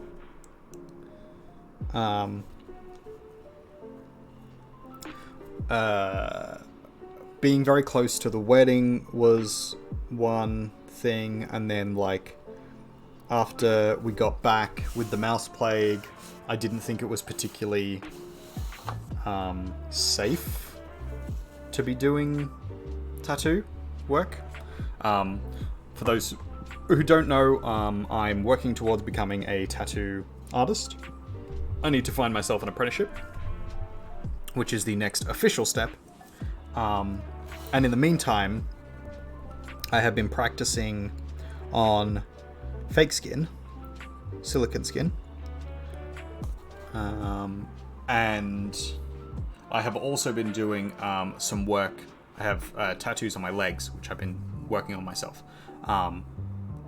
That is sort of slightly not related to the apprenticeship thing, because it's not for anybody else. I'm not practicing it to be able to do it on someone else. It is purely just for me, and part of my spiritual practice.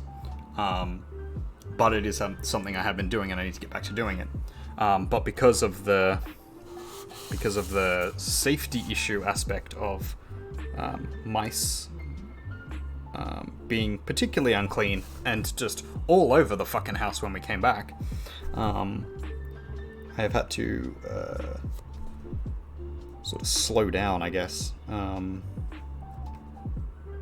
doing that kind of stuff.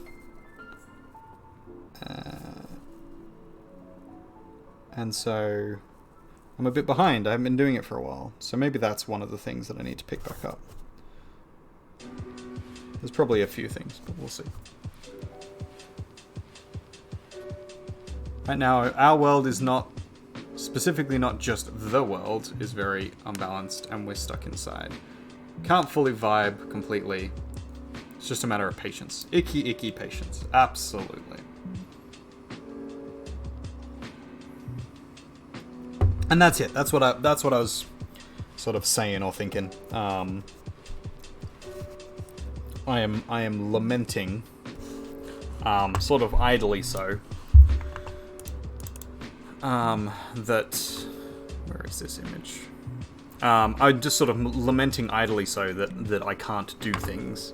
That is not to say that things are particularly bad for me at all. They're actually going very well.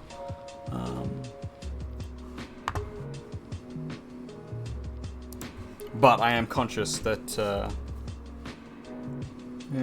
these things are there and are affecting me, and I think that's important to talk about. Men don't talk about, not hashtag not all men. No, there is a push amongst certain types of people and masculinity and cultures and blah blah blah blah, to not talk about our feelings generally as people at all, but also specifically men, and so I think it's important for men to speak out about the things that are happening to them, especially when they're things that aren't good but also are tricky to sort of work out in and of yourself.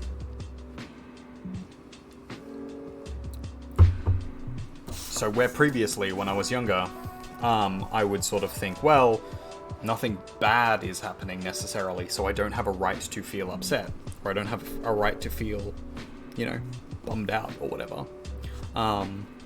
But that's not the case. You can't control your feelings. You can't control, well, you can, but you shouldn't have to stifle your feelings.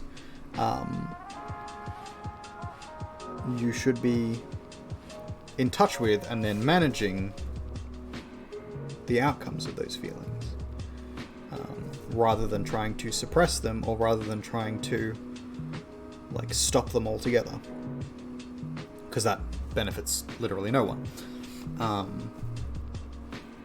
as much as sort of the mantra or the mindset has been previously, that it is for others' benefit. I have found it's usually very short-term benefit, if there is any at all, to doing something like that.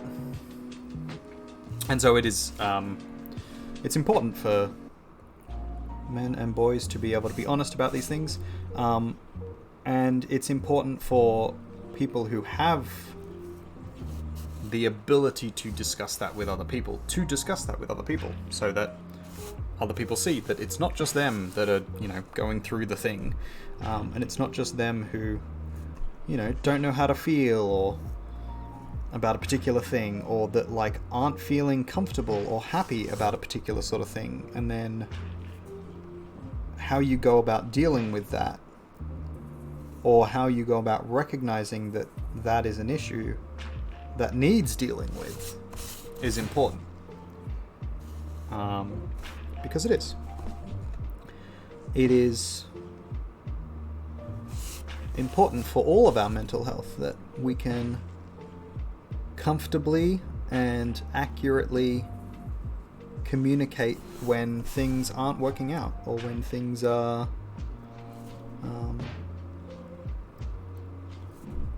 like causing us distress.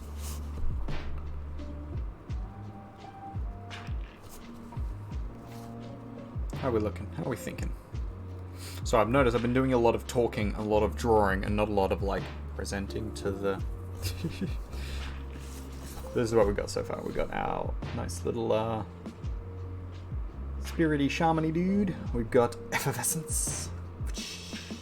We've got that way up. This is going to be difficult to... There we go. We've got our Strovi vodka. Nice life. But yeah, Cog is right. The key is often patience. Little things by little things, doing the small things, the small steps to get closer to what you need.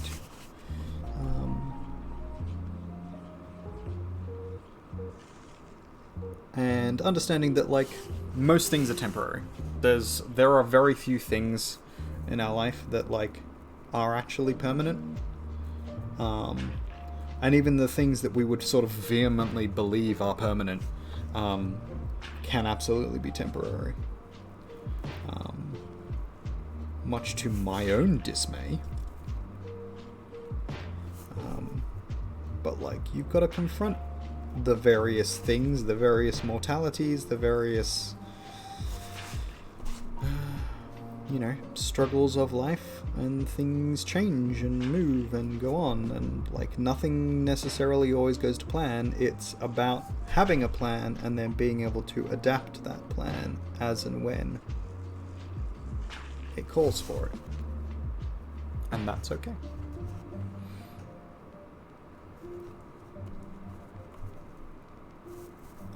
So, my plan at the moment, keep on the tattoo apprenticeship thing. If that doesn't work out, more practice, more streaming, more arting. Move my way away from teaching as much as possible, while still keeping the door open just in case we need to go back for whatever reason, in case finances suddenly mess up. Because unfortunately, despite being a progressive and open-minded person, I still can't help shake the feeling that I am supposed to be the provider at some point, or that I could be the provider at any point in time. So that's a thing that I have to sort of understand in and of me and maintain, or avoid trying to make too much of an issue, because my lovely wife is the breadwinner at the moment. That does not upset or disappoint me at all. It makes me endlessly happy, and she is absolutely happy doing it.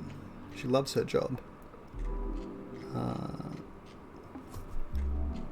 but unfortunately years worth of conditioning and ingraining do also niggle at the back of your head to be like, yes, but if anything goes wrong, you just need to be prepared that you might have to be the provider, and so you need to keep an option open just in case. You never know. So that's in the back of my head there.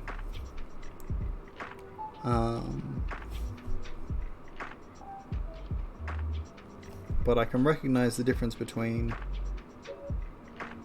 a niggling voice and actually something that needs acting upon, or actually something that affects my life, because I don't think this does. And there's a difference between trying to take over in that kind of stupidly hypermasculine, well, I need to be the provider, I need to be the strong, big protective man.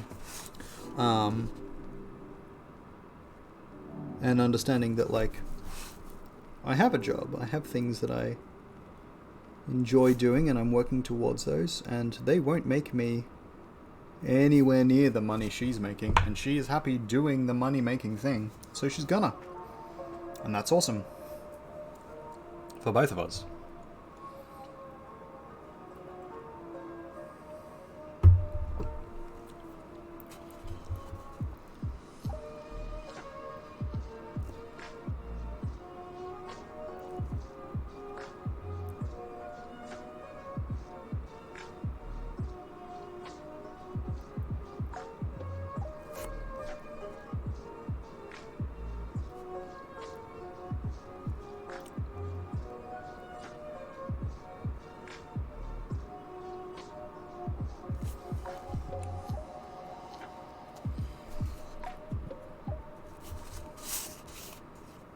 He's looking good, he's looking good.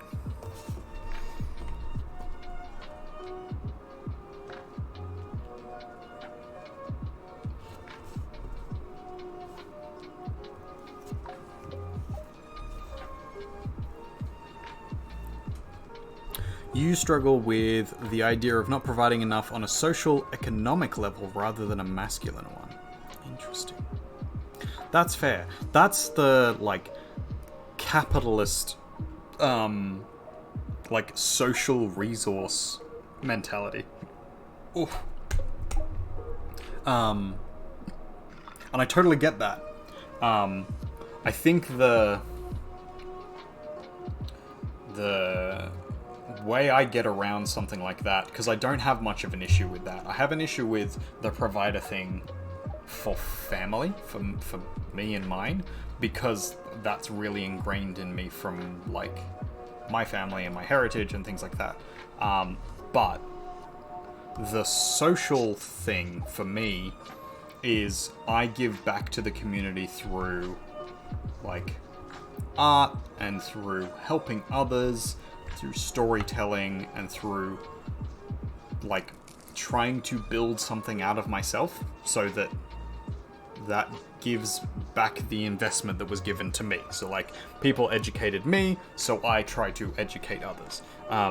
Not like, you know, being a teacher, but like having knowledge about certain subjects and being able to be like, if someone asks a question, I can reply to it. If someone, you know, is trying to learn to do something, I should be enough of an expert in a thing that I can turn around and be like, okay, I can teach you how to do this thing. This, like, or I can lead you on the path of this thing and open that up. That works quite well for me. And I was doing that, like, before I got to, like, even out of high school, really. The idea of, like, trying to become really good at something or in something, and then that be the economic payment back. So for you, Cog, I would say that, like, your streaming, your barding, your DMing, the stuff we do with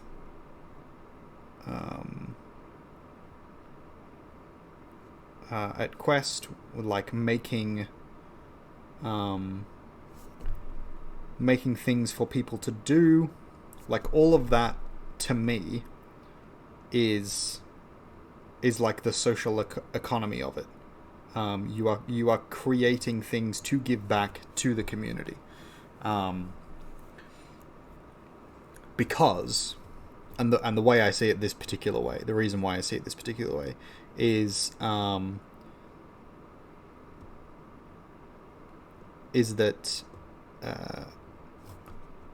if you weren't giving it out for free, there would probably be people who were paying for that, like charging.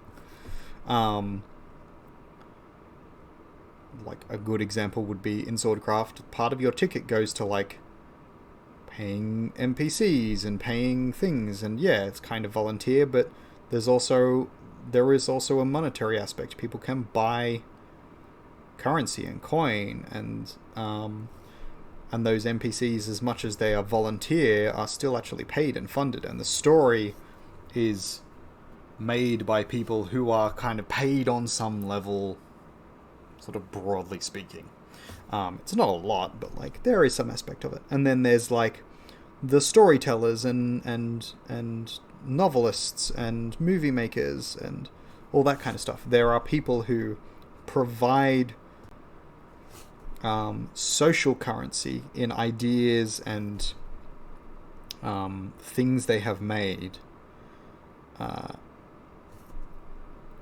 in exchange for, monetary goods. The fact that most of your stuff is free means that you are providing more than you are taking back. And I think I don't think that's the way you have to do it, because I think you should absolutely get paid for most of the stuff that you do, because it's good enough.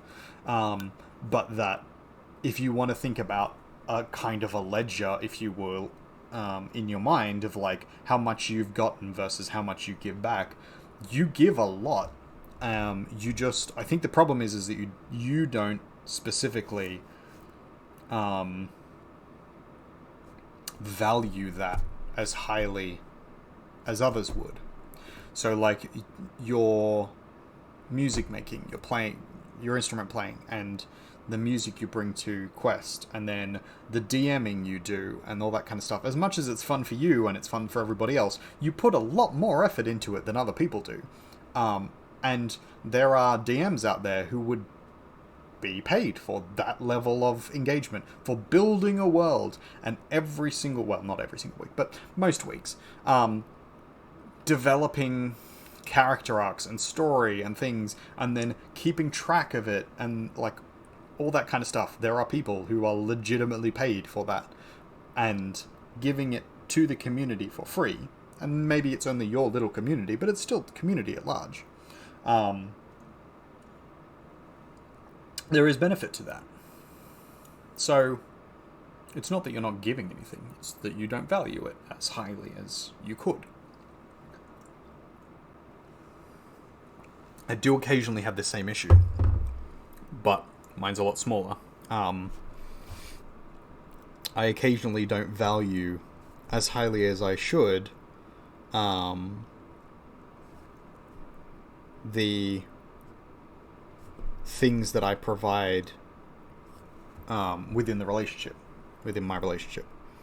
and within relationships with other people as well, like family and friends and things like that. But specifically, the one that I, think about on occasion, or think about not regularly, but on occasion, is around like how much I provide to my family, and what it is that I provide to my family.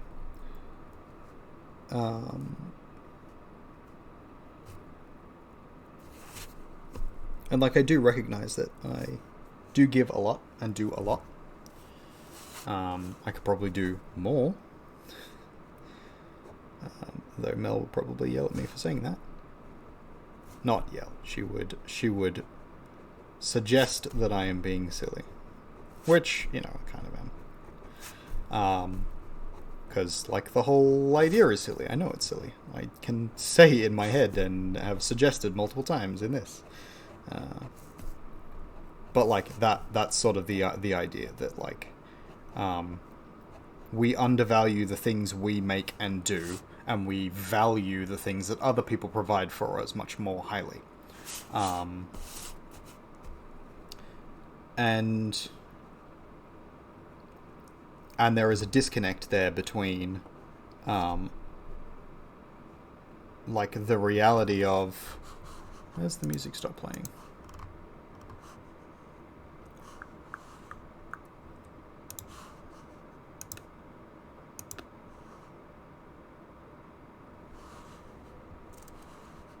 Internet stop? No, we're still gone. Bitrate's still good. It's just... It was just that song.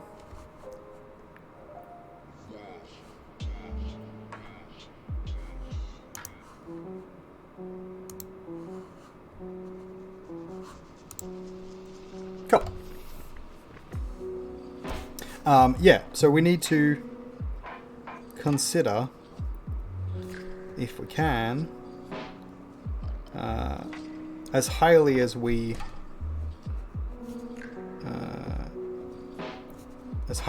value the contributions of others, we should also value as highly the contributions of ourselves. I'm slowly getting better at that. Slowly. But it takes time, and it takes introspection, which is bringing us all back to the first thing. Yeah, introspection is important for that kind of thing, because if you can't introspect, then you can't sort of develop the idea that you are deserving of that, because you just think, well, you know, this is this and this is that.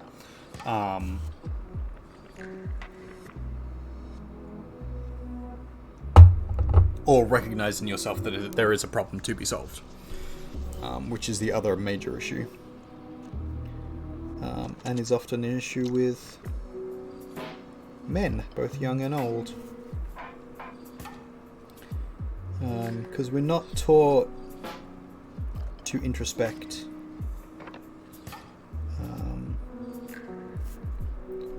often or at all.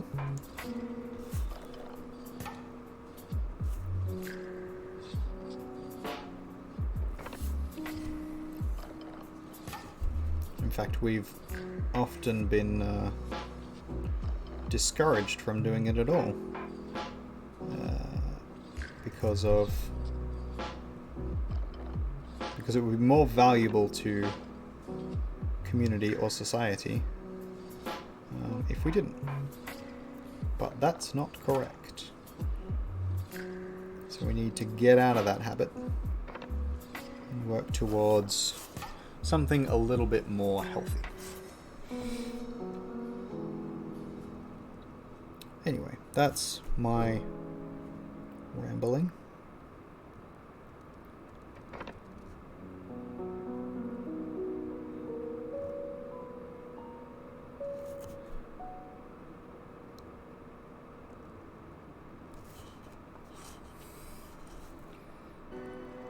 If you would like to hear more of my rambling in future, feel free to give me a follow if you have not already.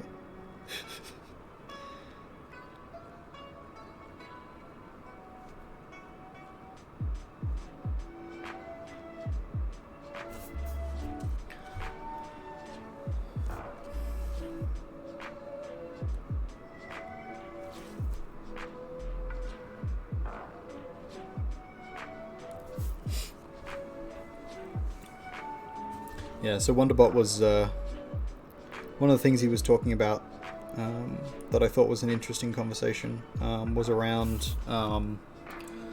like masculinity and what it means to be masculine, and how he struggled when he was growing up, being from like an American Midwest town,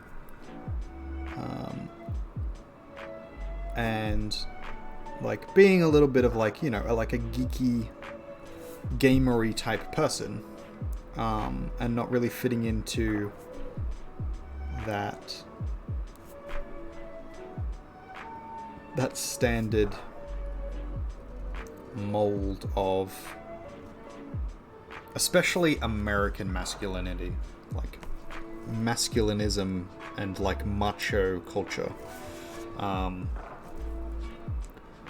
sort of talking about not being able to like identify with uncles and stuff who were, you know, like hunters and really into sports, and like how it created disconnect from him with the other people in his life, and looking back on things like media and certain situations, and how they sort of developed this kind of like unhealthy idea of what it was to be a man in his mind, but then also like made uncomfortable situations that he had to then deal with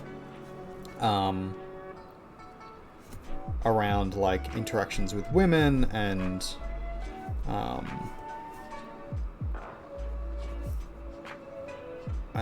trying to determine sort of like where he fit and how that worked within his world.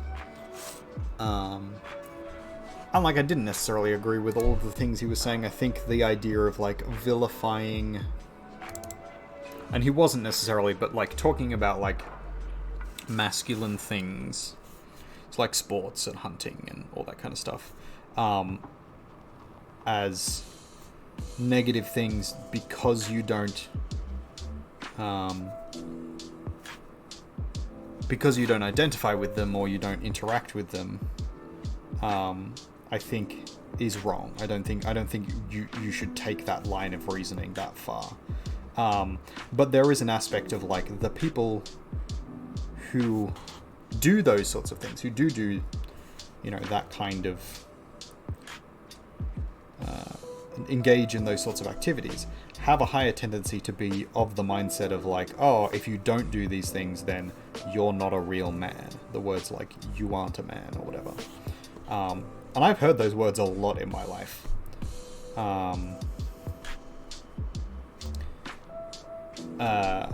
And then like, you know, the various different pejoratives of like being a homosexual, or you know, just all the usual standard slurs, terrible things that people say. Personally, from my experience, I have heard it almost more often from women that I have interacted with, partners, girlfriends, teachers, school friends, than I have from, you know, the men in my life. And I've heard it from a lot of the boys, because I went to an all-boys school, but a lot of that was like parroting things that they had heard from other people. And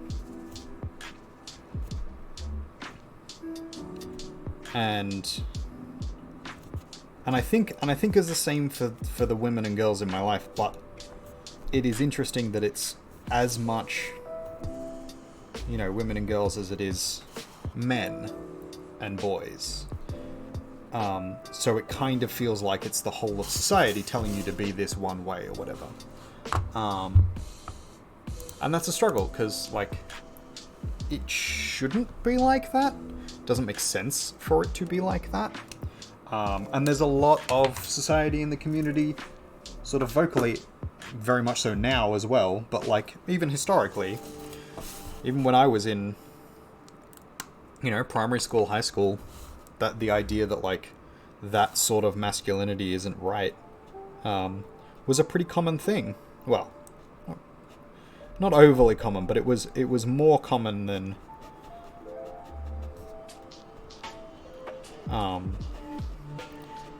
sort of not.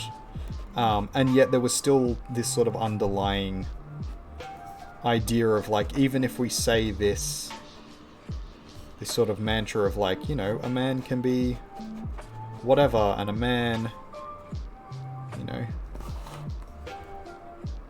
should be in touch with their feelings and should be, you know, more engaged with parenting and more engaged with community, and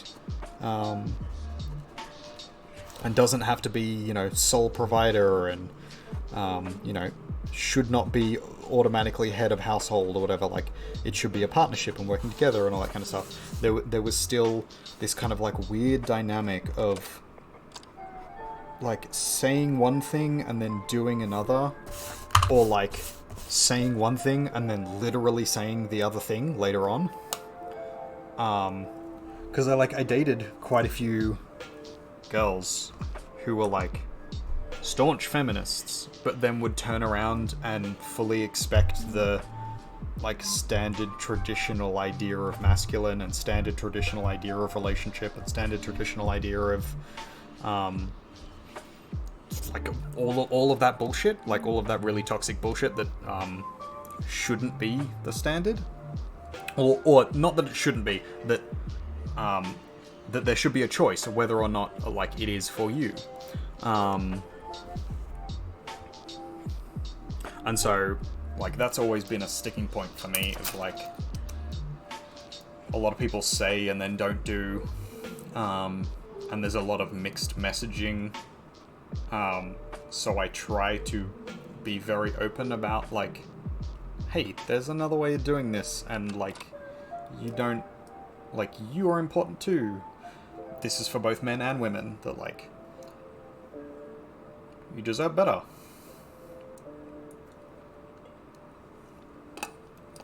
And that's basically what it comes down to.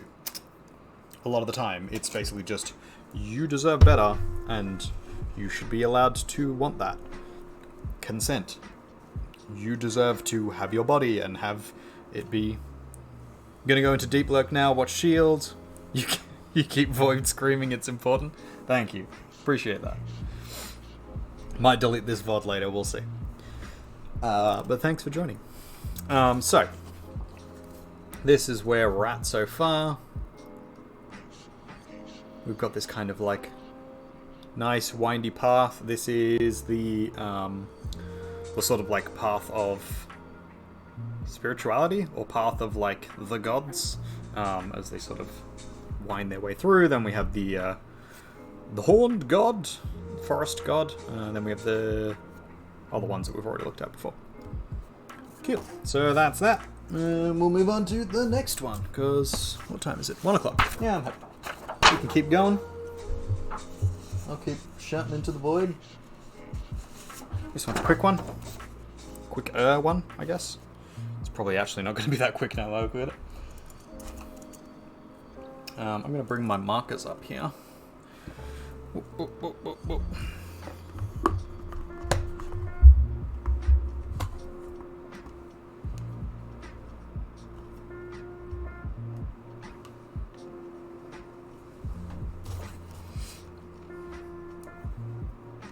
Yeah, so I don't think, like, any one thing or group or people is to blame necessarily. I think,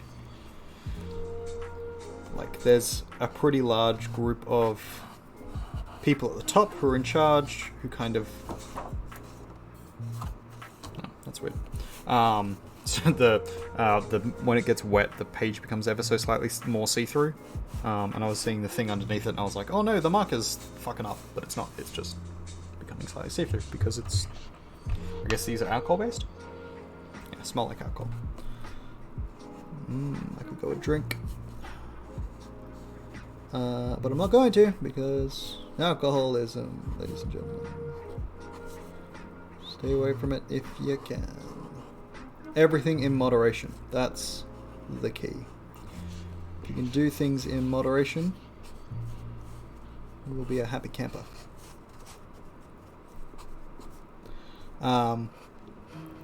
Anyway, there's a small few people at the top who significantly benefit. These are proportionally male, so there is some sort of truth to the idea of, like, the patriarchy as an idea. But it is definitely not all or the majority of men. The problem with that idea is that then it's supported by pretty much everybody to varying degrees.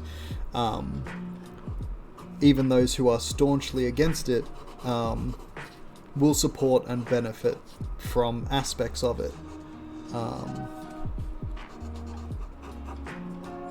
Because either they don't realize, or it's favorable to them, or they just, like, haven't really thought through as deeply that that's a thing.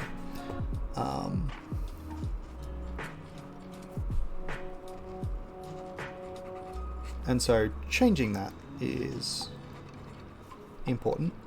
But how we go about changing that is a difficult question. Because it is, like, the structural aspect of it, the people who made it and the people who sort of actively perpetuate it, are, like, very few at the top, the kind of 1% at the top. And that includes women up there now as well. I mean, it always has, but, like, was significantly fewer before.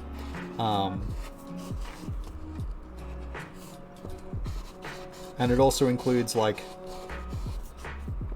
some quite sinister folk up there who are just kind of like trying to benefit from society rather than actually help it, which is kind of fucked up.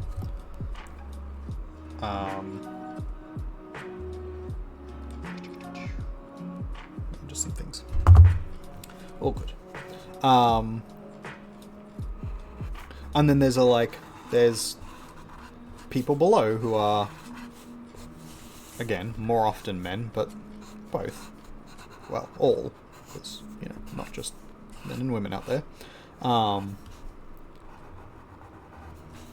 But this, like, group of other who are either too stupid to realize that it can be any other way, or just so heavily ingrained either religiously or sort of almost religiously, as in like hyper-American culture and things like that, of like being stuck in those ideals. And it's a difficult thing of like, how do we go about changing the structure of those things when our culture has been pretty much built up upon it, and where Artstream, where changing those things would, you know, potentially disadvantage people if it's not done with everybody's help in a way that everybody sort of understands. Hi Lizzie Bell, how you doing? How's work? We are sitting here listening to chill vibes, doing some art streaming, and talking about random topics, way too deep topics.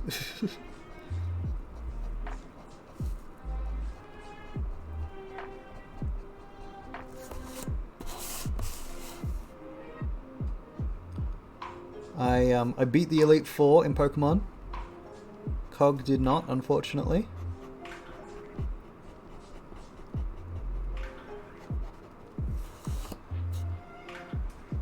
It's been a little busy, but not bad at all. Good. I'm glad you're happy. Sounds about right. Yeah. So I am the champion. I am the champion of first area, Kanto. We're going to move on to Johto after Cog has finished his battle with the Elite Four and the champion. He got right up to the last bit, up to Gary, but couldn't quite beat him this time. And I was lucky and got over the line.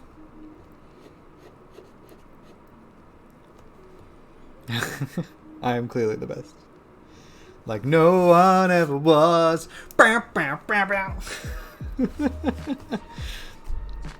So now we're just listening to some lo-fi beats, some chill music.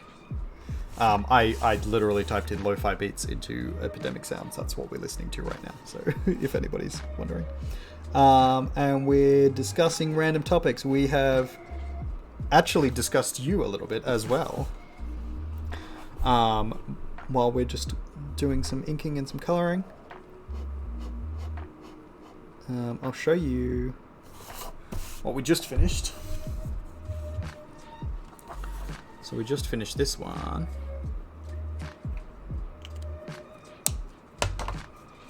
Actually, I'll turn it the right way up so you can see it.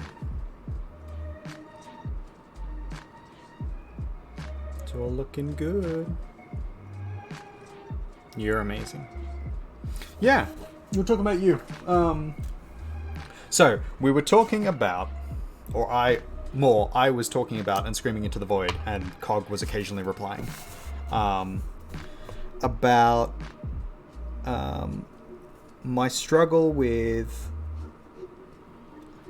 the idea of like masculinity and like the feeling of what's expected from me by society, and then what's expected. It is super vibrant, isn't it? What's expected of me by like our community and then you, and how that is sort of disconnected from what I've been taught by, you know, culture at large and society, and then also what specifically has been ingrained in me by like how I grew up. And talking about sort of more just shouting into the void really, but like talking about like how I've experienced growing up as a dude and what that's done to sort of like my idea of what my worth is in terms of like being a provider and things like that, and how that has worked. And then like mental health and dealing with pandemic-y things, and how, you know, everything's going really well, but like it's hard not to feel isolated, and it's hard not to feel like we're missing out on a lot. And specifically around like not being able to go places. Like we're still getting the social aspect, but we're not getting the like adventure thing that we would usually have. And that I'm accustomed to. And then we were talking about like our worth in terms of like economic versus social, because Cog was like, oh, he feels like economically he doesn't provide enough socially, and so I was talking about that and how we need to like work on how we view and how we value what we produce and provide sort of culturally as opposed to like economically, and how that's really important, the fact that we're all sort of creative people, and we provide to society sort of a lot more than we would think, and why that's super important to like recognize. And then I was talking about my struggles with the idea of patriarchy as a thing, and like the characterization as I have seen it or had it discussed previously, and sort of what I think it is and how we have to deal with it and stuff like that. Yeah.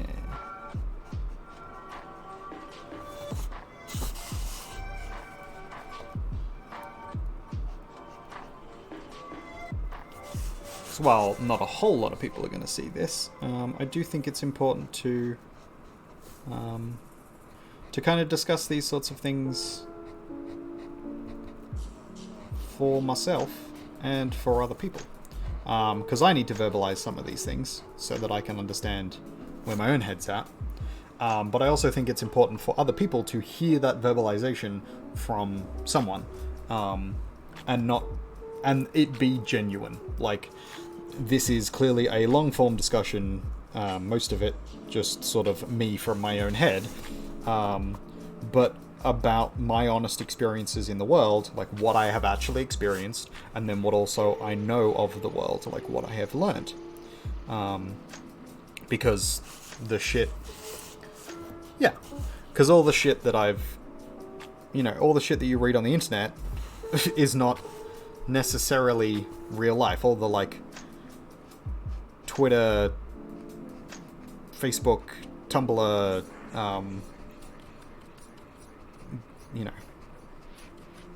rantings and ravings and stuff, and all the, like, mainstream media, I wouldn't say propaganda, but, like, that hyping up of, like, oh, this is the worst thing ever, and this is what they mean, and this is what they're saying, and stuff, but it isn't actually any of those things, and the experiences of people are wildly different. So while someone on the internet may, and this goes for me as well, so I can't take my experiences and say they are the same for everybody, and I can't generalize that experience, but I can say what I have felt, and then how I interpret that and how I engage with that with the world.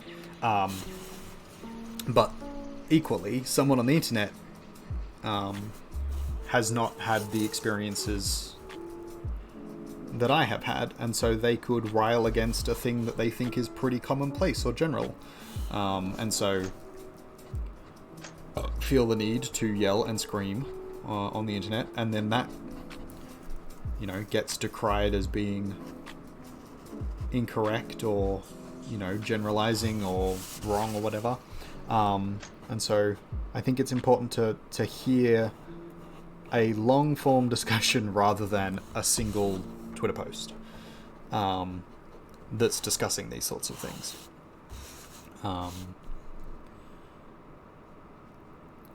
Because these are important issues of our current age. The idea of like what it means to be masculine. And masculine isn't a bad thing. Being masculine is not bad, and you don't have to be male to be masculine.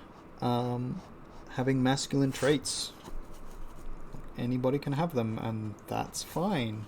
And they're not toxic things, but there are toxic things that come out of leaning too heavily into those things, or to believe certain values or things in them wholeheartedly.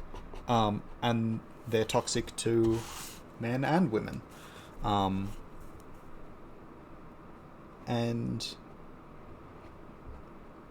there's a difficulty of like having grown up and been ingrained in it, and like disagreeing with it like as you were growing up in it, and then being, you know, told that it's your fault, can be demoralizing.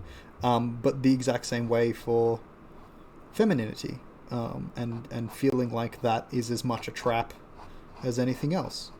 So we're all kind of in this situation together, and if we can't come together to talk about it, if we can't come together to express where we're at and how we feel with these sorts of things, then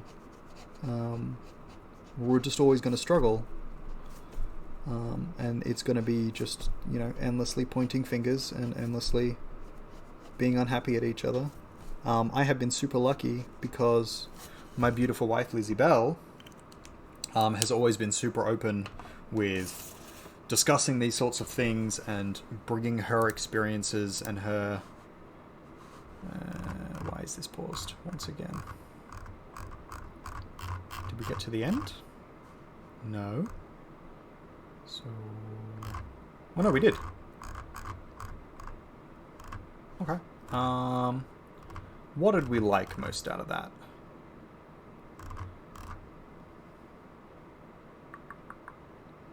I mean, those last few were pretty good.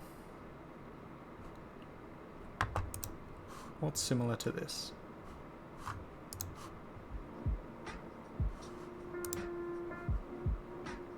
Yeah, my beautiful, lovely Lizzie Bell is awesome. And she brings sort of ideas to me that I either haven't thought about or haven't thought about in that particular way. And that's super important for me, personally. Because, you know, I haven't been everywhere, I haven't experienced everything, I can't see things from all points of view and sides. And I push back against her sometimes, and I probably shouldn't do as much as I do, and I'm sorry. That's alright, you be right back.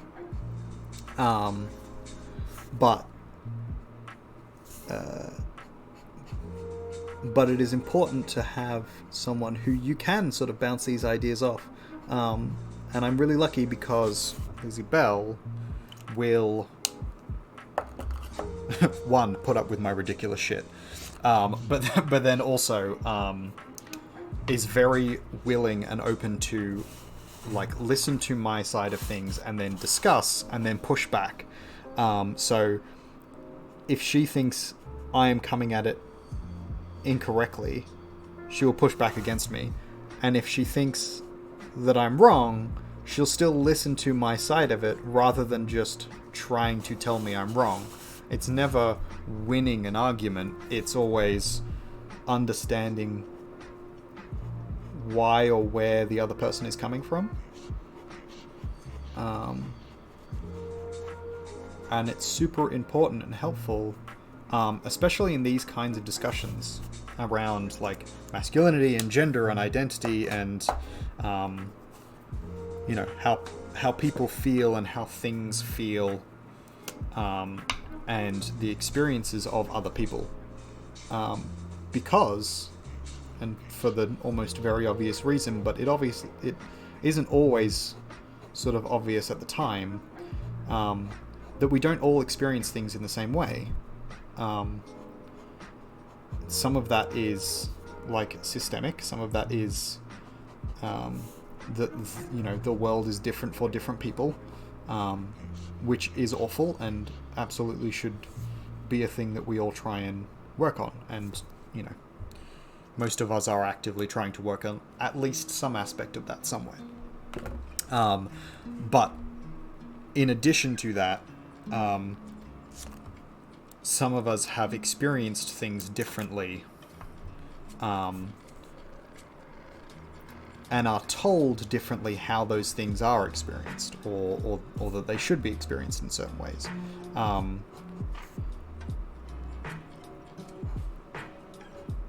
And that becomes often like a narrative for people, for the wider community, if it is continued repetitively over. And one of the great things that me and Lizzie Bell can do is that we discuss those things openly in a way that acknowledges that that either one of us could be right or wrong. She is most often right, but that there is usually more to a conversation, and that we can acknowledge that there is often more or other sides to a conversation that tend not to happen, or are happening in a community, but tend to be, I don't know if drowned out is the best way of saying it, because oftentimes it is rightfully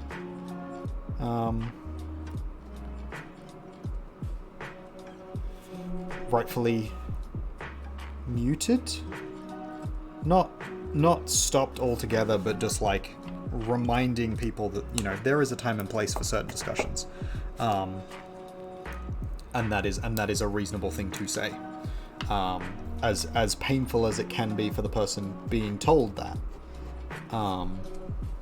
So it is something you have to sort of say carefully, but that, like, not all discussions have to happen at the same time, and sometimes some discussions should actually be taking precedent over other discussions. But that because all these things are emotional, there is emotion in saying that. There is an emotional response that happens from saying that to someone.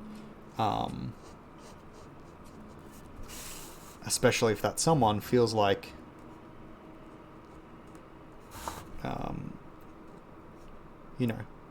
feels like they haven't been listened to, which is a lot of what is going on at the moment. A lot of people are feeling like they haven't been listened to previously, they personally rather than as a whole, but also sometimes as a whole. And so they're trying to bring attention to a particular issue, and then there's maybe a tangential issue or an issue that's, you know, related in some capacity, that isn't getting attention, and so then it becomes, you know, a shit fight between those people. Luckily, me and the wife can sort of discuss those things, and she will, on occasion, unfortunately fairly regularly, remind me that, you know, sometimes that conversation isn't appropriate to have right now, and that we'll come back to that after we've finished this first discussion, or that, like, you know, there's other aspects to this that I might not be aware of, and then vice versa, that, like, there are aspects that she might not have been aware of, and we discuss that together openly, which I think is super good and super helpful, and has sort of helped me crystallize in my mind some aspects of who I am and who I want to be, and also open my mind to a few different topics. Not a whole lot that I didn't sort of already think, but sort of just developing and strengthening some ideas and things.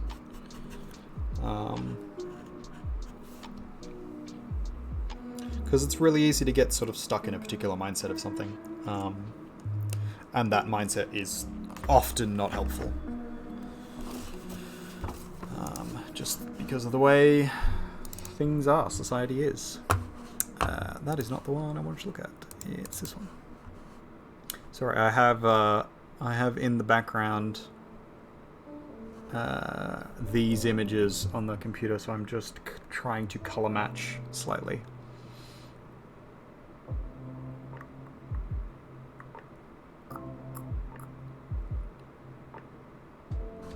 Okay. Cool.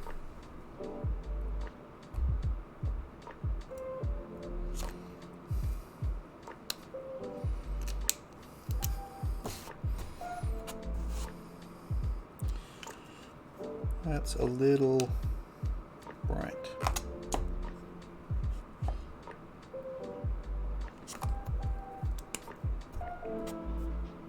That's probably more the yellow we want. Yeah, there we go.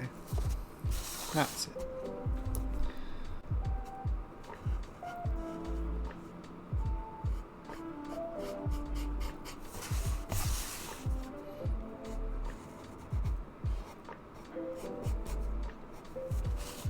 But yeah, so looping back to sort of the masculinity idea, like the idea that masculinity is just sports and beer and big strong protective man and like dominance is particularly damaging, but it's also particularly damaging because A, that is a thing that is pushed. There's absolutely a thing that is pushed. But also, it's damaging because, like, that is a discussion that some people have, that's what they want. And then also a discussion sort of around that, that, like, some of those things aren't bad in moderation. Like, everything in moderation as an idea. And that these kind of little aspects, when not taken too far, can actually be fruitful or important, sort of to society at large. So that's the dark. Is this the hyper blue? That's a darker blue. And then that's the light one. Okay. And so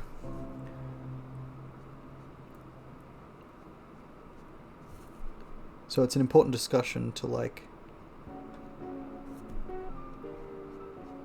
work out where people fit in that kind of, like, hierarchy. Oh, you're back again. Where people fit in that hierarchy. Not hierarchy, but, like, categorization, I guess.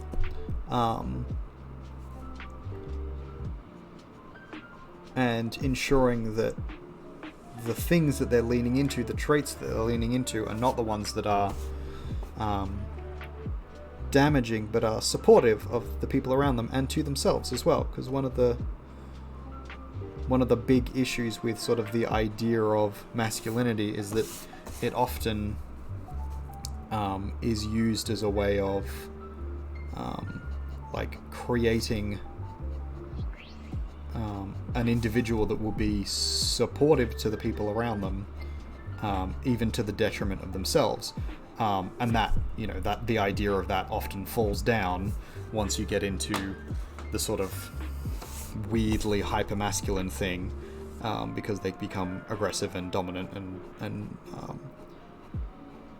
dominant to the point of domineering and violent, and don't listen to other people because they don't value, intellect and learning, or they don't value, the opinions of others, and blah blah blah. Anyway, but it also breeds this sort of idea of like the disposability thing, and that is also damaging. And so it's this tricky balance of like finding the things within the idea of masculinity that are good, whilst sort of moderating the things that are bad, and moderating them in such a way that you discourage not only yourself from engaging with them, but discouraging other people from engaging with them, so that they can sort of be shown to be the negative things that they are, and so that they don't push on and affect others. It's something that I have tried as a teacher to sort of engage with on a wider level, sort of showing young men and young women that those traits like aren't actually beneficial in any capacity, and that they are a detriment not only to like everybody around you, or everybody that that man engages with, but also to the man themselves. Like the sort of the idea of like, oh, you can't talk about your feelings. Okay, well then you're either a sociopath, a psychopath, or you break down eventually, and that's how suicides happen and things. Or the kind of like hypermasculine domineering thing. Okay, well now you always have to be the leader. You can't get help or protection from anybody else, and you're not going to listen to anybody else. So whenever a better idea or issue comes up, you can't work within that, and so you then suffer, and everybody else around you suffers because you had to be the leader and your word had to be law.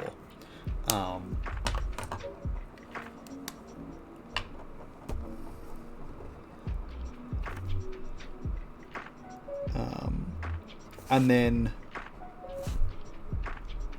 the reason why I've been trying to do it and sort of show those aspects as much as I can, like I have some concerning, troubling traits myself, but I try and deal with them as best I can.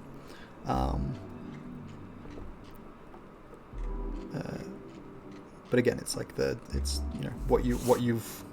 what you've been brought up with, what you've grown up with, and how you sort of deal with that.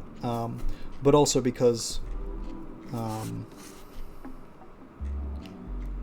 engaging with that idea has often been not just a thing of like the men in my life and role models that I've had, but also from a lot of the women in my life. And so I felt it important to point out and to show to the young girls around that in the schools that I've taught at, that like that's not someone you want to engage with. Like that kind of toxic masculinity is not to your benefit, and there are other ways of being. There are other things that you can look for in a partner or a person, and also that those traits can be picked up and often are picked up by people, non males or men, that like those toxic traits are not exclusive to men, that are not exclusive,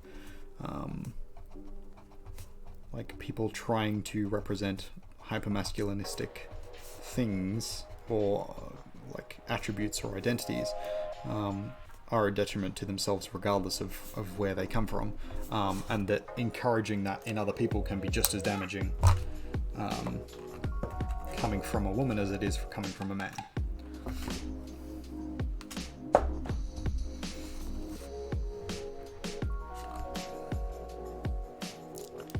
Do we reckon this is New Leaf Green?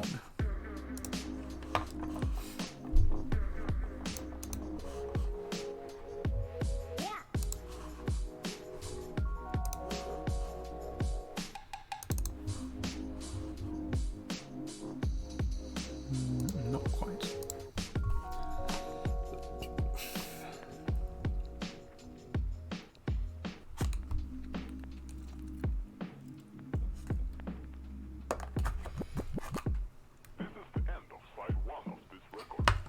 Oh, let's try these out.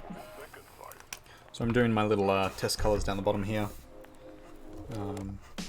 just to get a sense of what the colors we're using are and how they balance together.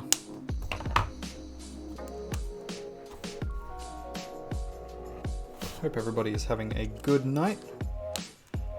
Isn't sort of weirdly put off by my weird ramblings. If you would like to suggest a topic or something you want to talk about, feel free to jump in the chat and say. Otherwise, I'm just going to keep rambling on.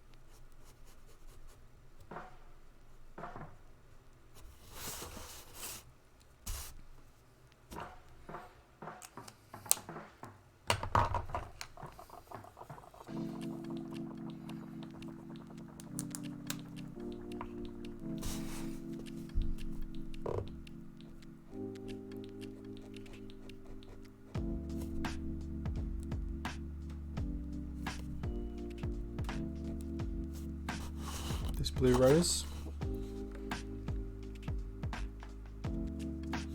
It's coming to wear the well, I think.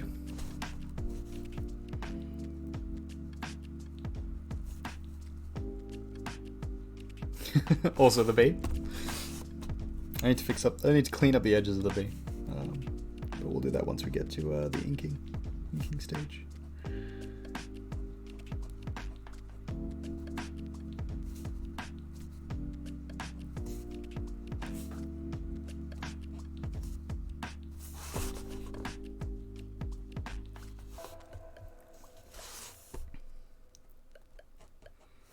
Yeah. Do you have anything in particular you'd like to talk about, Miss Lizzie Bell? Mrs. Lizzie Bell? Yeah. Merrick. Sorry guys, we're terrible. We can't help it. We are very in love. Actually, that is a thing. If you don't have a topic. The fucking, not being able to, like, love your wife thing? The fuck is that about? Specifically, particular, that idea of, like, the ball and chain thing. I fucking hate that as an idea.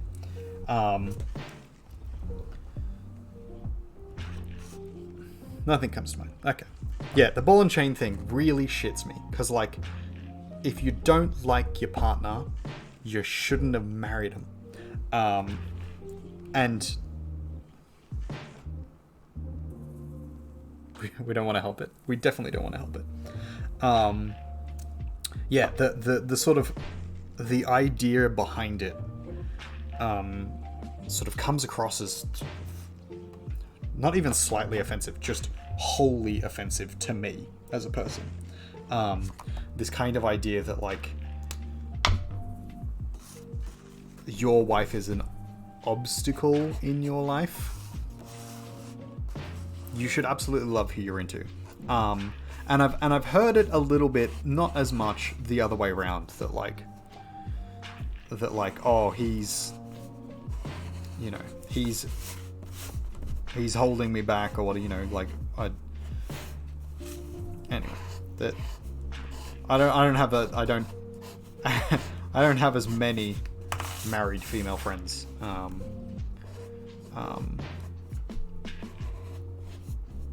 I hang around with. Partially the going to an all-boys high school thing made that a little bit more difficult.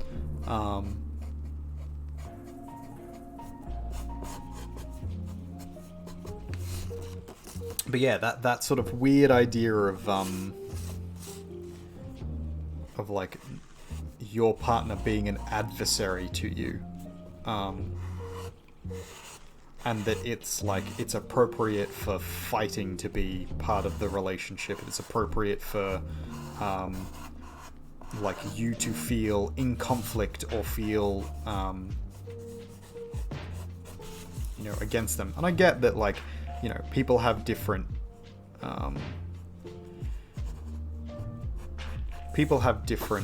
personality traits and things that they're interested in ways of being and that kind of stuff. But if your partner is not your partner, if they're not someone that you are an equal to, that you can work with to better yourself and to better them and to leave some benefit, not to society, but like to each other's lives, then what's the point in being together? And if the person isn't now what they were when you met them, either you didn't spend the time getting to know them well enough to actually know, that's what they were like, which is a problem, or they were hiding it, which is also a problem, because communication is super important, or you married them for, like, the wrong reasons. And that is often the case, that, like, the kind of idea of, like, oh, you end up having a kid by accident, and, doing the right thing means marrying this person. But I don't think that really that should be the solution. If you want to, raise them, you don't have to do that in a marriage. It makes it difficult for the kids, absolutely. It makes it difficult for the people, but, like, should have thought about that before you had a kid with some.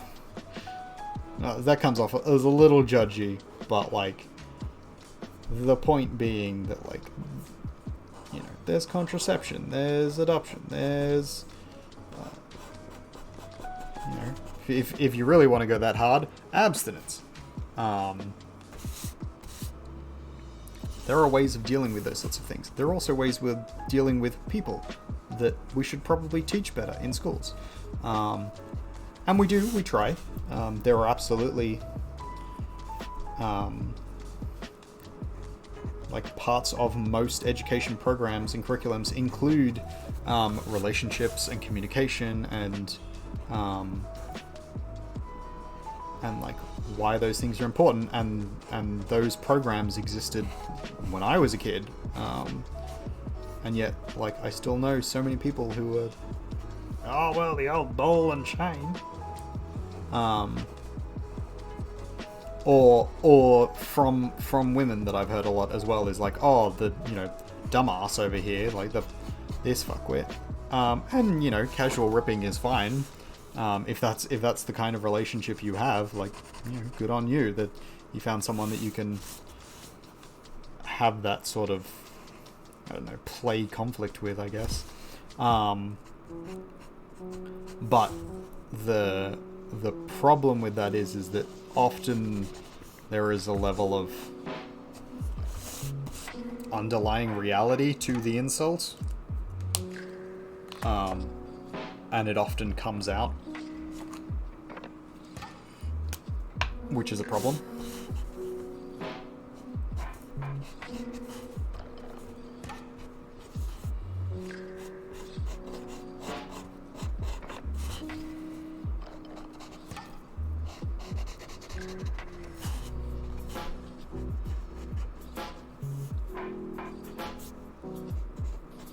So yeah, that's definitely one. That's one we've got to deal with eventually, as a society. I'm not sure how exactly we do that, but one day we've got to get better at that shit, because it was fucking weird and old when I was a kid. And like kind of unfortunate and scuzzy at the time, and it's only gotten more so as like we've kind of developed better social norms, I guess.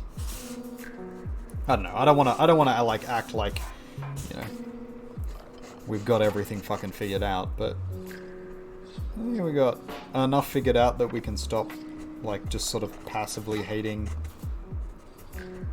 on everyone for fucking whatever.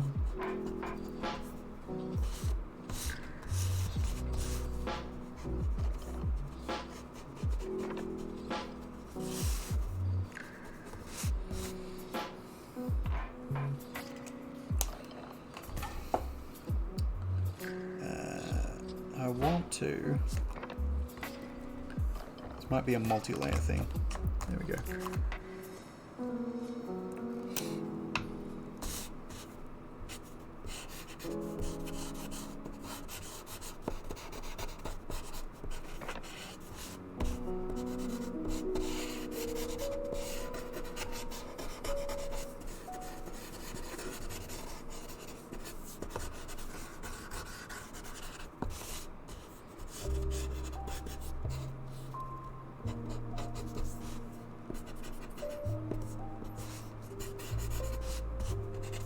Yeah, so I'm using yellow here mostly because I want the high contrast between the blue and the yellow behind it. But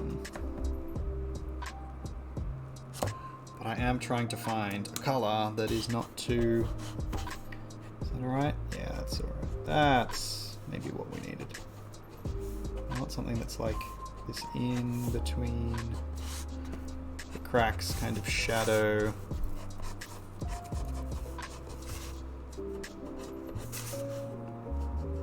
So we can get a bit of texture in here without having too much of it.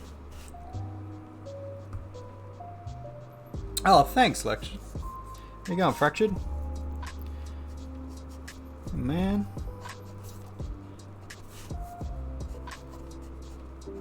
Working along.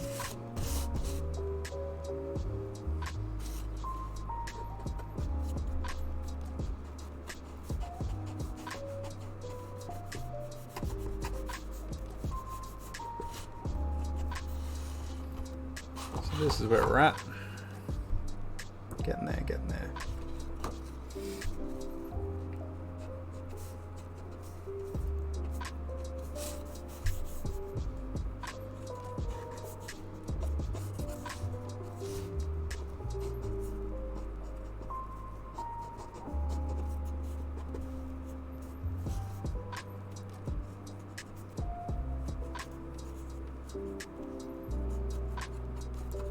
Yeah, I don't know what else to whinge about on here. I'm trying to think of a decent topic that isn't just going to be more like existential dread. Yeah.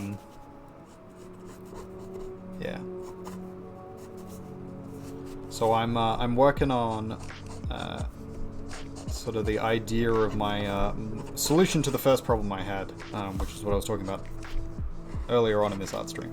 That sort of idea of isolationism in COVID, and how to sort of deal with and combat that a little.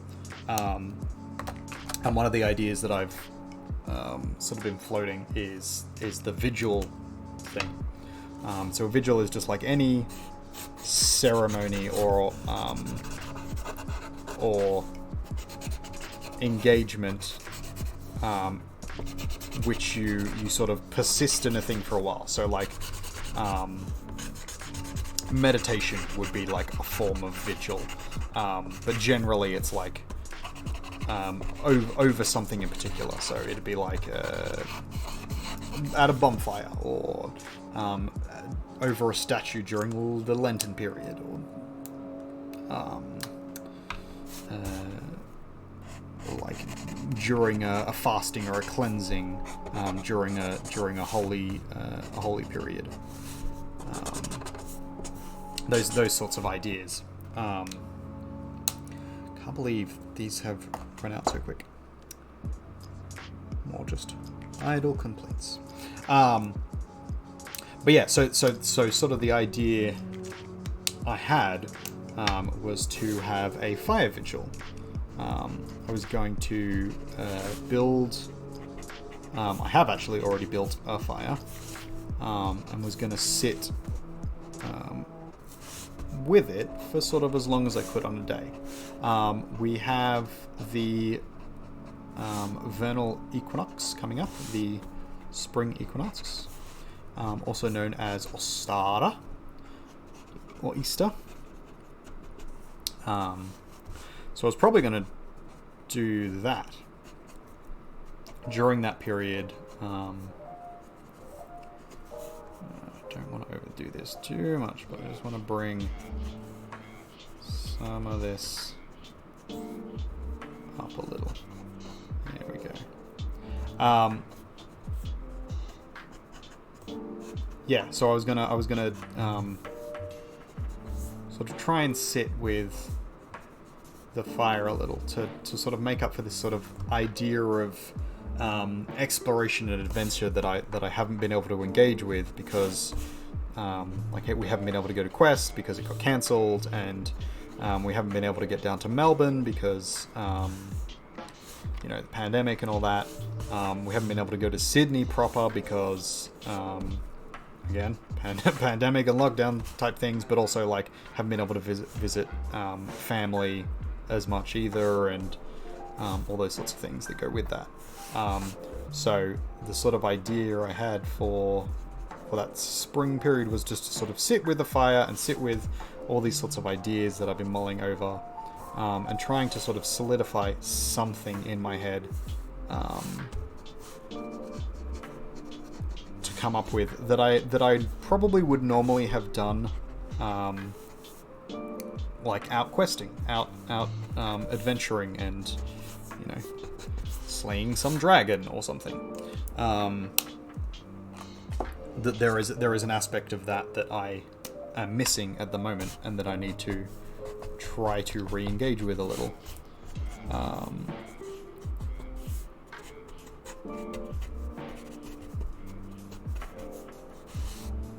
What's that? Yeah, getting there. Getting that sort of sandstony look in. So that's what I'm going to try and do. I will let you all know how it goes.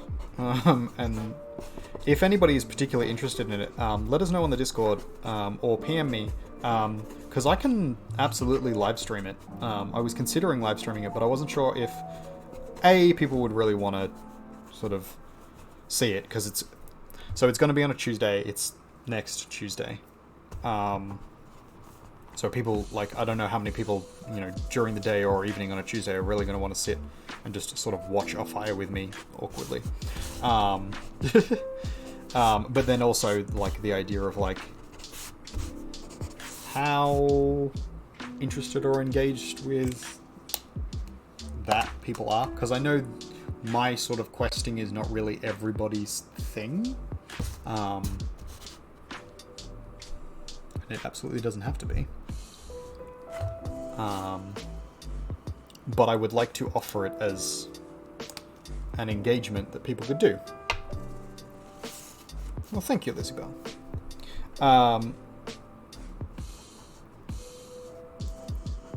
But yeah, this kind of like idea of engaging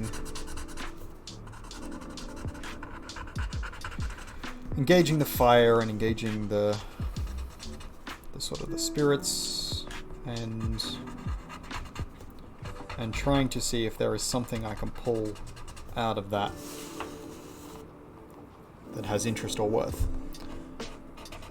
If you would like to go on that journey with me, please do let me know, and I can organize it. Otherwise, I will happily do it on my own and then come back and tell you all how it went, and probably then encourage you all to do the same, because I'm sure there will be something that I will get out of it. I always do, whether it is just in my head or some actual sort of engagement, some actual spiritual insight.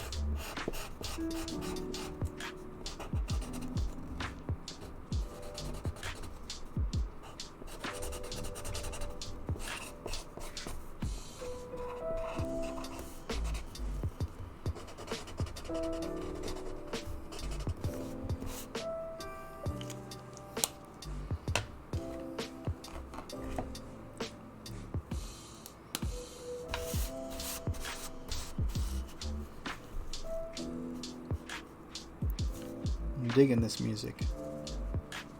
Might have to set up a few more playlists with this kind of stuff. It's got that kind of like chill vibes, but like just boppy enough.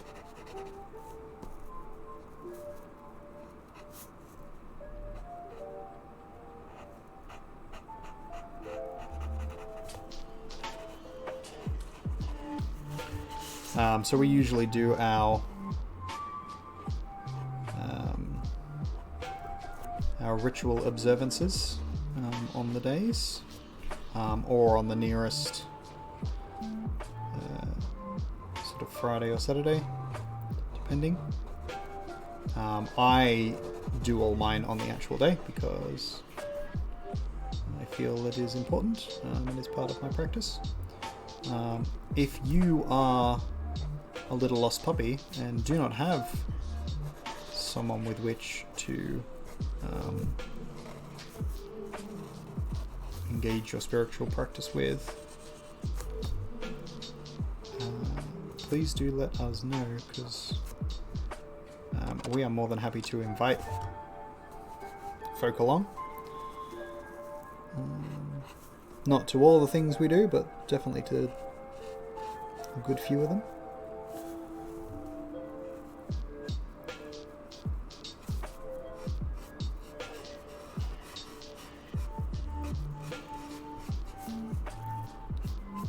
And that is part of, my life and practice to bring spirituality to others.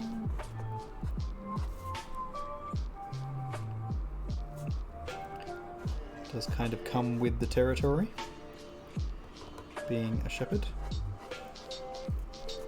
being a druid.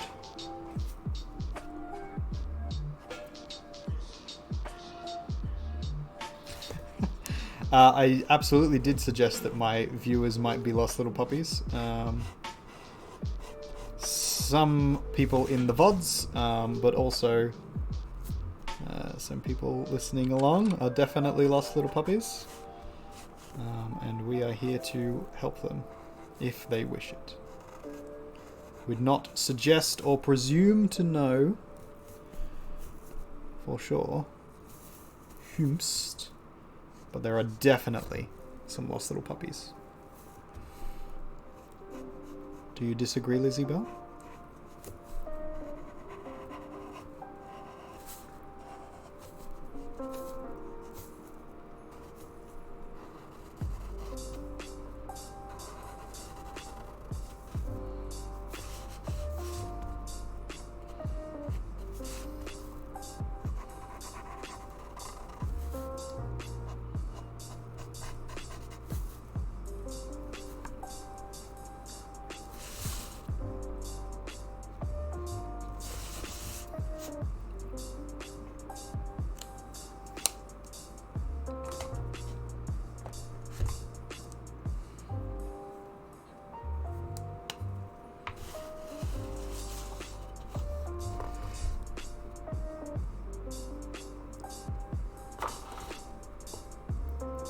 We are fairly multi-faith in our little community. So whatever practice you observe, as long as it is, you know, above board, you are very welcome to come and join us in our observances. Take all comers.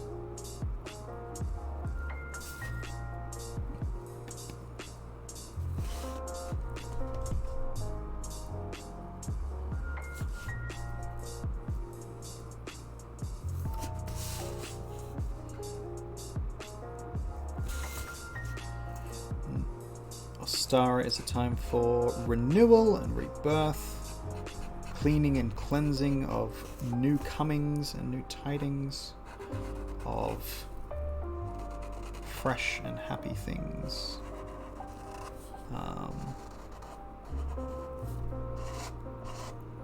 And of building things, building habits, crafting.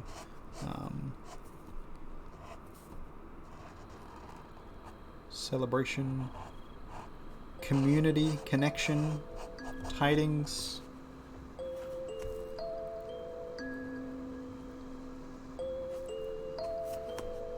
So if that sounds like something you'd like to be a part of, do let us know.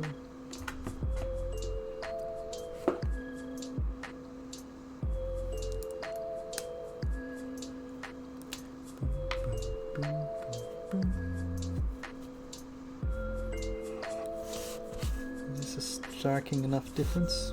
Yeah, probably just about.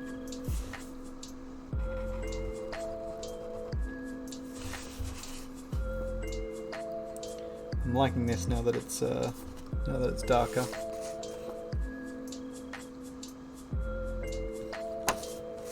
It's got a better vibe to it. I had done it in pencil before, and it was very kind of faint and wispy, and I liked that about it in the original. Because it kind of gave the idea of that kind of like smoke industry, smog, lost and forgotten places kind of deal, which is what the meaning of the card is, like being lost in a city, sort of that idea of like, not quite abandonment, but like not knowing who you are or where you belong or what's important about the space you're in and that kind of stuff.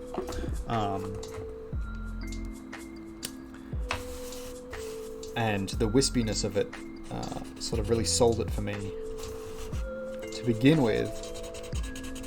But I think I'm liking this like much stronger.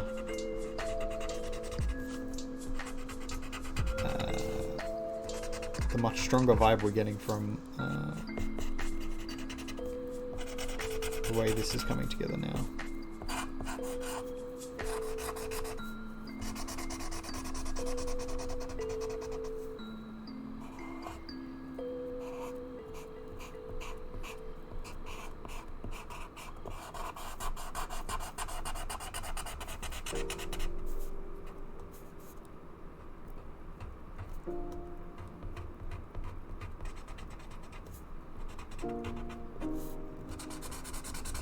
Do kind of wish that this pen hadn't run out though.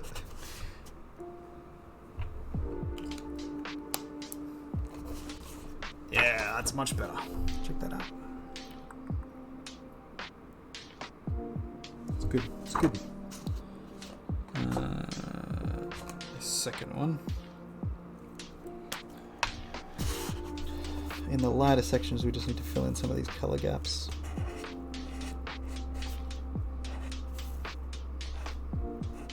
We'll just go over it again.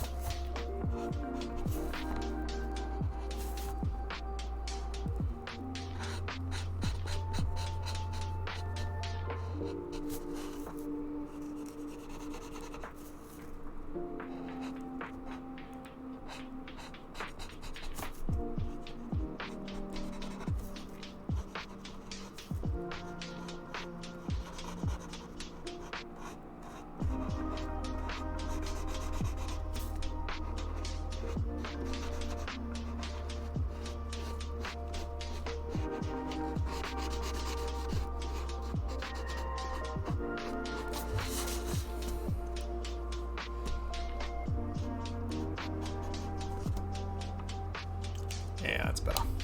That's it. That's the one. Alright, so now we just got to do this blue sky. What's the time? 2 o'clock. Very good. Alright, everybody. Hydration.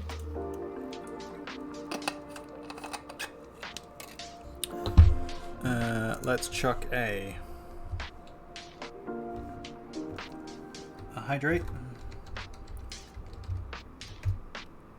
And a self-care. So make sure you have a drink right now. Have a drink of water. Very important. And then after that, we get to self-care. So if you haven't had enough to eat, if you haven't had enough water or something to drink, if you need to take a rest or a break, please do so. Looking after yourself is super important because you are awesome and because you can't assist anybody else unless you are in an awesome place yourself. So you need to look after yourself first and then we can worry about other people. Put your mask on before attempting to assist others.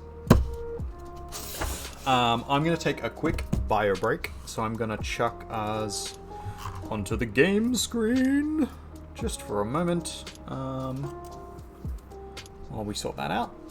And then we'll be back to finish this off and maybe look at a little bit more art. It's 2 o'clock, maybe bedtime, I don't know, we'll see.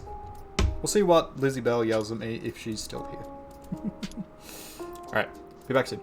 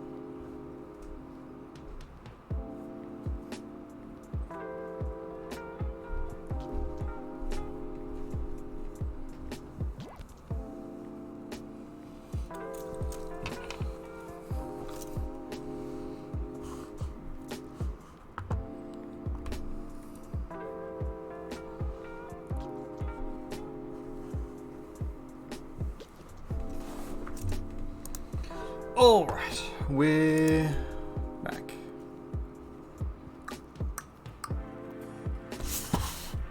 So we're continuing on. I'm going to have a little twirl. Something to eat.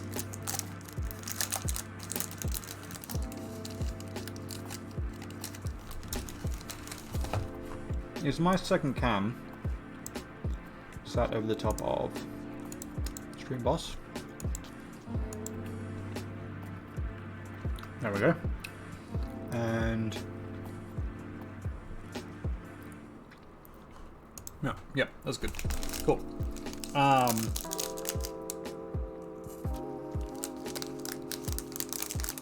we go. It's gone away. Cool.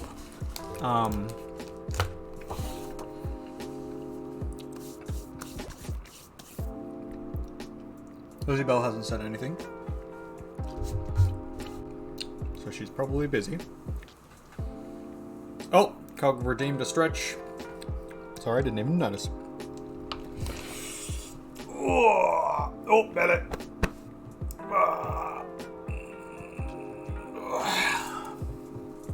Very good, everybody stretch. Everybody get up out of your seat. Get those joints moving. Cool. Because I haven't been told yet that I should definitely be going to sleep. I'm going to keep going.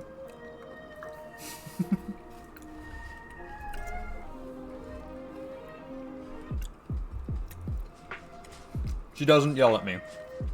Not like that. She will, however, tell me off for not looking after myself, which is a big issue I have, so it is warranted and important. It is not her being shitty. Not that I would think that you would think that, but it's one of those things of like that important stuff around making sure to let people know and being vocal about those things. Comes back to the whole masculinity argument we were talking about before and things like that, of like, and the like not being like, oh, the ball and chain, blah blah blah. Being vocal about that is important. It's important to me specifically as well. But in that kind of idea, is also the thing of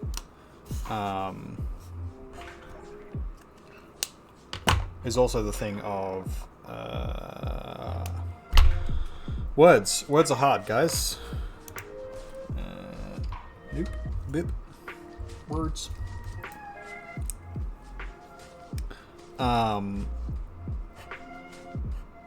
Yeah, around sort of acknowledging and vocalizing like what an appropriate response is.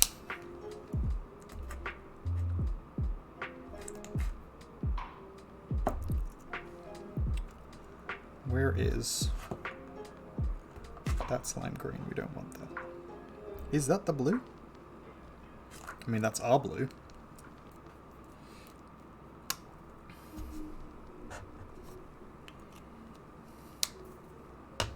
But yeah, sort of suggesting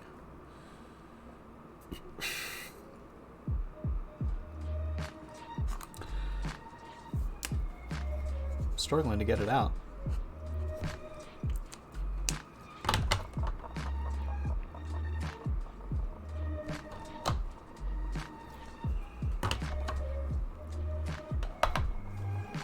No, it's not coming.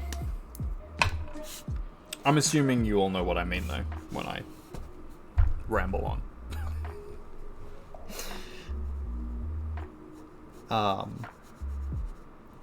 But the idea of, like, acknowledging and vocalizing how you actually feel about a situation versus, like, what the connotation could be of words. So, yeah, yelling is not the right word, because she doesn't yell at me. She is attempting to ask me to look after myself, to self-care, which is what I do to all of you, which is important. And so it's that kind of thing of like carefully picking your words and ensuring that the words you use are lined up and properly articulated with what it is you're trying to represent. That's what I was trying to say. See? Words are hard.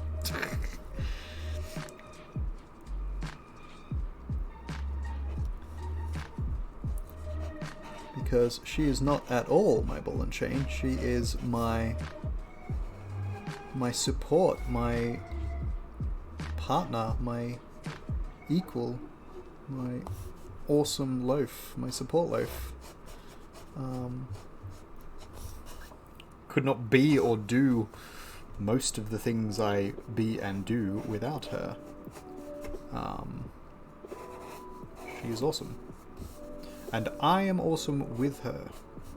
We make each other better people. And that is super important. She helps me through tough times, I help her through tough times. That's what a marriage, a partnership should be. If your partner does not do those things for you, or with you, or does not view you in that capacity, you absolutely. See? There you go. It's not 2:30 yet.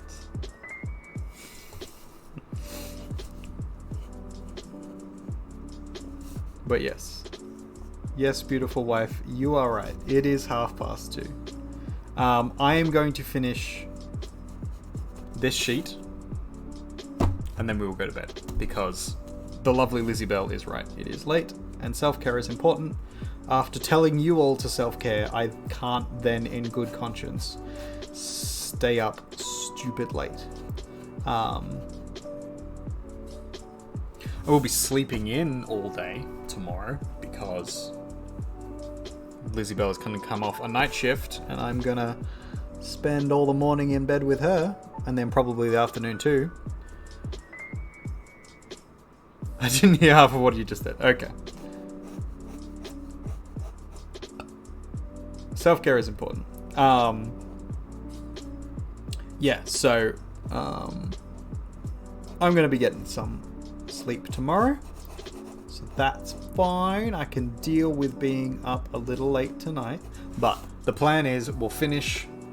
Yay! Yes, bed together. It's awesome. I don't have much on, and then I've got streamy things tomorrow night. Because Tuesday, Wednesday, Thursday streams. I'm going to be trying to stream as much as possible, but those are the streamy do's. Tuesday, Wednesday, Thursday. And so I'm going to be up nights. But then also the other thing is I just want to get this done because it will give me a sense of accomplishment. But self-care is super important, as the beautiful Lizzie Bell says, and as I have been trying to drill into everyone all evening. And forever, really. So I should take my own advice, which I'm terrible at doing, and I should look after myself and try and get some sleep. So we will do that as soon as we have finished this.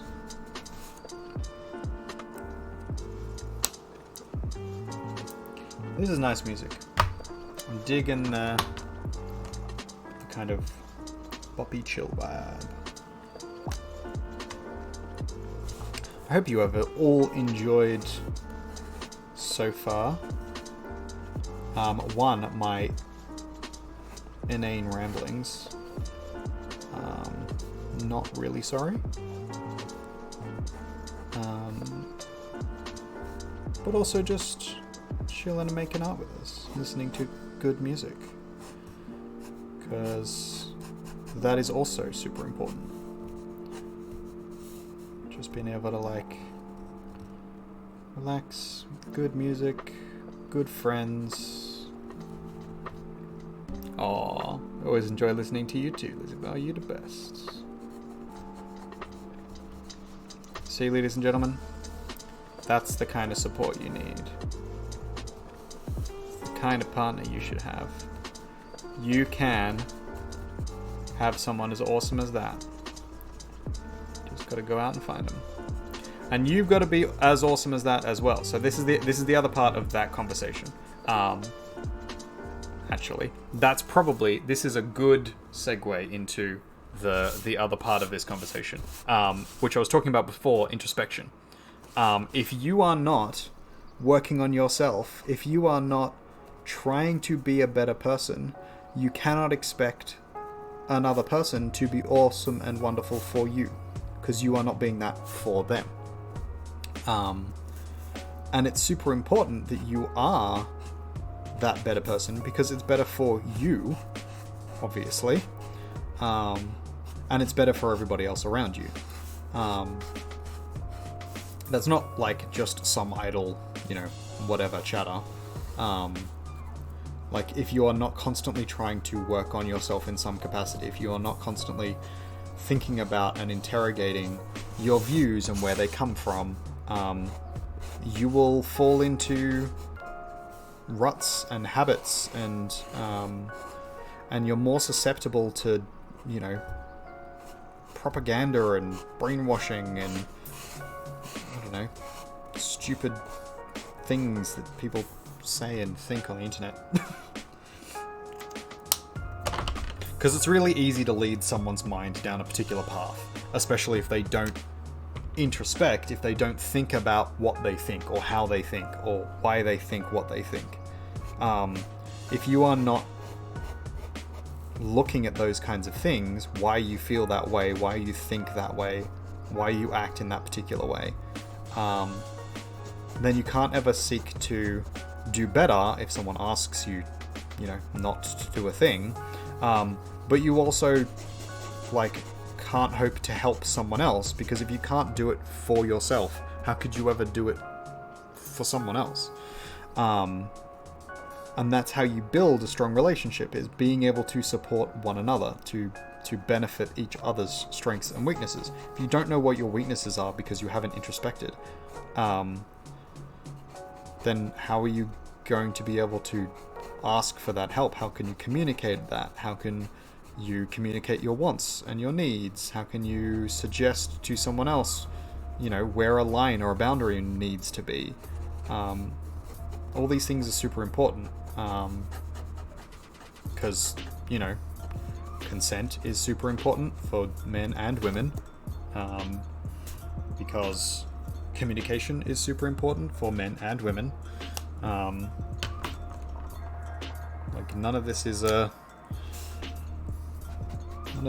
kind of one and done conversation. You need to constantly be working on these things, and it doesn't have to be like an arduous thing all the time. It's not like shadow work and it's constantly something that you have to be worried about, but it is something that you need to be aware of, that, like, there is an aspect of dealing with people in society that involves work on your part, and it should,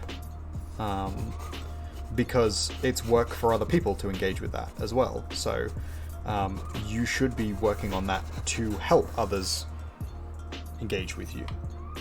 If you can do that, if you can do those things, and you can be that kind of person, then you can absolutely build... that's the wrong way around. Then you can absolutely build a strong relationship, and that strong relationship benefits you and the other person, and you become support for one another, and that's a strong relationship. That's a strong foundation, even if it's not a romantic relationship, with your family, with your friends, with your mentor, etc., etc., etc.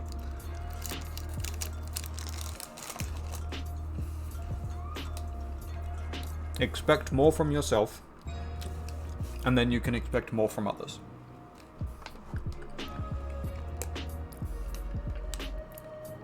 Alright, let's ink these bad boys.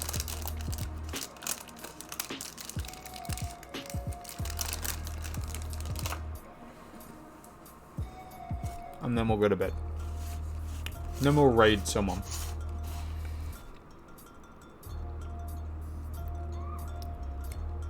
We'll have to see who's online. Who's fun that we can raid.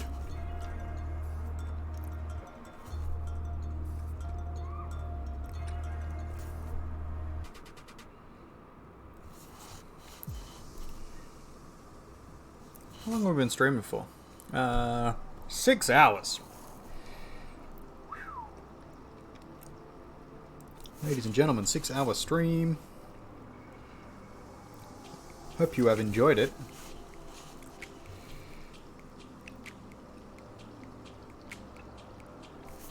I definitely have. The game playing was fun.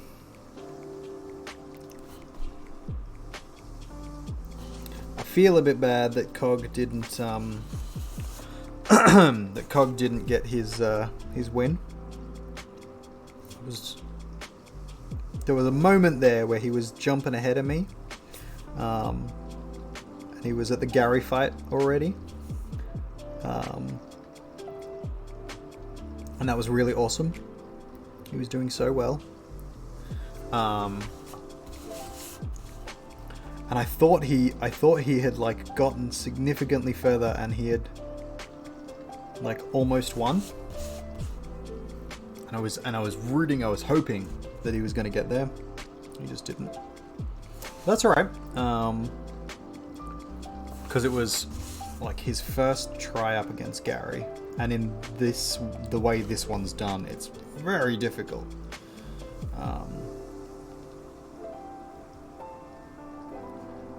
Like not being able to save and restart, that's brutal. The healing after every battle is good, but like the rest of it's brutal. So he did really well. Very proud of him. If you're listening, Cog, very proud of you. You're awesome. But yeah, that was awesome that he got that far and that I managed to beat it. Very proud of myself. He'll get there. He will.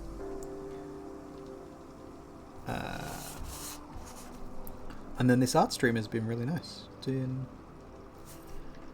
nice and chill. Just screaming into the void. Hope it hasn't been too annoying for all of you. I'm definitely going to be doing it again, so you know, sucks to be you guys. If there's any particular topics that you'd like to hear me talk about, please do let me know. Or if you'd like any like clarifiers on things I've said, because chilling is good. Because I do dance around some topics. Partially because like some of the things that I think are not fully formed, and like saying them out loud on a stream on the internet forever is probably not the best place to formalize those thoughts, especially if I don't have someone to bounce them against, really. But most of the stuff I've been talking about, I have kind of not finalized, but crystallized at least my thoughts about it, so they can be shifted and changed. But most of it's stuff that's pretty well set at this point, and I think has pretty good factual backing to it, and pretty good personal, like experiential backing.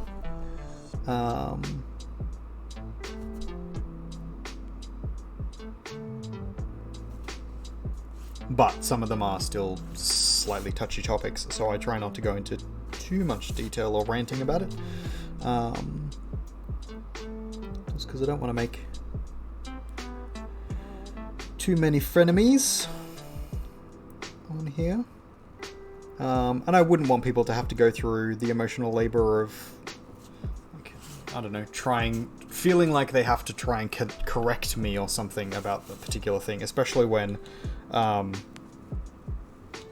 like with some of these views, people are probably not going to be able to like correct me, because my view comes from my experiences, and that's fine. Just like theirs comes from theirs, and I wouldn't tell them theirs is wrong. But there is a sort of back and forth conversation kind of thing that would have to happen, and that requires the other person to be able to actually have the conversation. And at the moment, I kind of have an unfair platform here because I can speak and you guys can text chat, but it's definitely not to the same degree or speed or whatever. So you're sort of just listening to me shout into the void and towards you guys. Definitely not at you, but like toward you.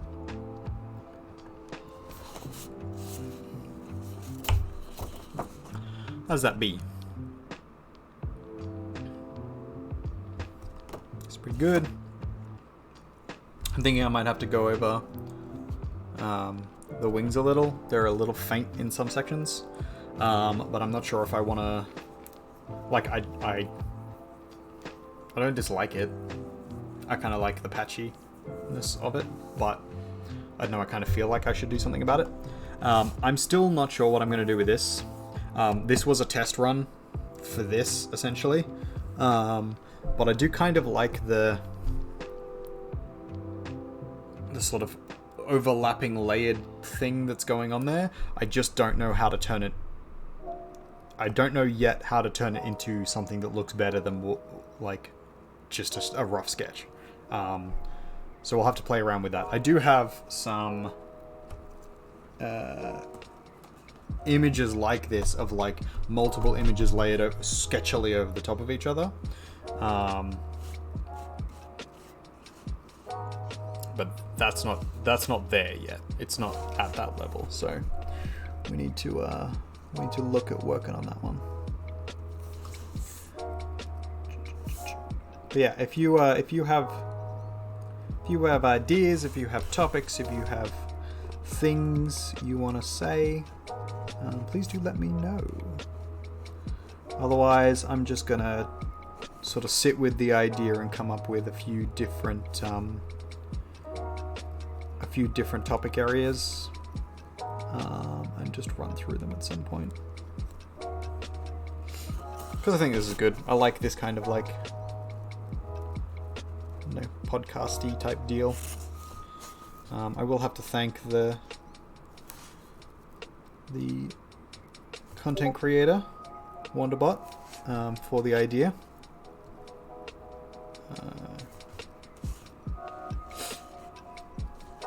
Because it is pretty awesome. I'm enjoying it.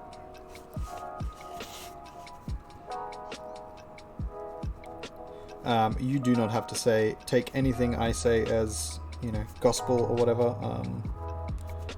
I am a 30-something-year-old male from Australia. I've had it pretty fucking good. You know, had my struggles as well, but like, I've had it pretty fucking good. So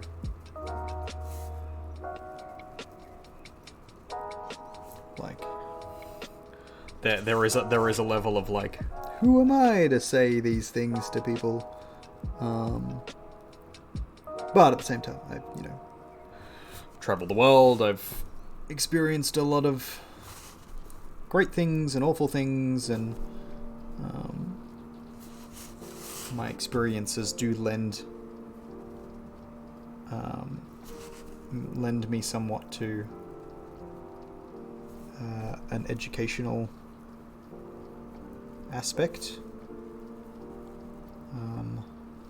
I am an educator. I am a speaker by vocation.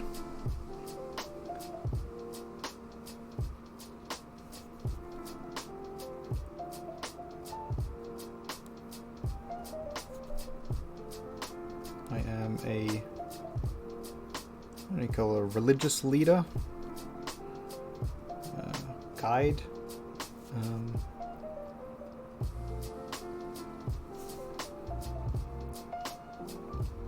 And so all of that does sort of lend itself to having this discussion in this particular way.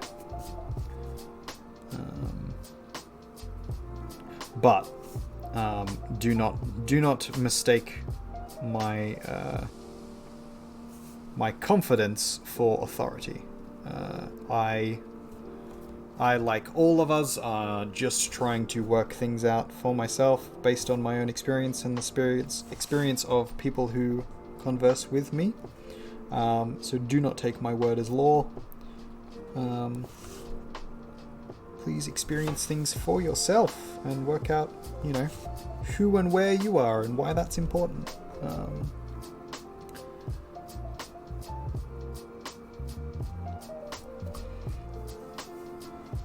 Kind of a weird thing to say after spending a lot of time talking at you and prescribing to you, but again, the kind of words are important, and articulating what you actually mean is important. And one of those things is sort of recognizing introspectively, hey, it's all coming back, that I don't have authority to necessarily speak on all of these topics, and I don't want it. Like, I don't want anybody to think of me as an expert in these matters, in these conversations. This is my opinion. Oh, nap time. You enjoy your nap, beautiful Lizzie Bell. Love you very much. Enjoy the rest of your stream. Talk to you if you're still up in 20 minutes. I hope to not be up in 20 minutes, but we'll see. If not, I'll probably give you a text in like 20 minutes time. So that'll be 3 o'clock. I'll probably be in bed by then. Hopefully. Love. Most love.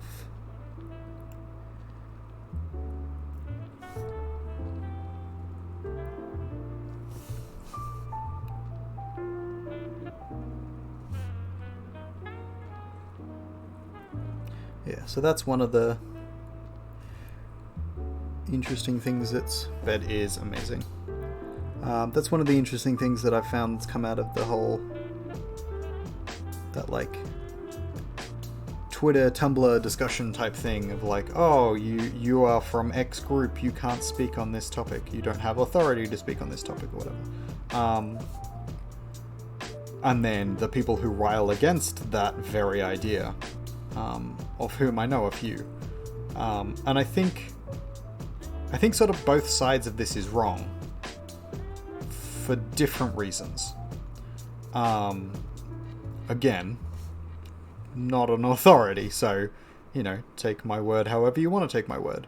But, like, people can have experiences in all sorts of things that you know, wouldn't expect them to, or that, like, they have an understanding of a situation that you may not be privy to because you have not experienced it yourself, or because, you know, their experience is different to yours. And those things should be valued and listened to. And that's important in the kind of that, like, introspective thing of, like, you need to look at how others view the world and how you view the world, and that maybe the way you view the world isn't the same as the way other people view or interact with the world. And that's important because you can't hope to learn anything if you only see things from your point of view. In addition to that, you can rationalize or verbalize or discuss or engage with topics or things of which you have not personally experienced, but you have, you know, heard stories or know of people, or know, you know, people personally, like, closely engaged with, who have experienced X, Y, or Z.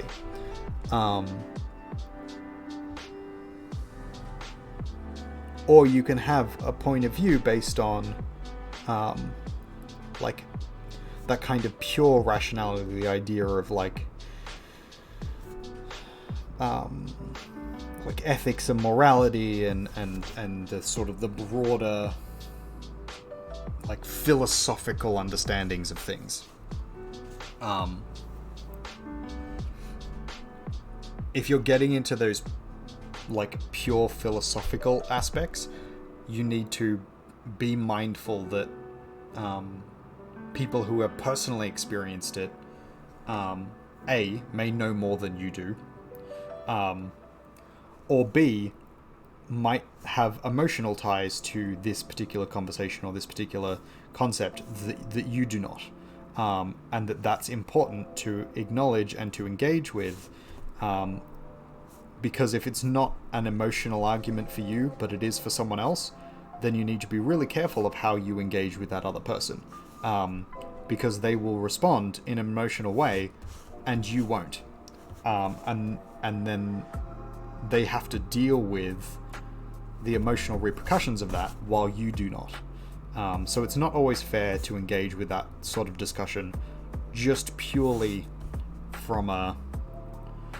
Not that it's not fair to engage with it, but to engage with it in a particular sort of way, of like dismissive or argumentative or whatever the case may be. But it's also wrong for someone in that situation to be entirely barred from the conversation or the situation. If you actually do have something valid and valuable to add, of which there is often, something valuable and valid to add to that conversation. It's about time and place and when it's appropriate and how to engage with that, though. There is also a thing going around of assuming that certain things, people, places, cultures, genders, blah blah blah, do not or cannot have engaged with or experienced certain things, and so they should not be able to speak on a certain topic, which is inappropriate because A, it's generalization and it's wrong. Purely from a standpoint of like, you have no idea what someone else's life is like, and they absolutely could have experienced all the things you're talking about, but also that it leads to a sort of a dismissive aspect of conversation and of culture that doesn't acknowledge or engage like with who someone is, and where they're from. Like it's that thing of like assuming something about someone and then generalizing that to everybody, which is bad. That's stereotyping, it's racism, it's sexism, it's all the other things. But that ends up sort of happening in conversation a lot, especially on the internet. And the problem is often that it's on the internet. But yeah, that type of mindset can be difficult and dangerous, I think. But conversely, for people who are like jumping up and down saying, yeah, I agree, or for the people who are then getting upset about it, if you are, then conversely there's the idea of like the time and the place kind of thing, and that like, certain voices have been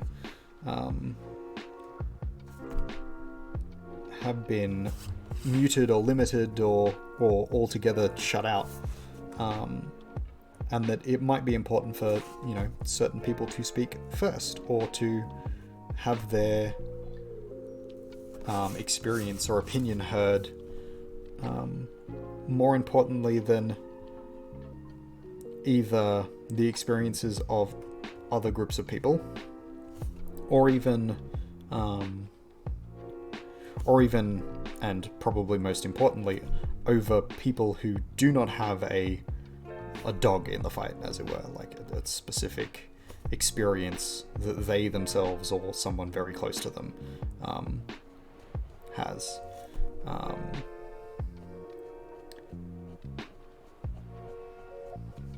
And that's not to say that like that should be the marker of like, hey, okay, so you can't be in this conversation now because someone from X group is here and they need to say their piece.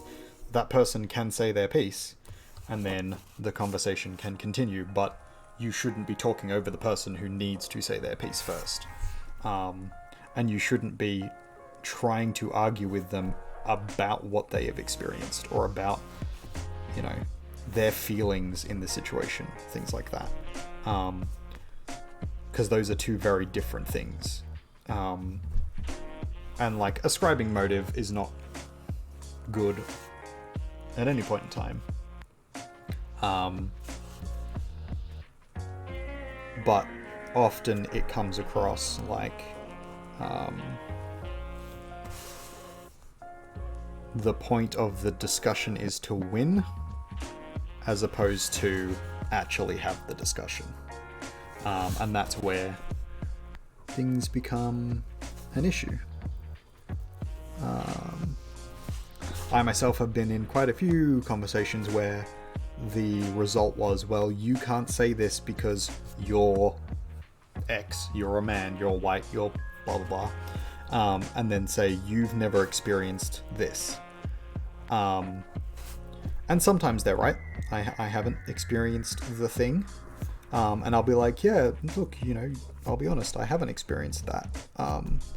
And for anybody who has, that's awful. Or this needs to change this way. My input in this conversation is that I'm going to listen to what you have to say and why you need to say, like, why you think you need to say it.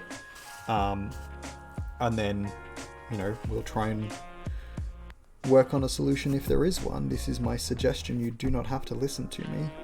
And if it's not a productive solution, you can let me know that, or you can just not engage.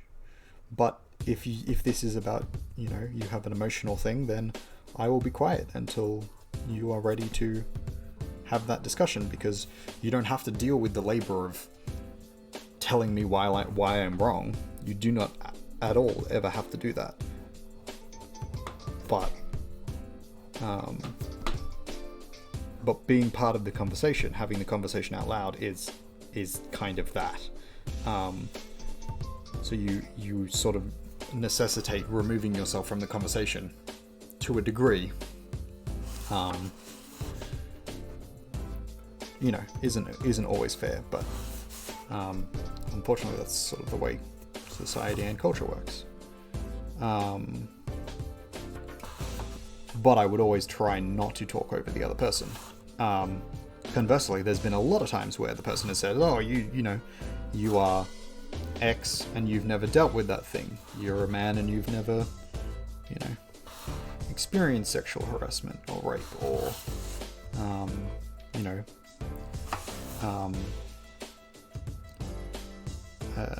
self-esteem, body issues and like things like that.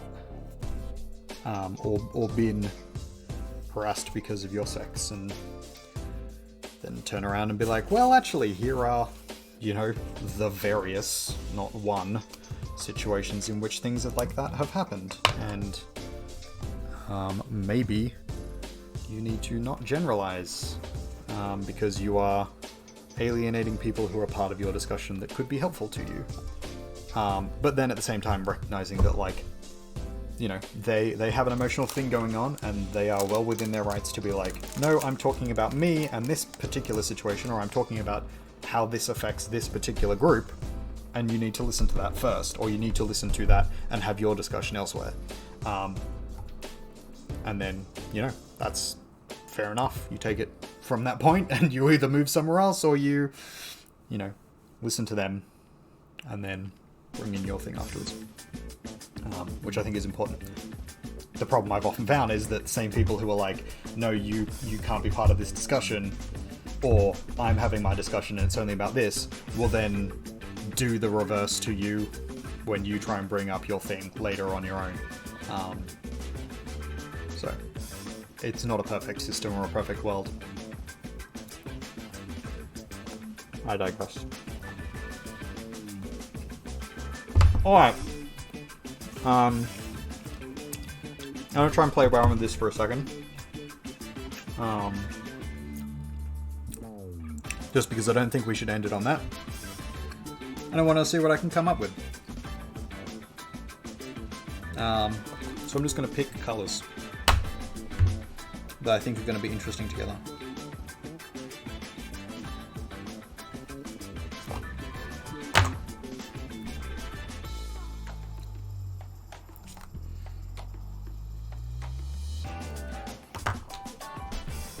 This is very 70s boppy. It's called Bustin' Out. Yeah, that makes sense.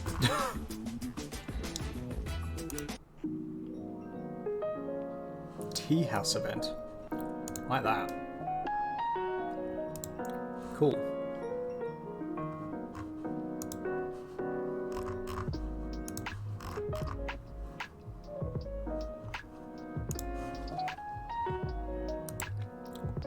Like this chill vibe.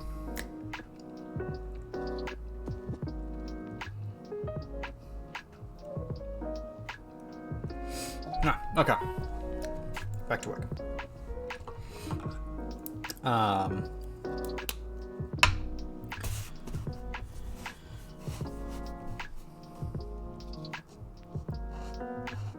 So, something better to talk about. I don't really want to end on that conversation. One, I think it will be a little controversial, because there are definitely people who subscribe to either side of that debate, and I am definitely smack dab in the middle of it. And I think, you know, people do their side of it wrong all the time. So let's move on to something slightly more, slightly less controversial, and see what we can come up with.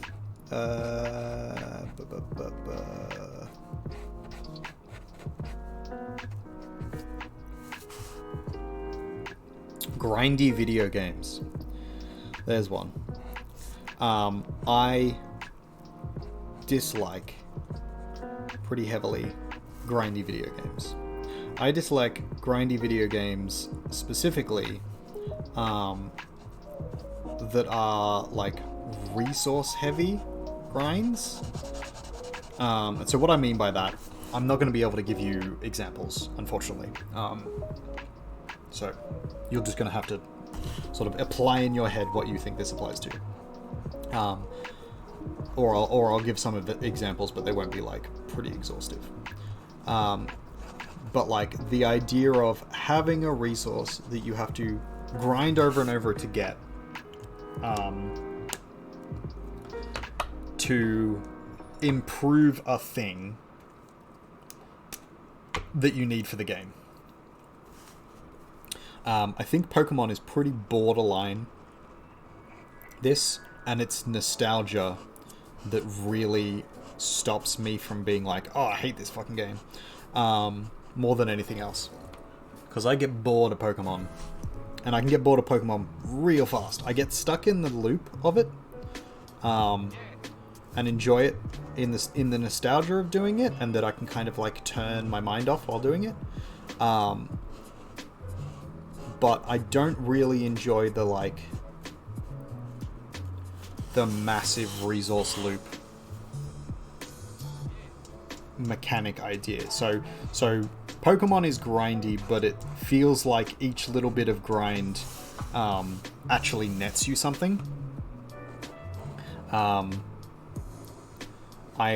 less enamored by the grindy things that are like, okay, you have to spend X amount of time chopping down this log or rock or ore or whatever, and then that gets you access to a tool which you then use to knock down and grind this other ore, and then that gets you the stuff to get this next ore.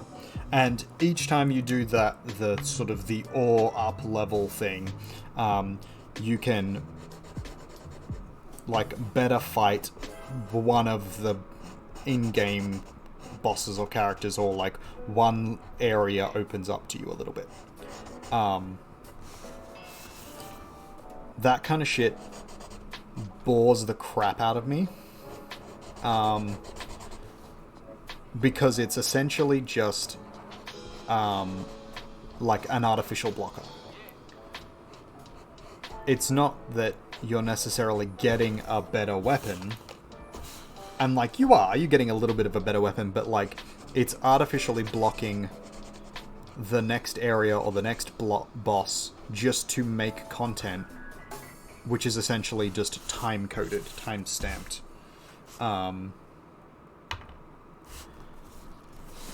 And I've seen a lot of games trying to use this mechanic more recently. Not necessarily more recently, but like in the last 20 years.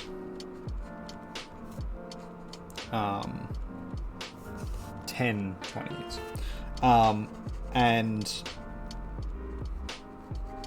it's becoming more frustrating because the games are getting significantly better, but that mechanic and system doesn't allow for any real progression of like idea within that. Like that's not a mechanic that is like developed in its thinking, that you have to like do this grind loop to like get anything at all, and it doesn't suit a lot of the games that it's in. Like really, it suits to a superficial degree, but like I'm trying to think of what a good example would be, without sort of shitting on a particular game, which is difficult because I'm essentially shitting on particular games.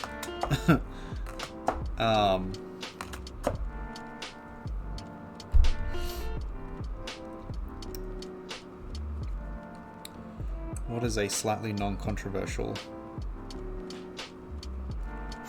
statement I can make?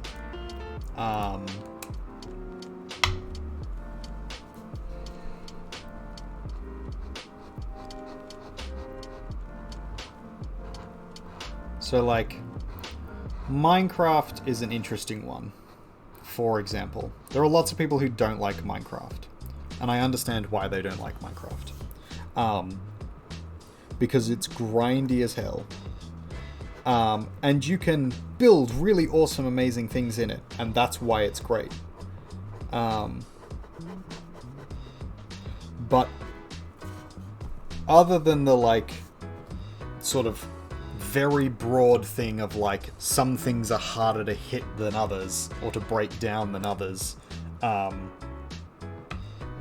there's no real reason why you shouldn't be able to harvest a particular type of ore from the beginning, like from the point at which you have access to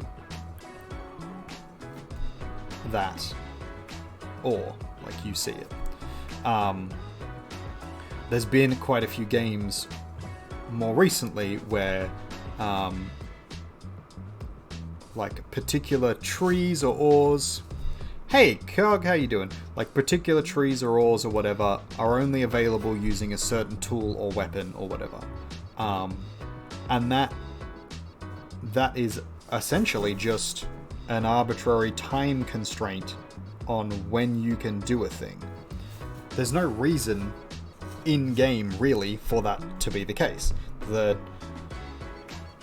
tool you're using should be able to access whatever material it is. And so the sort of issue around it is actually a timing thing, that they just don't want you to be able to access that thing too early. Because it would be, game breaking or whatever. But what they could have actually done was build the game in such a way that it doesn't break the game to have access to that material at that point.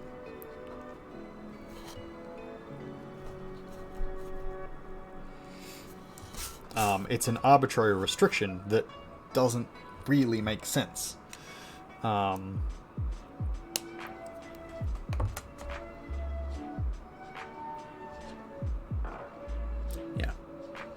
Just bugs me. How you doing, C0g?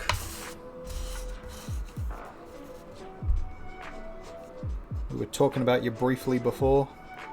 How well you were doing in Pokemon.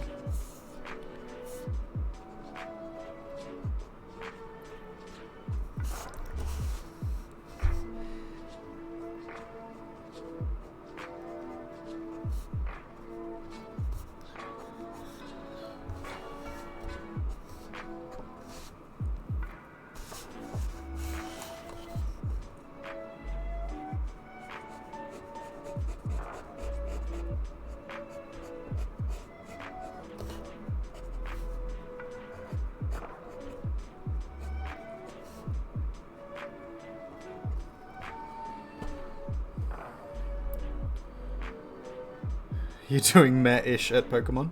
You're doing pretty good. You got up to the Elite Four. You got to Gary before I did. And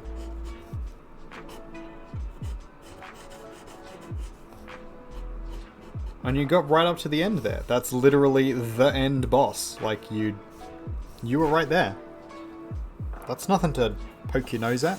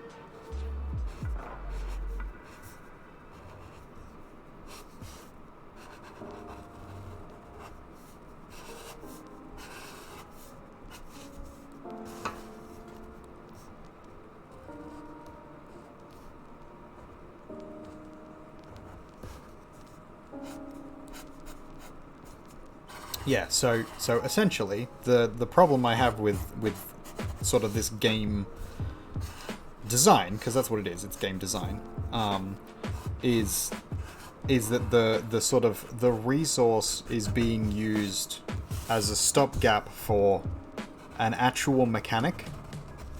And okay, not to say that it's not an actual mechanic, but like a mechanic that's well thought out. That has some sort of development or progression beyond just I need stronger thing to hit harder thing, etc. The leveling up and development of tools and progression and weapons and resources makes sense. It does. It makes sense from a real world perspective. It makes sense from a like an in-game perspective. But the problem with it is it's a stopgap for you progressing too quickly through the game. And rather than there being some logical in-game reason for that stopgap, there is an artificial barrier that is created through a resource. That could have been done with some other story element or mechanical element that could have been added in a way that didn't kneecap like what they were actually trying to do. It's the same, it is cool.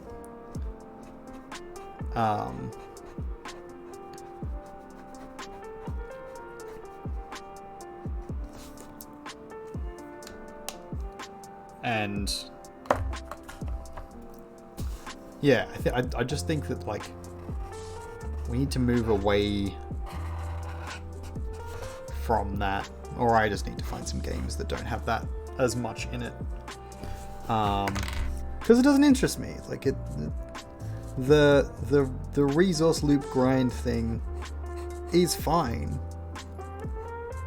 if that's what you're into. I'm just very not into it.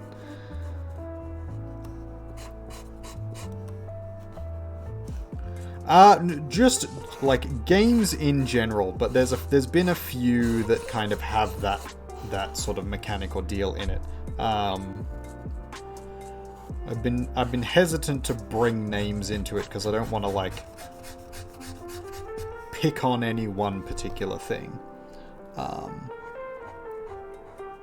But like Minecraft has it to some extent. There's a couple of others, and then like I don't know, like Valheim, for example. Some others. A lot of the kind of like open worldy, fighty or buildy games. And then there's the elements of the same idea in like RPGs, where it's like you go to place to get resource to improve weapon to go to next place to improve weapon to go to next place to get resource to improve weapon, blah blah blah blah blah. That loop ad infinitum. And the problem with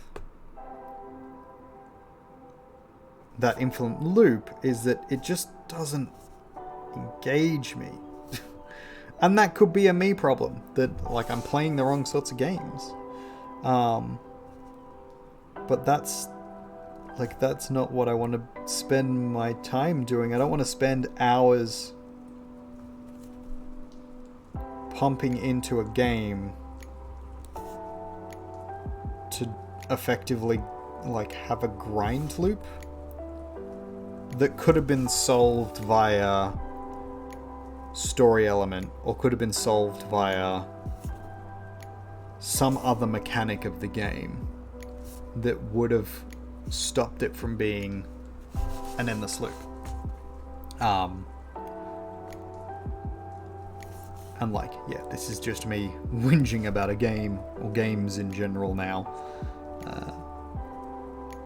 But I do think it's like a valid issue in game design that it can be a sloppy way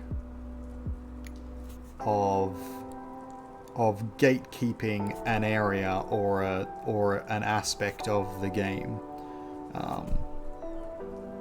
that you have to get to X before you can X,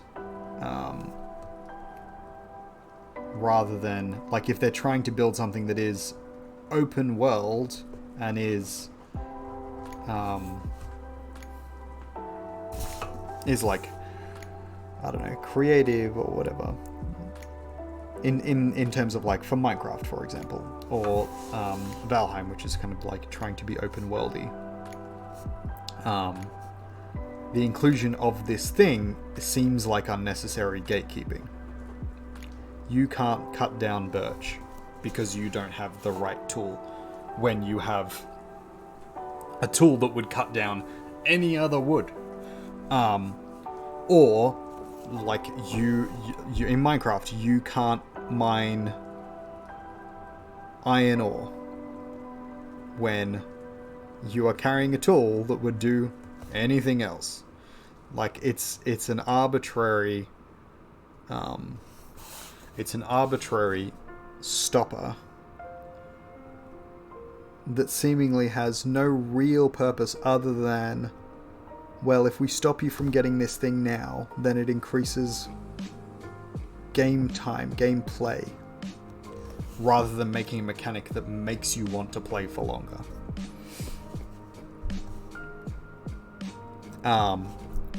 To be clear, I enjoy Minecraft. I enjoy Valheim.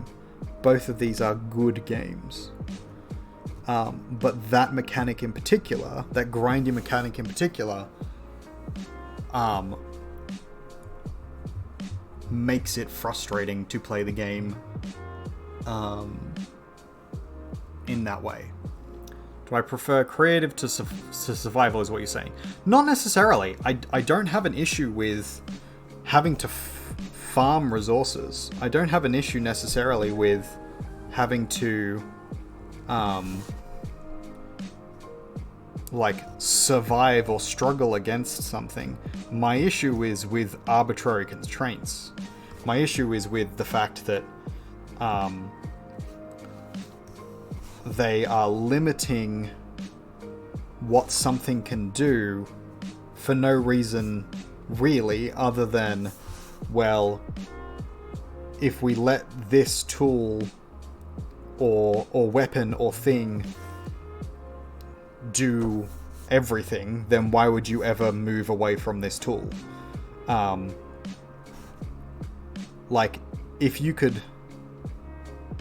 only difference between a diamond pickaxe and a stone pickaxe was that it mined a little bit faster and it lasted a little bit longer, I don't think people would actually use diamond tools. Because, like, why would you spend the time getting this rare resource to then use on a tool that you could have 20 of in 5 seconds?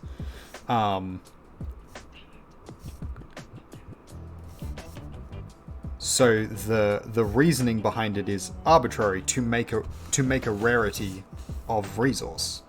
And if the resource is only created to make a rarity of resource so that you can have other resource be rare, then what's the point in having the resource in the first place?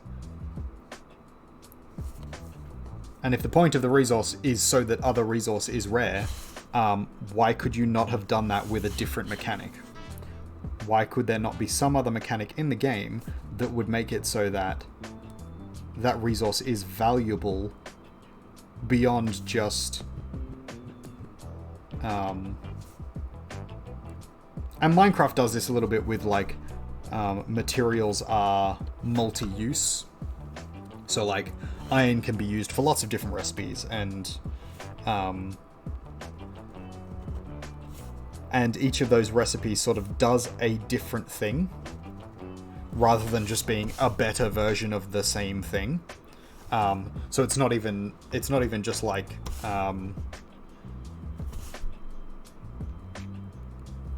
oh, you get iron and you get jungle wood and you get, you know, horse leather, and that makes a better version of the same weapon you already had or the same tool you already had, kind of thing. It's like it actually makes different things that you can then use in a creative process. I think that's good, and it's one way to deal with the problem.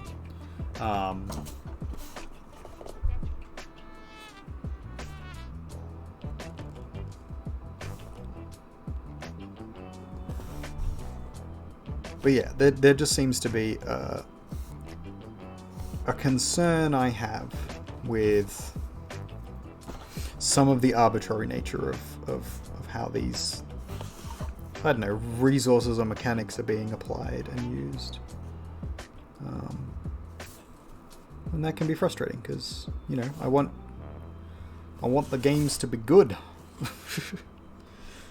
But again, it's a kind of thing of like, maybe I'm just playing the wrong games, or maybe I'm just like too focused on that aspect of the game when it's not the thing that I actually enjoy, and maybe the solution to that is that I just let other people do that thing while I go and do something else.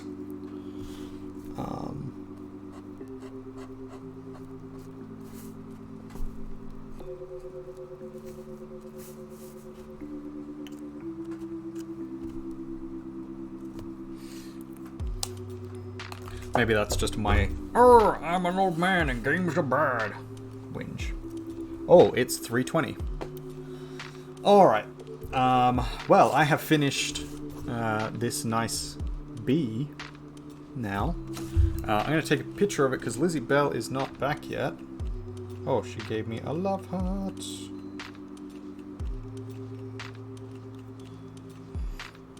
She must be busy doing a thing.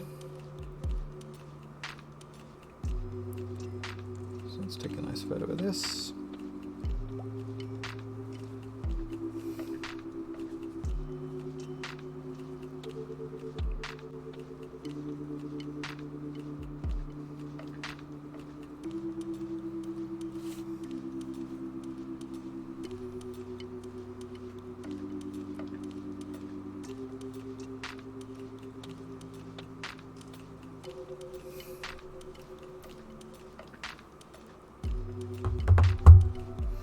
Alright, lovely folk. I think it's time for Betty Betty Bobo Bye-Byes. So I am going to set up a raid if I can. If there is someone on worth raiding, of which I am sure there are many. Let's have a look. Twitch.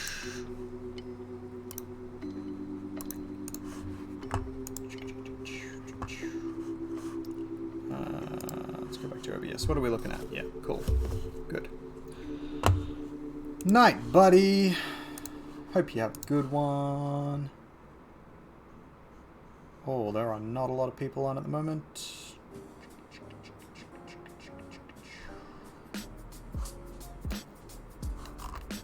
Alright, let's look in the art category. Someone who is arting.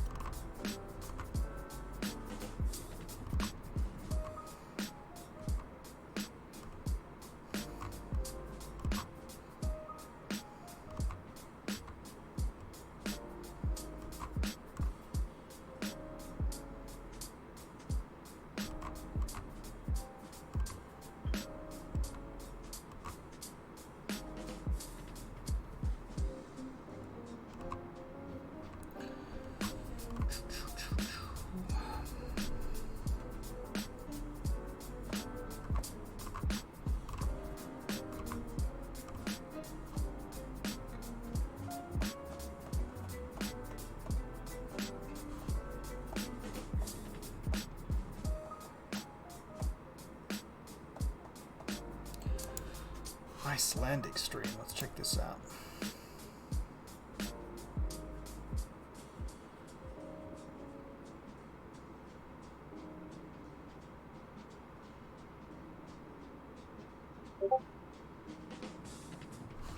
Politics as characters, maybe not.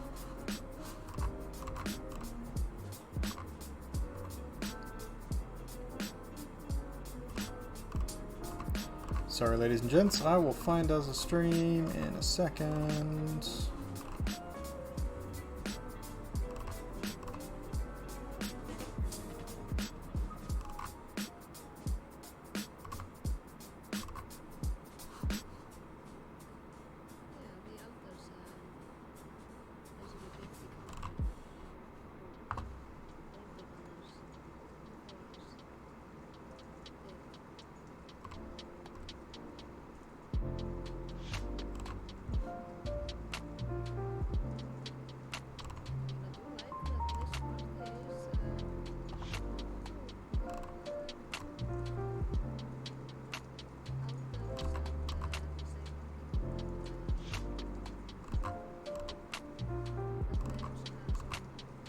Hey look, it's me! Scrolled so far I found myself.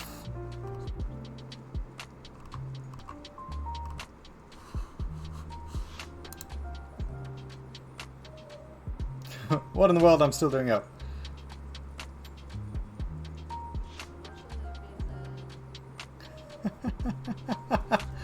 What did you clip?